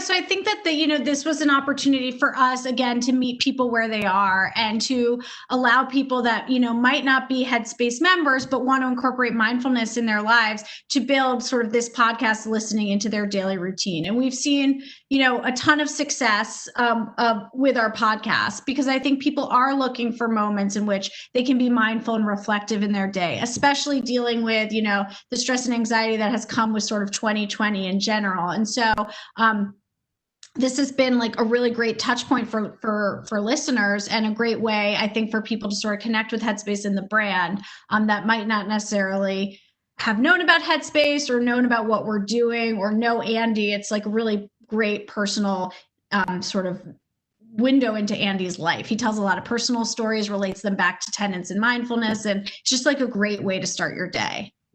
So we have that That's podcast. so cool. Yeah. Yeah, I was gonna say it's also like this like low barrier touch point for folks to get into mindfulness, because sometimes when you talk about meditation, it's just such a massive undertaking sometimes, and people think you have to, you know, go really deep into it, but really it starts with mindfulness. And for people that are already so used to podcasts, it's such a great introduction point, and like through storytelling that Andy can share. So I think that's rad. I'd love to hear about the other ones that you've been working on.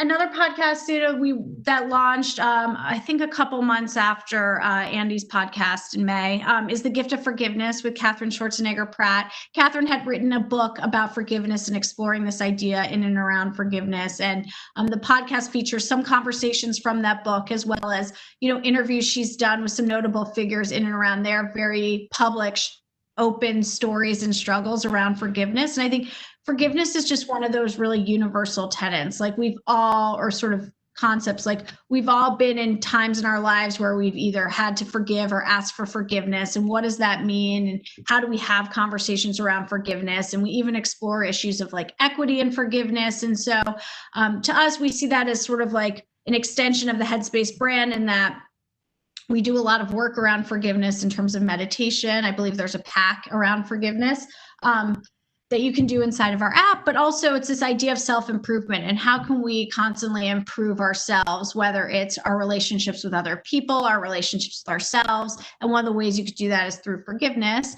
Another way you can do that is sort of this idea of seeking discomfort and really kind of seeking out experiences that make you uncomfortable. So in mindfulness and meditation, we talk a lot about change and impermanence, which is something we've all had to deal a lot with this year, this idea of sitting in change and how to with it.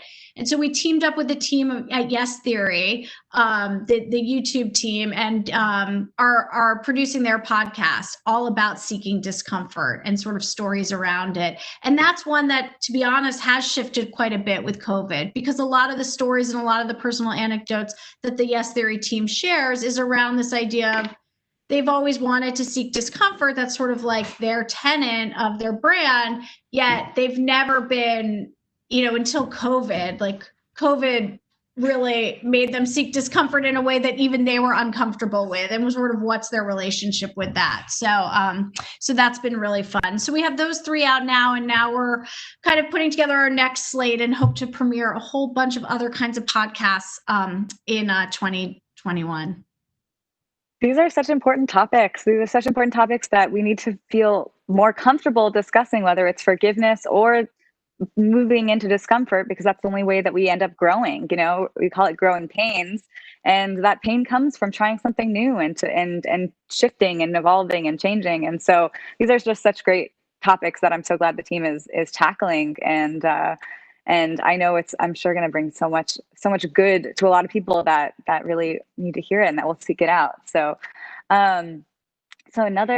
moving on, how does the content within the Headspace app and off-platform content that you all create with Headspace Studios develop and work together to complement each other? And I know that goes back to just sort of fulfilling the mission that you were talking about earlier, but if you have any more to share there. Yeah, so there's a couple ways. One in which is kind of taking some of the work we're doing off the platform and figuring out how we can adapt it to inside our platform, or vice versa. So for example, we recently teamed up with BBC Studios and their natural history unit that's responsible for, Blue Planet and Planet Earth and all of those amazing natural history documentaries on a show that we're calling Mindful Earth. And it premiered on BBC4, and there were 4 30-minute episodes, each around sort of a different theme: breathe, joy, sleep, and change, right? Impermanence. And so those premiered on BBC4 and will hopefully be available to international audiences and audiences in the US. But what we did was we also it premiered in the app, I believe, on Monday.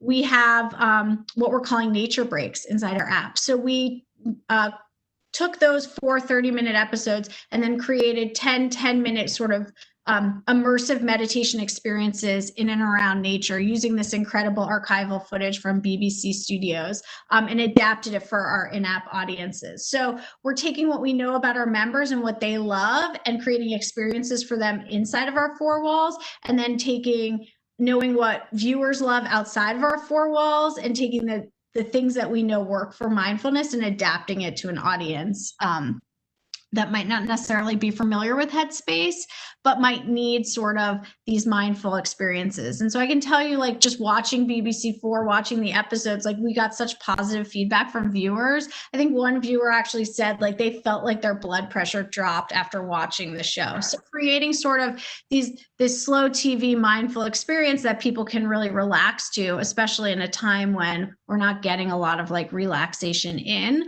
is really, really important. Oh, it's such a gift. It's such a gift because I think, one, we are often just like so hungry for content that will like give us escape sometimes throughout the pandemic, but also it's this kind of like perfect collaboration of like two experts coming together to create something that is uniquely from both of them.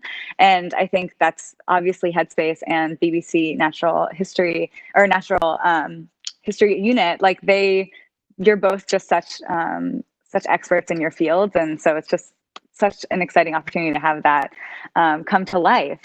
And so when you are considering new projects, how do you ensure that you're reaching your target audiences? Yeah. And yeah. So that's one thing that, our team really works really hard on. And again, we took a tenet from mindfulness here in meeting people where they are. So, we know that taking care of your mind, we know it lowers your stress. We know it reduces your anxiety. We know it increases your compassion. We know it reduces your aggression. Like, we've done tons of research and studies at Headspace around this. And so how do we let other people know sort of the joys of mindfulness? And I don't think it's from just sort of saying, oh, come download our app, try it, it's really meeting people where they are and allowing people to find it through places they're already visiting. So for example, we knew that it's really important to teach kids mindfulness techniques. In fact, we offer Headspace for free to all educators K through 12 as a way for them to experience mindfulness, but also to hopefully teach mindfulness in the classrooms, because we know it's a vital piece of social emotional learning. And so how do we meet kids and parents where they are? Well, we team up with Sesame Street, and we were lucky enough to team up with Sesame Street to do 6 digital shorts we called Monster Meditation. They're animated 3 to 5 minute videos on YouTube, on Sesame Street's YouTube page, each one featuring a different character. So Elmo's having trouble going to bed. Andy leads Elmo through a wind down exercise, or Cookie Monster's feeling impatient about waiting for his cookies to bake. And so Andy leads him through an exercise to sort of that incorporates his senses around him while he's waiting. And these are real tools that your kids can do while they're watching the videos. And they were, it really worked really well for us. I think they've been viewed over 20 million times or something insane like that. But for us, it's really like we were able to go where kids and parents are already consuming content and create really entertaining, delightful, videos for their children to watch, where they're actually going to get to practice those tools, right? And so same with the podcasts. Like, if we can figure out a way that people can incorporate, that listen to podcasts can incorporate mindfulness, throughout their every morning by listening to Andy in the morning, great. Let's give that to people for free and put it wherever people listen to podcasts. So we're really using this idea of meeting people where they are to create content that teaches people about mindfulness and gives them real tools to improve their life, but in a way that they don't have to work too hard to get it, so to speak. Oh, yeah. Sesame Street, again, another match made in heaven. I think that's just like such a gift to parents, because sometimes parents don't always have the right vocabulary or the right way to communicate these ideas. And so by doing it from beloved characters and just like an institution like Sesame Street, that's such a seamless and smart way to teach kids these really, really fundamental tools that they'll use for the rest of their lives. It's just, Yeah, That's so when wonderful. your I love kids start hearing that. belly breathing, you feel like you've like won as a parent. And I will say I have nothing to do with it. It's all Elmo. Well, got Elmo and a big team of people behind him, but that's awesome. And that leads me to my next question, which is around this amazing partnership that your team has with your new coworker in CMO, John Legend, to focus on the Focus music that you all launched. Can you tell us what inspired that and how that came to life? Yeah, it's really, really exciting. John is a really wonderful colleague, I have to say. Now, so yes, John joined us as our chief music officer to launch this idea of Focus music that we're featuring inside of our app. And so every month, John has picked a different collaborator to team up with, and it'll be it's around an hour to 2 hour playlist inside the app, and it's scientifically designed to help you focus better. So we teamed up with a researcher out of Denmark who does a lot of work in and around what are tenets of focus music, characteristics of music that can actually help you focus. And this was something, again, we had in the works for a long time, but now, I mean, could it be any more applicable, right? It's like our homes overnight have been turned into our offices, our classrooms, our gyms. And it's like, you just need any little bit you can get to help you focus. And so we've noticed a lot of positive feedback around it, because you can just kind of play it and zone out or zone into what you need to focus on in a really kind of fun, entertaining way. I have a little bit of sort of a snippet of the partnership. You can hear John kind of introducing himself and playing a little bit of the music.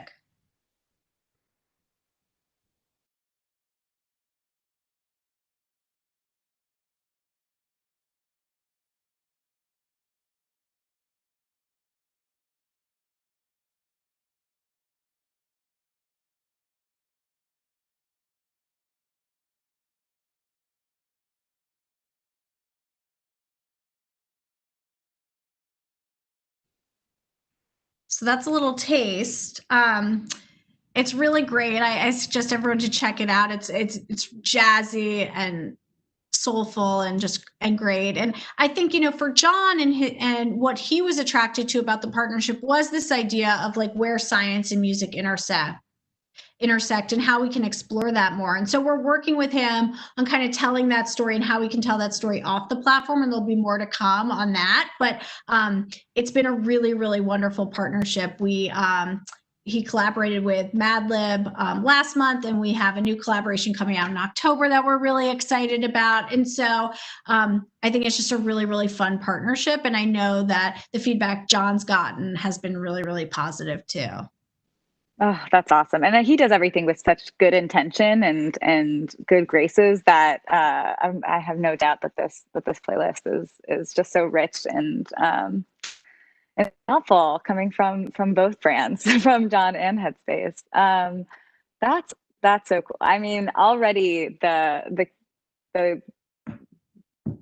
content you've already published and created and are continuing to, I can't wait to see where it goes next. It's going to be so good. One quick question is, what rich opportunities do you see emerging in the health and wellness spaces, especially now that we continue to live in this sort of lockdown, work remote environment? Yeah, I mean, I think, for me, the opportunities will really continue to be sort of what are kind of virtual or digital experiences that brands can create for consumers. It's really like, again, as I said, like overnight, our homes have been turned into these kind of multi-use spaces. So, at Headspace, we've been lucky in that we have obviously meditation content, we have our sleep stuff, but now we have focus music, we have move content. And so we really could be a touch point throughout your day in how you can live mindfully. And you don't have to go anywhere to do that. So it's like, what experiences can we create and also still give you a sense of community, I should say, right? So we have group meditations you can join. We have Facebook groups that you can discuss sort of questions that arise, or your love of meditation, or anything that comes up, and so I think, for digital and wellness brands, it's creating experiences that allow people to do them on the go, on demand, whenever they want, but also create a sense of community that, because I think, we can all feel really alone when we're doing all these things at home. So how do you as a brand also create experiences to bring people together? Oh, that community piece is so key, because we are all processing, we all are living this year and watching it unfold in so many different ways, that support aspect and that community aspect is so wonderful, that you can marry that with all of the different content that you all provide and that wellness brands are able to provide. So I think that's just such a beautiful marriage between those two. That's so wonderful. What a wonderful place to be and to be creating from. I'm going to open it up to the Q&A section and see what the folks have to ask. And one of the first question is, do you foresee doing anything with VR, virtual reality, with artists? Interesting. It hasn't really come up yet, truthfully. So much of our experiences have been, audio first experiences. So, for example, with the music is designed to be there, but it's designed to allow you to focus on what you want to focus on. So if you're working or you're writing or you're cooking dinner, right? It's kind of playing on in the background. And so we haven't really considered that. Not to say we would be opposed. We would just have to figure out sort of what the mindful lens is. We also, I should be honest, as a brand are constantly figuring out like how we're on a tech platform, but we're not a tech product, if that makes sense. So what is a mindful tech relationship and how does that work? And so that's why so many of our experiences are kind of audio first. Yeah, no, that's, I think one, from like a production standpoint, that's so smart, but two, from like just a scale standpoint of being able to reach as many people as possible. And when it comes to mindfulness and meditation and moments of presence, it's already happening. Like that connection's already there. So opening that up to other forms is potentially possible, but you're already doing like the bulk of the work with, and another question is, just to get a little bit personal, what has 2020 taught you this year, specifically as you work on this and as you live this life along with all of us? Well, 2020 has taught me a lot. I will say Headspace has taught me a lot about how to do 2020, truthfully. There's so much change and impermanence happening in my life, just as a mother of 2 children, one of whom is doing remote schooling, the other whom is lucky enough to be young enough that not unaffected by it all. It's a constant sort of test in dealing with change, in dealing with patience, in practicing gratitude. And I think, Headspace and sort of what we stand for as a company and what I've learned about mindfulness and how you approach issues has really taught me the most about how to deal with 2020 and how to remain positive and optimistic, and most of all, just stay in the present. So you're not going to change the future, so you just have to stay in the present. Oh, that's always the best advice. Anxiety takes us in every other place but right here, right now. So let's just be here now. That's so awesome. Another one is, should older brands gracefully enter newer technology spaces? Example, like TikTok, esports, etc.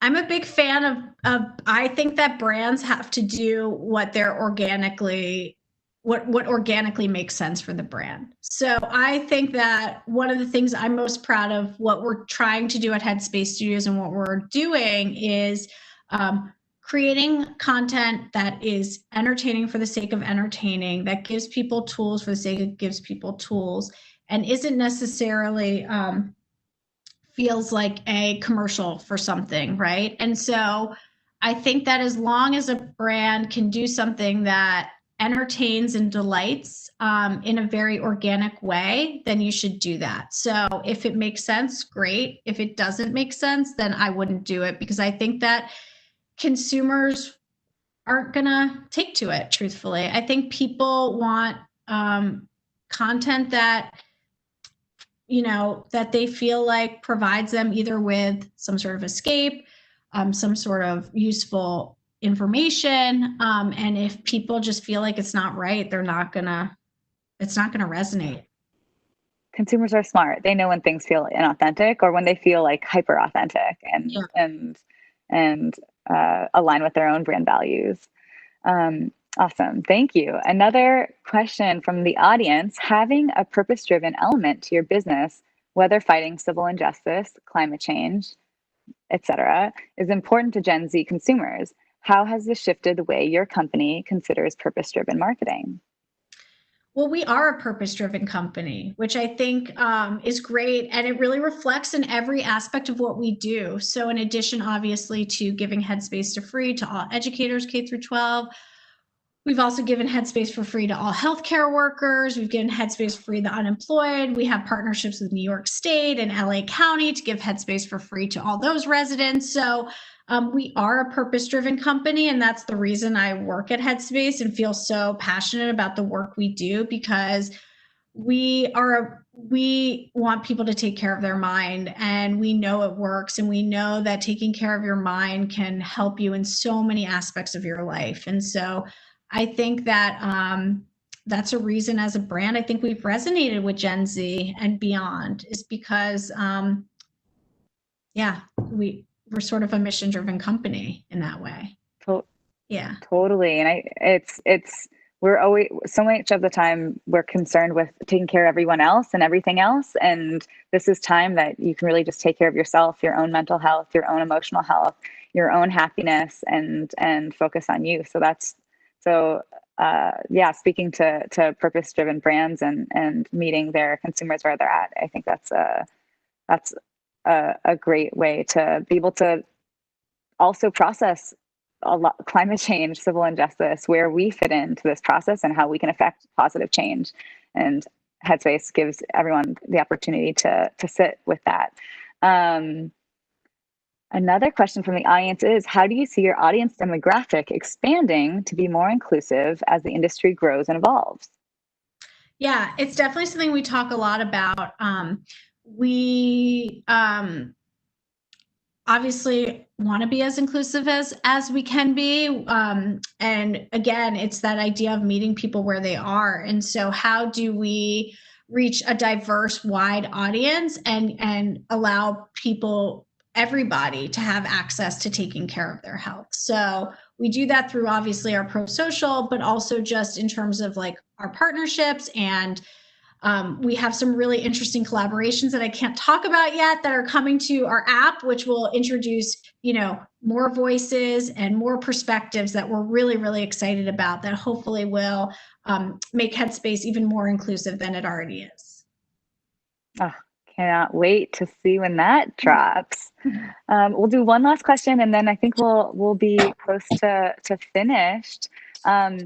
Are there any other examples where scientific findings have informed music and sound content within Headspace? I know you work with a ton of scientists and do a lot of studies, but if you want to touch on that before we are able to jump off. Yeah, that's a great question. So right now we have the focus music, which is scientifically informed. And all of obviously like our meditation content is. We have sleep music inside the app, and then we're working on a lot more sort of science-backed kind of audio experiences that I can't really talk about right now, but hopefully more to come on that. But it is this idea of like how science and music intersect and how they affect the mind is an idea we're working on with John Legend, and we're going to be doing a lot more in and around that in the future. Oh, amazing. Morgan, thank you so much for being here today, sharing your incredible work with us. And everyone, go check out everything that is live from Headspace Studios. My name's Alexina Shaver. This is Morgan Seltzer. And back to you, Andrew. Thank you.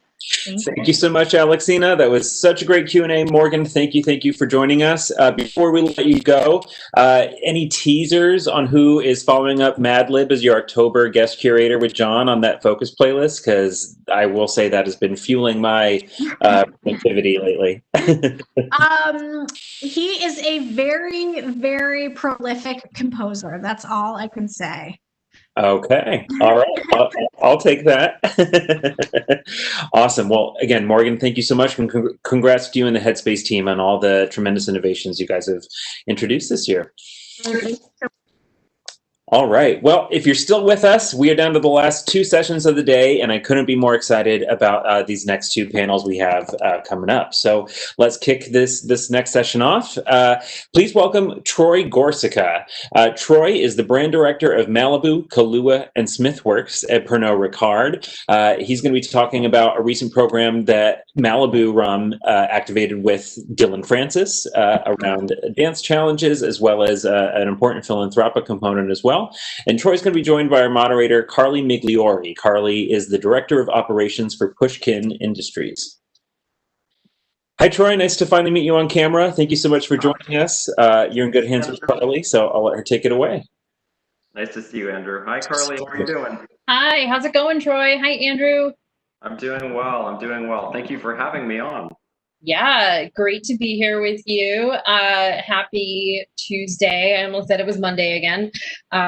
We're stuck in Groundhog Day, I think, for all of this year.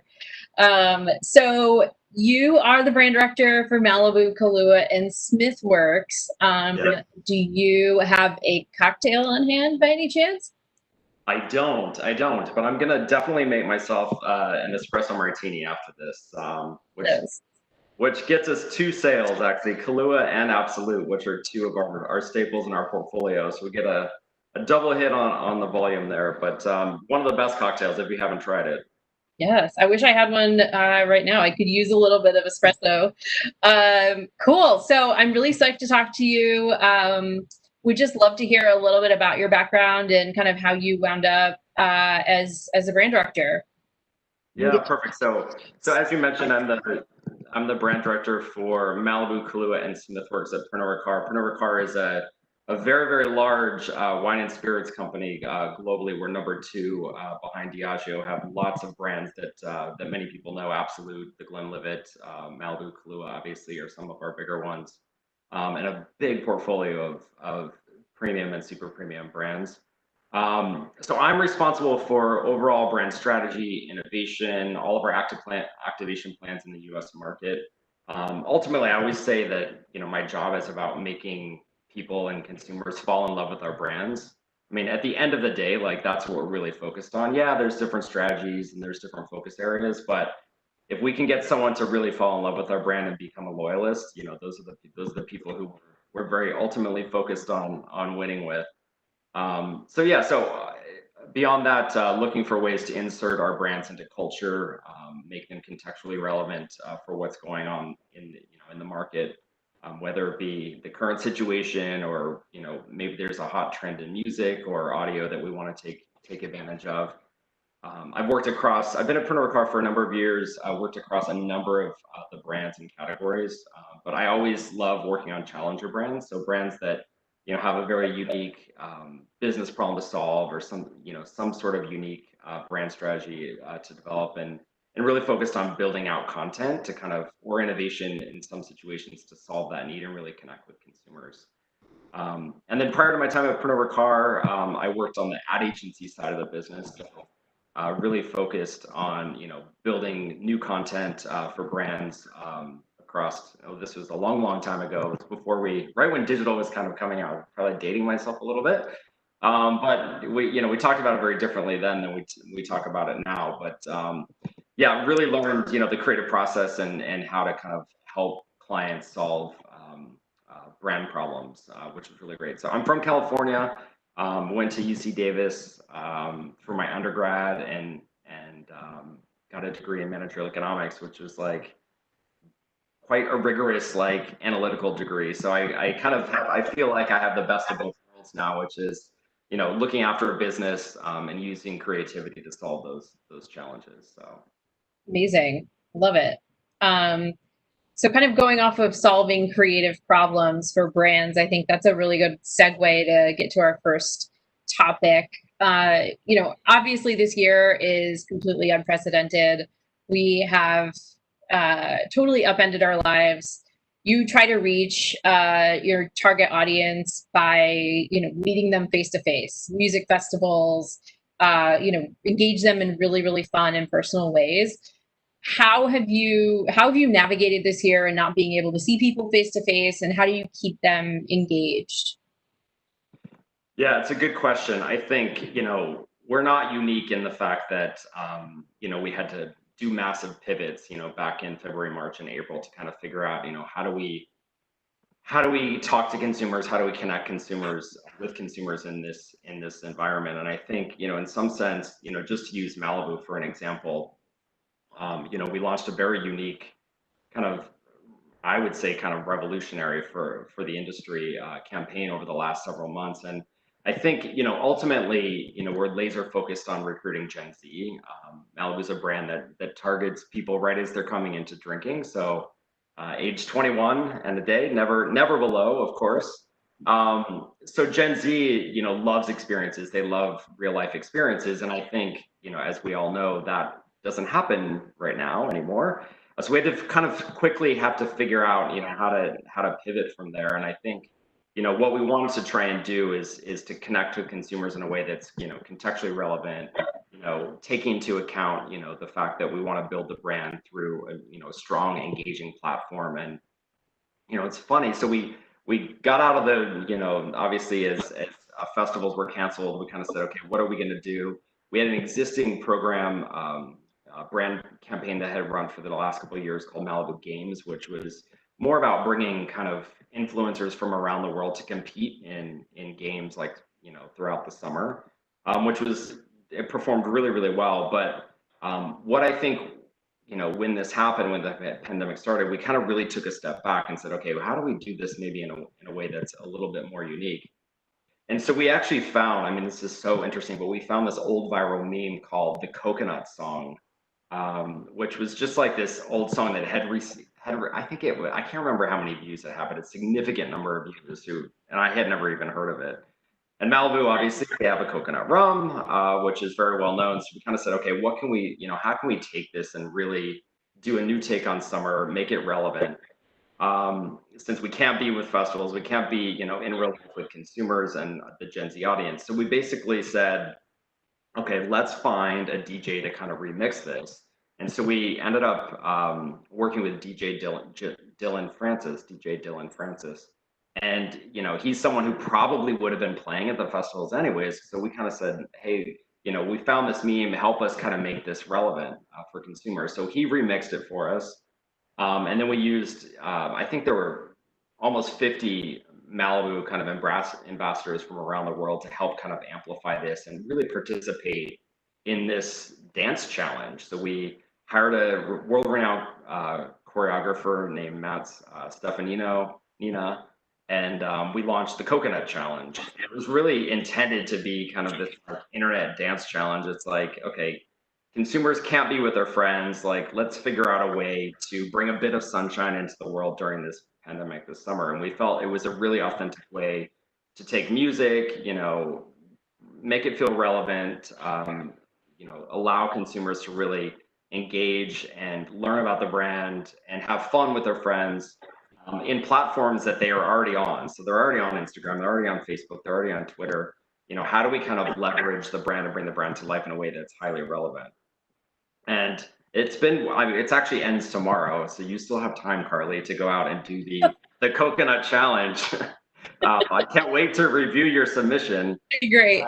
But it was kind of interesting because we kind of obviously wanted to kind of take a little bit of take a pause as well. Obviously, we wanted to bring a bit of sunshine to consumers' lives, but also there was a lot going on, obviously, with COVID-19. And so we kind of said, okay, how can we support the recovery of businesses that are most impacted by the pandemic? And so we immediately pledged an initial donation of $150,000 to the National Urban League to support small businesses. So that's been, that happened at the beginning of August.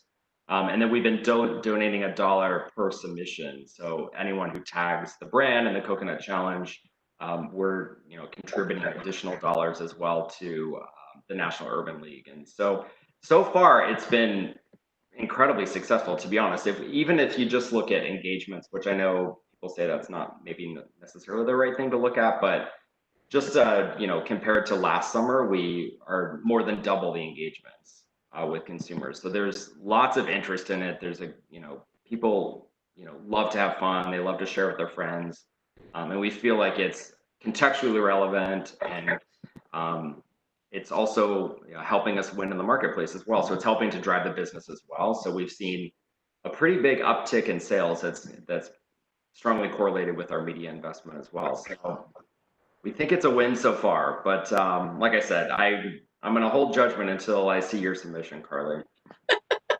Amazing. I will absolutely do it right after this. But something that I definitely am into personally and think is a brilliant idea is your Bloody Mary recipe contest that you're doing with Blake Shelton and the brand Smithworks. I think this is just a brilliant idea, and I would love to hear about this activation and the kind of reach that you expect with this. And then, well, I'll let you explain that because I have a follow-up that kind of ties into audio, but go ahead and talk about the recipe contest. Yeah, sure. So Smithworks is a brand that we created. Actually, I created it as part of the team in one of my roles here prior to my current role and an innovation role. And we were looking for a way to create a brand that can compete in American vodka because we didn't have a play in that space. So we created basically a brand from scratch, new liquid, new brand, et cetera, et cetera. And so we wanted to do it in a super authentic way. So the brand story is, all about, being from the heartland. All the ingredients come from the heartland and not more than a day's drive from our plant in Fort Smith, which we own, which is absolutely, it's an incredible story. It's a great liquid. It's won a gold award in San Francisco. It's like really, really, really great. Honestly, I'm very proud of it.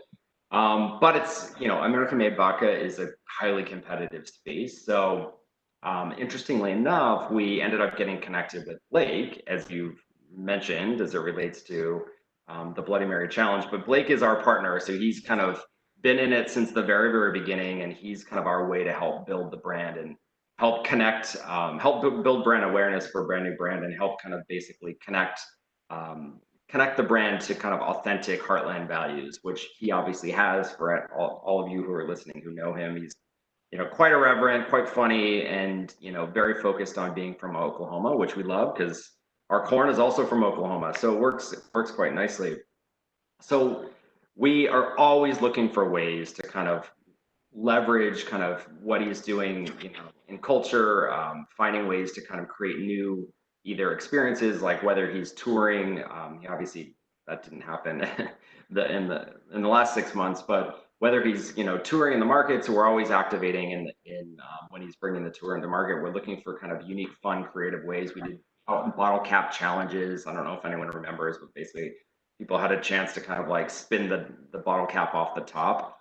So we're kind of always looking for ways to like, how do we put Blake at the center of culture and make, to help build awareness. And so we did that, to your point, Carly, through the Bloody Mary Challenge, which is going on now. So it launched in September, and it's a great way to kind of get consumers to, again, engage with the brand. And everyone's, for the most part at home and trying to figure out how to make drinks, having virtual happy hours with their friends, watching as much sports as they possibly can, even though some of it's been canceled. And Bloody Marys are definitely an opportunity for that. And Bloody Marys are one of Blake's favorite drinks as well. So we kind of said, okay, how do we create something that that brings him to life? And so we are doing a contest basically, and allowing consumers to submit their favorite Bloody Mary. So we've got hundreds and hundreds of submissions. And so Blake is going to be judging these actually coming this weekend. And so October 4th is National Vodka Day. So Blake is going to host a Facebook Live on his social channel, and we'll have the opportunity for him to taste test the top 4 submitted recipes and determine the winner. Carson Daly is actually going to participate as well, which is super exciting. So they're actually pretty good friends, as you probably would have guessed if anyone watches The Voice. So and so far it's been pretty successful, honestly. We've seen nearly 5 million consumers engage with the content that we've shared. It's been an amazing kind of contest that we've done over the last month. And he was actually on Ellen yesterday, talking about it. So he and Ellen, kind of, we always look for ways to kind of bring the brand to life when he goes on late night shows or daytime talk shows. So he was able to talk about the brand and also the Bloody Mary contest as well. So hopefully we'll see an uptick in the number of people who are participating in the brand. I love that. I definitely will be making Bloody Marys this weekend. I love a lot of horseradish. Yeah, so good. And are you kind of the person who makes a meal out of it, or do you kind of do, like the more traditional kind? I am a traditionalist. I love the celery and some like pickled green beans, but I wouldn't mind if somebody put a shrimp. Okay, good. Or like a little slider on top. I've seen lots of oh my gosh. little sliders and fried chicken and all kinds of things on the top. It's like a full-on brunch thing. So I love that. When you're working with somebody who's as recognizable as Blake, you have a lot of room to play. You don't necessarily have to stick to visual media to communicate a message. What have you done in audio with him? I thought, you mentioned something with grocery stores and his voice. I would love to hear about that execution. Yeah, we've done. Yeah, so you're totally right. I mean, obviously he's a very well-known celebrity and has a very distinctive voice, not only because he's obviously a singer, but people hear his regular talking voice all the time too through The Voice, which is great. So we've done lots of different audio spots, and I think some of the stuff that I'm most proud of is when we can connect it to a close point of purchase.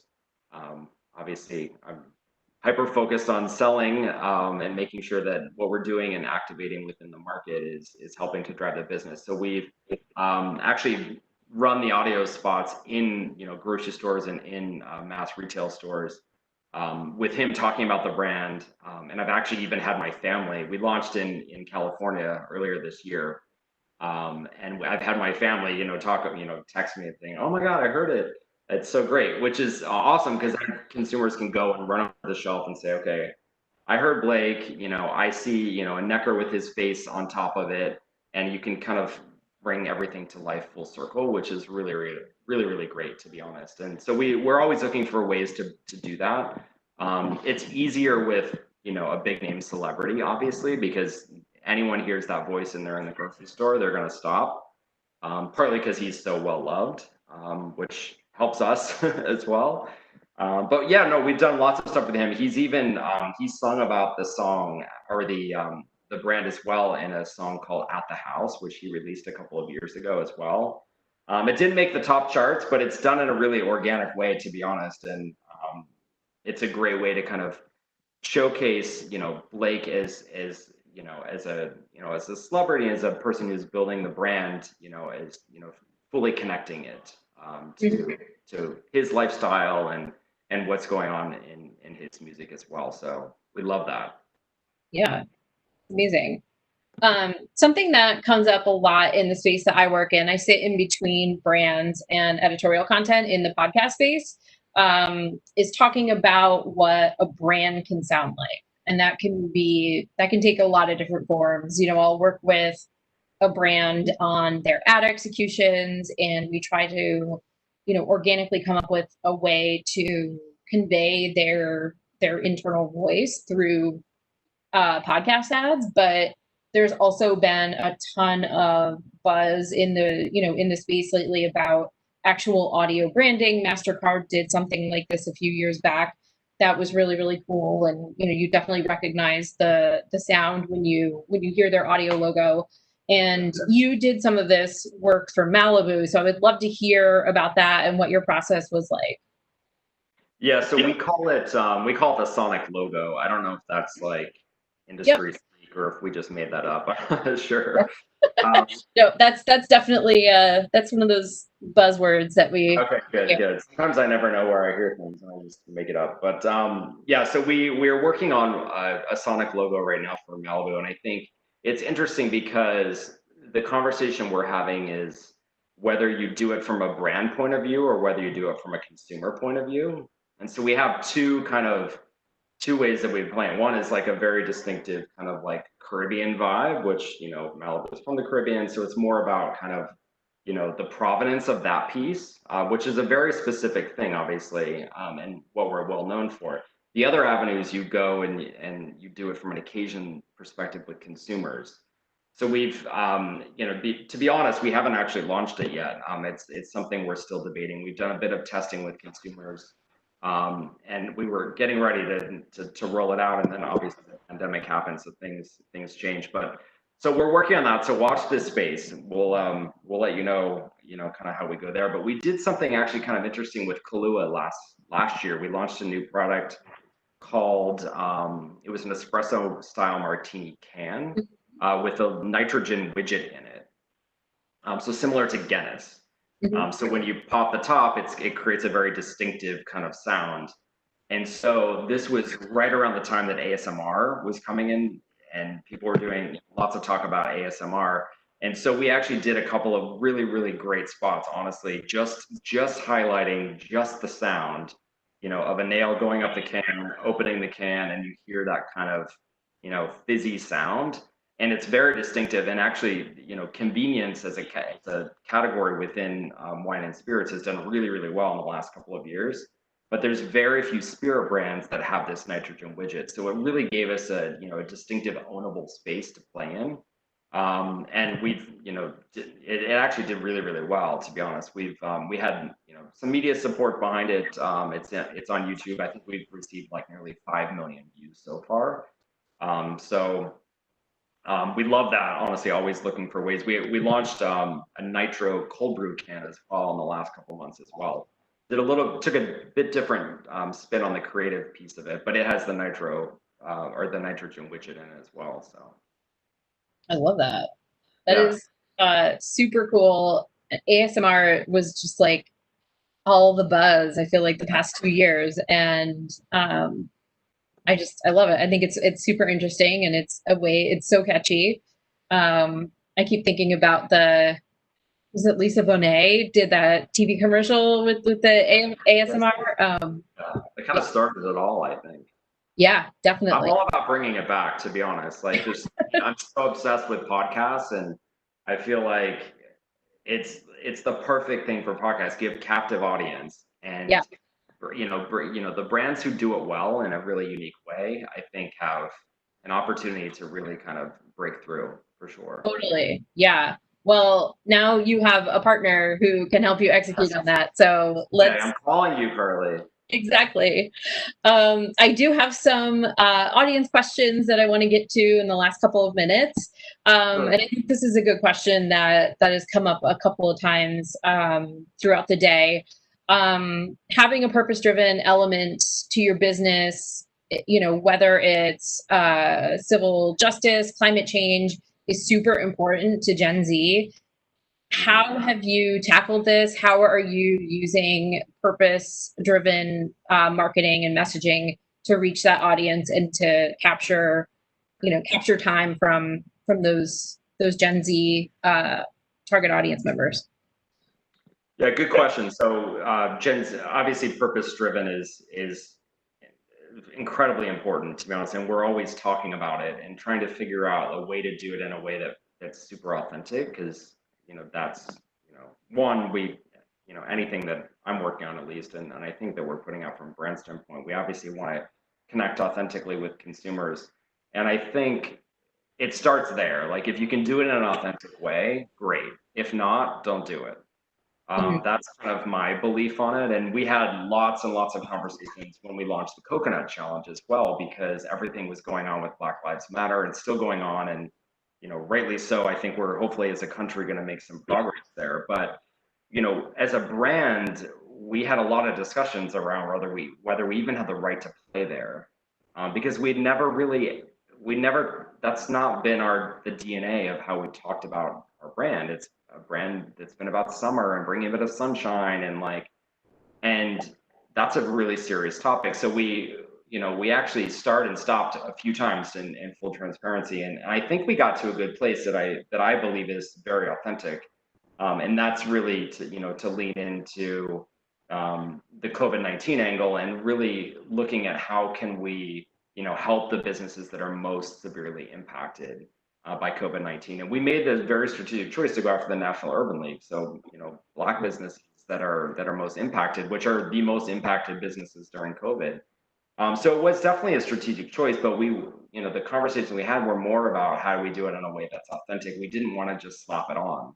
And to be honest, I'm not sure, in our industry, it's tough because not many brands start from that space because, we're about fun and, connecting consumers together. And it tends to be a much more joyful kind of interaction. And then you got to figure out how to do it in a way that's authentic. And I think we got to a good place, to be honest, but we had lots and lots of conversations. I learned a lot, to be honest, and I think, how we position communications moving forward and can not capitalize, it's the wrong word, but really, position the brands in a way that can help in this space if it's relevant. Yeah. And authentic. Mm-hmm. Gotcha. How do you keep up with ever-changing technology platforms and social media spaces? TikTok is so massively popular, especially with Gen Z. How are you capitalizing on that? Yeah, it's a good question. So, so TikTok is not a platform that we're actually able to market to advertise on. Which you might laugh at considering the Coconut Challenge and the fact that most consumers, a lot of that's happening on TikTok. But unfortunately, we can't at this time advertise on TikTok because it doesn't comp above 71.5%, which is what our industry-wide requirements are.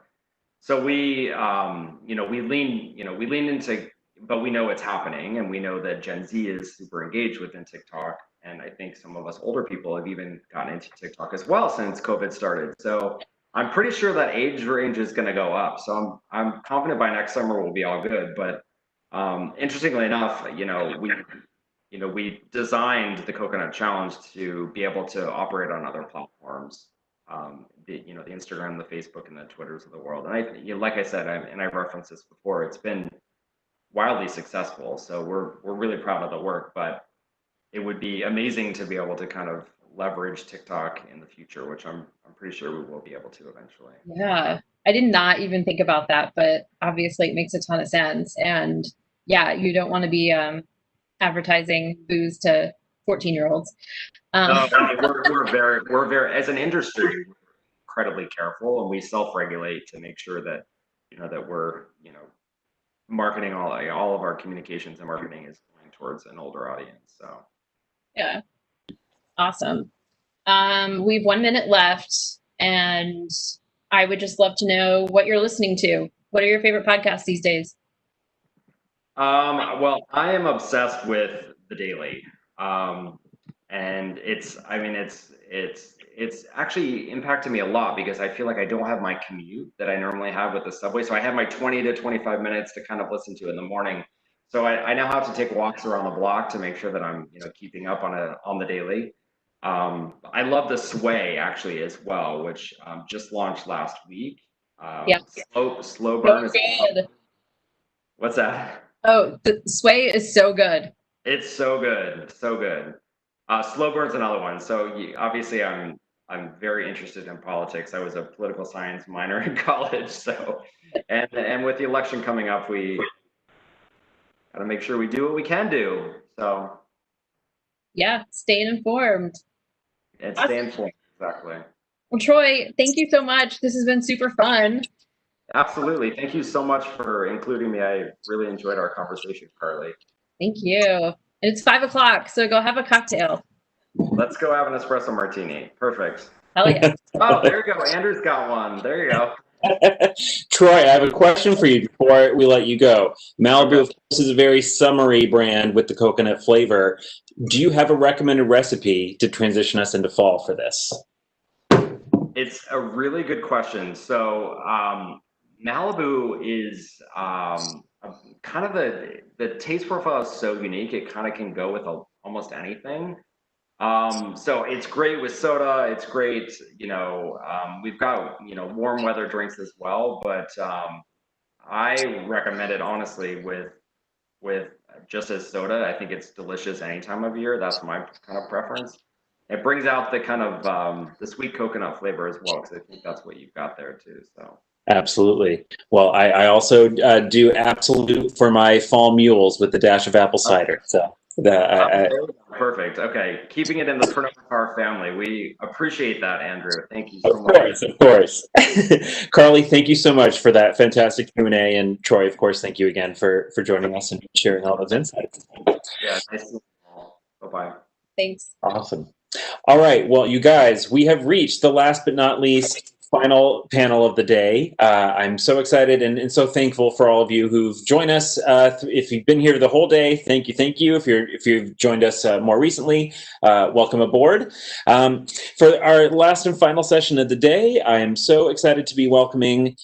I've lost track of my script here. For the last session of the day, I'm so excited to be welcoming Miguel Quiroga. He is the CEO of Visible, as well as his colleague Minjay Ormez, who is the Chief Marketing Officer of Visible.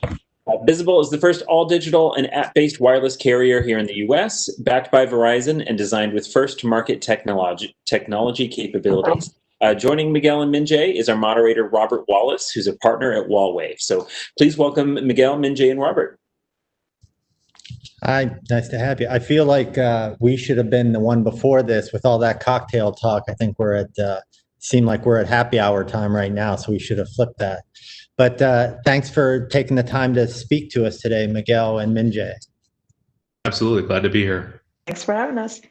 Absolutely. So just to quickly introduce myself, my name is Robert Wallace. I am a partner at Tallwave, which is a customer experience design company. We run the gambit from strategy to product design and development, branding, and digital marketing, but really putting the customer at the center of everything, because we know that's the only place that growth can come from. So I was thrilled when they asked me to moderate this, because I know Visible is really all about a customer-centric engagement, as frictionless as possible, and taking the mobile experience, thinking about all the friction points and how can we help alleviate those, which probably is a good thing during this day and time. So very quickly, Miguel, do you want to say a few words about yourself and your background?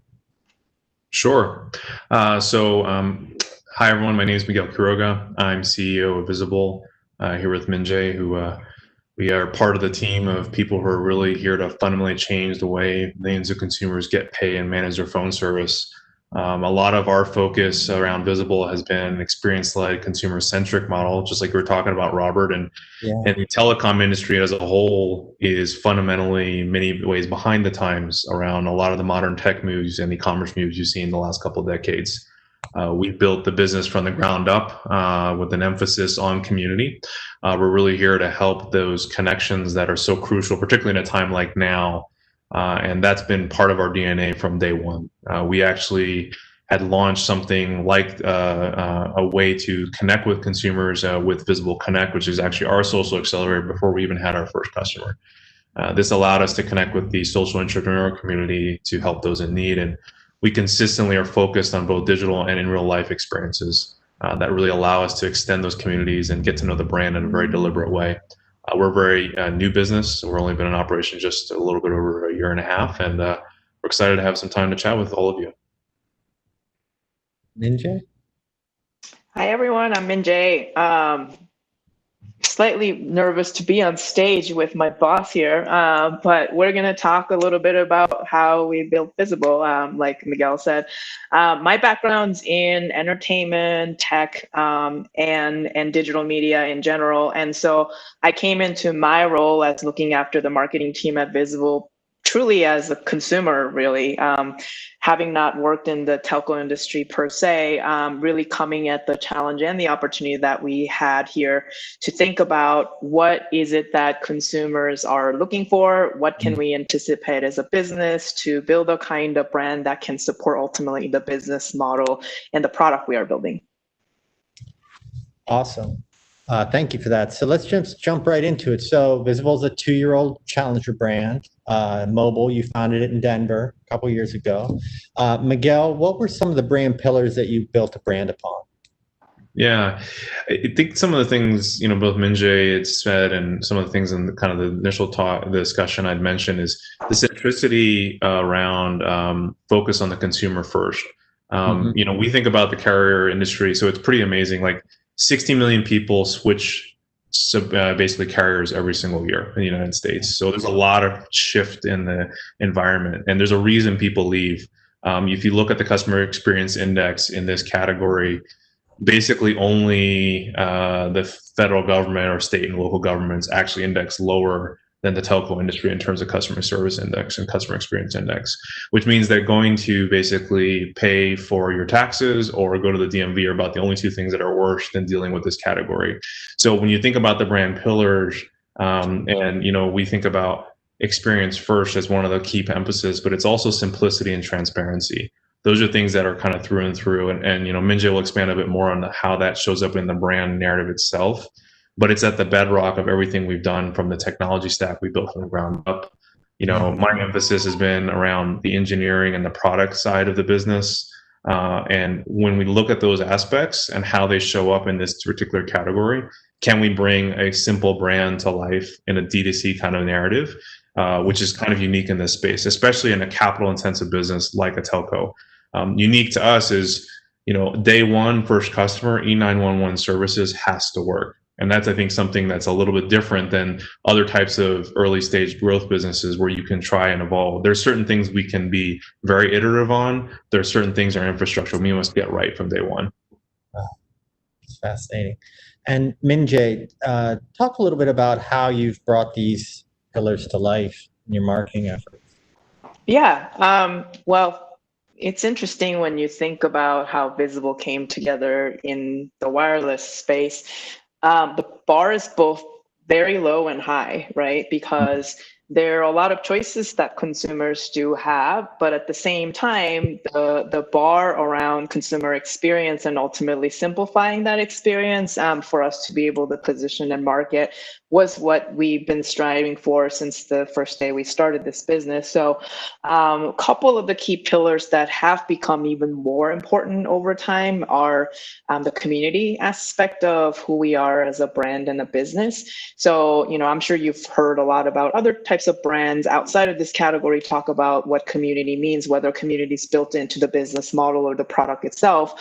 Ours is more organically built, meaning even though your phone is something that everyone has, and if not two or three, and you spend so much time with it, sometimes more than the people in your life, and yet you don't really think about your phone service that much. It's the thing that fuels your phone, but it's usually the hardware piece of it you think about, not the technology behind it. So we really had to spend some time thinking about, well, if we want to have a different kind of a relationship with our consumers, how do we do that? And it was really that community mentality of, one, bringing people into what we're building and getting their feedback constantly, and two, treating our existing members just as well, if not better, than new members who are coming in, to make sure that, hey, we're invested in you over time. It's not just about that transaction that happens once you sign up with us. And the other piece about our brand that's been important so far has been the transparency aspect, meaning when you think about, right, the choices that you have, oftentimes you are having to do a lot of work as a consumer to think about, okay, what are the taxes and fees, and what are the features that I get? What do I really get for the value of the money I'm paying for? And so from the get-go, we've simplified what we're selling from a brand perspective and a product perspective. So we really only have a single line plan. There's one plan, not like many from which to choose from, but a single plan that is simplified so that you get unlimited everything, and it's literally $40. It doesn't change every single month. So that's just one example of how we've been trying to do the hard work on the back end, so that you as a consumer don't have to think about what is it that I'm getting and how do I get it, and you don't have to, you're spending that energy and time in different ways and be able to have a different kind of a relationship with us as a business. Yeah, totally. It's like looking at that customer journey that's normal and figure out where it stinks everywhere along the line, and just figuring out what could we do to fix all those places that stink. and all of a sudden you have this game-changing experience that people really love. And I think it's really smart because it'll really build an emotional affinity, I think, because it's so painful to deal with your normal carrier in most cases. That's fascinating. So thank you. Tell me, and either one of you can jump in here, what did the first 2 years of the business look like? And what's it look like post-COVID? The idea of an essential business has been bandied around. A lot of folks, what's essential and what's not. It seems to me that your wireless carrier probably became more essential than ever now that we're all working from home. But I'd love to know what it was like before and what it's like now. Yeah, I think maybe I'll take this one first, Minjay, and then we can toss in some more thoughts here. I mean, the early stages of the business, like any early business, were very iterative. We were, basically launching new features to market. We were actually co-creating with our members, learning from that experience. That feedback loop that Minjay was referencing is so crucial to the quality of our business and the quality of the features we want to provide. So we were well on our way. We often, I think, envision our business in many ways the future of phone service, and in many ways, I think COVID fast forward the future to now. It kind of the future caught up to us, if you will. A business like ours, not only are we 100% all digital, no retail storage, a 24/7 digital customer service, we actually recently even moved our cultural dynamics to be a permanent work from home model. We're now a 100% digital business, also operating as 100% digital from an employee side. And, we thought these moves were important to, number one, help the members that we're serving every single day as we build the business around them and with them in mind, but also to ensure we have the appropriate culture from the inside out to prepare and create the right experience we want to have. It's been a challenging time for everyone. I think in many ways, this moment, like everyone said, has been saying, it levels the playing field. Everyone's the same. Everyone's sitting on Zoom calls or video conferences, but we want to try to create the right environment to both have bring the right capabilities from our members, but having the right focus around employee safety and employee support that we need in these kind of trying times. Minjay, anything that you'd throw in? How's your world changed from a marketing standpoint?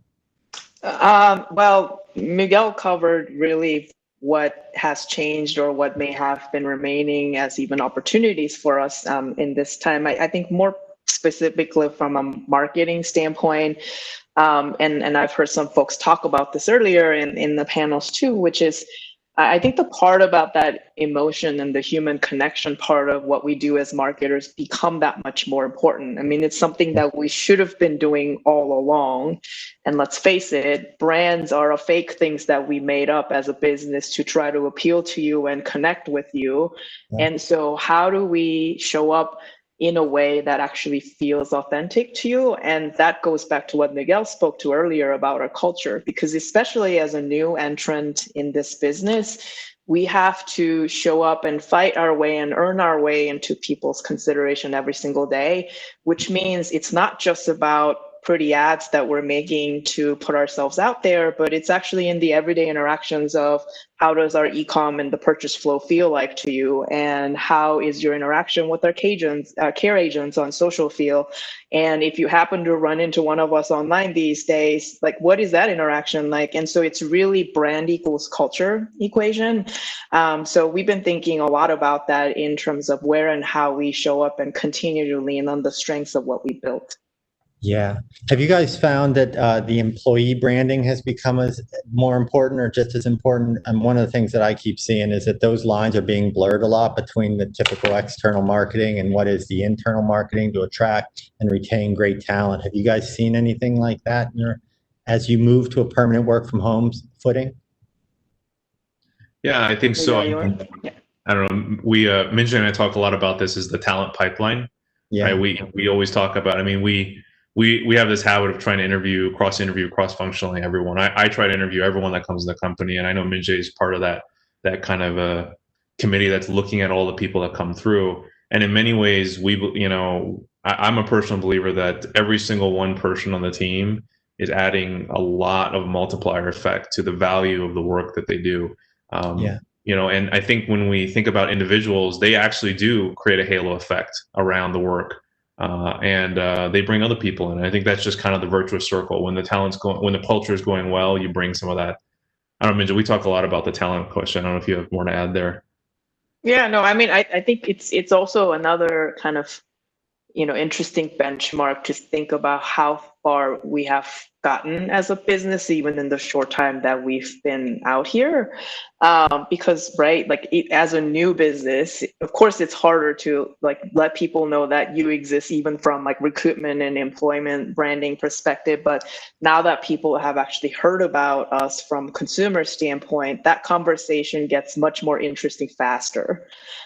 So that's kind of something else that we've observed, and seeing what it is that people see from I mean, it's honestly a gift when people come to us and say, not only are you the kind of business that I'd like to buy or do business with, but like I'd like to work with you. There's no bigger testament than that. It is. That is awesome. Well, it's so funny too. I mean, Robert, like I know the first time we were hiring, when we were in a dark mode versus now, like we actually have people who are members showing up in interviews like just last week, and that's a very different dynamic than trying to convince them why the business is viable on day one. So I think it's all a journey there. So that's terrific. That's terrific. How do you acquire new customers, especially given in the first couple of weeks after COVID, there was some service interruptions and protection from the consumers and those type of things. Talk to me a little bit about the nuances around the wireless industry right in the early days after COVID, and then how that may have impacted your customer acquisition. It's interesting. So, as we moved into COVID, I think we're better staged than most to have this type of dynamic for remote work. Even before we went permanent remote, we didn't miss a step in our operations. I'm pleased to say I'm really proud of the team, and they really rallied together. I think you mentioned this earlier, like phone service truly is like one of the most essential products and needs that everyone has. So it was important to keep that really focused and unimpacted. We actually didn't miss a beat in our acquisition work. And in many ways, what we would do is we would help consumers who were in need. There's several different programs, one of which was called Visible Acts of Kindness, which is part of our way of reaching out to people who were in need. And we've made sure to try to take care of those. But, when we look at the last, say 6 to 8 months now, we were really set up for this. And what in many ways has been a challenge for many, we've tried to lean into, because we think this is kind of the future of what's going to have to happen anyways for businesses, is how do you really maximize a situation like we're in? And we feel we're purpose built from the ground up to do so. Great. Okay, so let's shift for a little bit. We mentioned a big part of your business is obviously engaging customers. How did that change your view on Red Rocks Unpaused? You're in Denver, Red Rocks is nearby. It's a great event, killer location, but we can't do anything in person. So how did that, were you already signed up with for Unpaused when COVID hit, or had you not even been involved in it? Let me take this one. So music has always been a big part of how we built this brand, and how we connected with people. And again, as we've heard from many folks throughout today, it's one of the parts that it has two things built into it, right? One is that community and the connection aspect of how people connect with the artists or with each other around the fan communities and the artists. But the other part is back to the emotions. Like, how do music make you feel? And I'm sure we all have moments from our lives where you remember very, very, very specific things around types of genres or songs or artists. And I remember when XYZ. So it is a powerful driver, right, for us to be able to be a part of as a new brand, to leave a bit of a memory of us with you. Because let's face it, phone service is one of those things you got to think about even before you switch. You got to find out who we are, compare us against everybody else, price and comparison shop, and then maybe make the decision to switch. And it's a long game and a long journey. So therefore, we have to kind of like leave the breadcrumbs for you to not only figure out who we are, what are we selling, and that we are a better option than perhaps what you got going, and switch.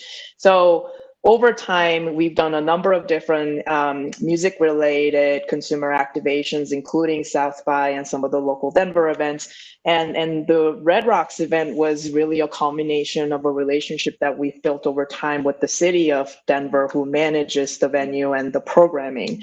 And as you said, Robert, really, you know, this year has been just a lot of pivoting because everything is changing, and how do we really navigate around this and maybe look at this as an opportunity to program and come up with something that could be unique. And so from a business perspective and driving the impact perspective, we wanted to revisit this idea and the event that we created end to end, and think about how do we create a virtual experience to connect with people who may not already know about us, and once again put ourselves kind of front and center. But really, the magic of the situation was the partnership that we had with the artist, and then again with the Denver City Arts venue, where they were so open to kind of these crazy ideas that we came up with, to, you know, anything from like literally turn this 180 degrees around from where you would normally seat people, but that became the stage. And then not having anybody in the audience physically meant that we had to come up with a bunch of different ways for the artists and the fans to be able to kind of go back and forth. And so it just really became this amazing emotional experience where 89% of the people who watched told us that they actually, this is the way that they found out we exist, and now they're intrigued about finding out more about us. Wow, that's a great great metric. How else did you feel that it was a success otherwise, from a metric standpoint and a marketing standpoint? I know it's hard to measure, but did you have a lot of live streams and those type of things? Yeah, absolutely. So we ended up seeing close to 9 million people watching our event, and 2 billion press impressions. And look, these are qualified impressions and people, meaning people who had the intent to check us out, with 100% of the share of voice we owned as a brand, because we managed the entire thing end to end in partnership with the city and the artists. And so it's truly the kind of an opportunity where we created something really meaningful and special out of nothing. And as a brand and a marketer, it's an opportunity that didn't exist. So in that sense, to have introduced our new budding brand and a business to that many people, and for them to all now know who we are and what we're about, and for them to consider us, it was a huge win. That's terrific. I want to jump into some of the questions from the audience here real quickly. I think this is a good one. So how should older brands, older in quotes, brands gracefully enter newer technology spaces? Examples like TikTok and esports. It's fascinating. Visible, I believe, spun out of Verizon. So you've seen both worlds, the big and the young. So I'm curious what you think about that. I'll point that to Miguel, I guess. Yeah, I think so. Although Minjae, I think, has a lot to say on this topic.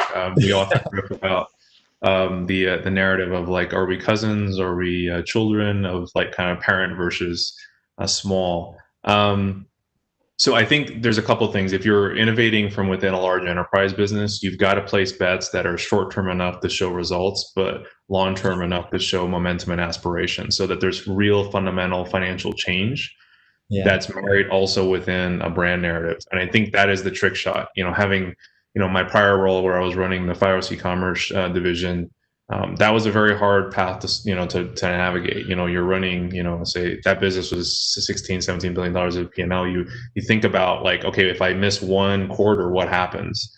But you have to demonstrate that it's the only path forward, and many times. So I think that's one way to think about more of an established brand dynamic. I mean, the other example is like, this is what Visible fundamentally is. It's an innovation bet based on trying something fresh and new from a blank sheet of paper. And then, Minjae could tell you forever, like all the things we could try that the parent company probably wouldn't. And because of things like, the right platform, or more importantly, the right target audience. I think that's where it gets interesting. Yeah. Anything you want to add? I mean, I think it's harder as, of course, an established and more mature business in the brand to try to pivot or try something new. But really, I think if we are truly paying attention to what consumers are explicitly or implicitly telling us in data, it requires change. I mean, honestly, this year I know has been a hyper example of it, but it shows you change is the only constant. And so really the question, number one thing comes with, I think, the mindset. Are we going to proactively get ahead of this? And again, even seeing something like this year as an opportunity to revisit our priorities and what we ultimately build and provide for our consumers? Or do we react to this and kind of constantly feel like on the receiving end of change? And it's a hard thing, and we're all humans, and so we can only have a capacity to take so much change on. But from a business perspective, I think even older or mature or traditional businesses are capable of having that mentality to think about what you do and how you do things differently. Yeah, I completely agree. It goes back to that journey. So you have that journey and you're either going to be the one that disrupts it or you're going to be the one that gets disrupted if you don't. But customer expectations are changing whether we want to or not for a variety of reasons, known and unknown. And we've seen that a lot as well. We've worked with a ton of startups and a ton of internal startups, so to speak, in larger companies. So thank you for that. Let's see, we have 3 minutes left. How do you see your audience demographic expanding to be more inclusive as the industry grows and evolves? Minjae, why don't you talk about audience? I know that's one of your favorite topics. Well, I think the truth in numbers is the opportunity Miguel spoke to earlier of the opportunity size of the number of people who do switch phone services every single year, despite the fact that it's perhaps not the most enjoyable experience. So it's really not about the math of how many people can we potentially win over as our members and become, a part of our target audience. But it's also as a business about having a point of view of one, because of the brand values we talked about, because of the experience that we're strategically being really focused around, because of the price point, but the quality of service that we're offering. Ultimately, when I think about this, I think about it as we're trying to simplify what we offer so as to be able to appeal to a lot of people, if that makes sense. Meaning, yeah, it's the best of the both worlds of the e-commerce business and Verizon's infrastructure and operations that we're able to leverage. And so that, yes, tends to mean typically the early adopters, and therefore our member base tends to be younger people, right, who are digital natives and digital adopters and so forth. But that doesn't mean that it's only good for young people.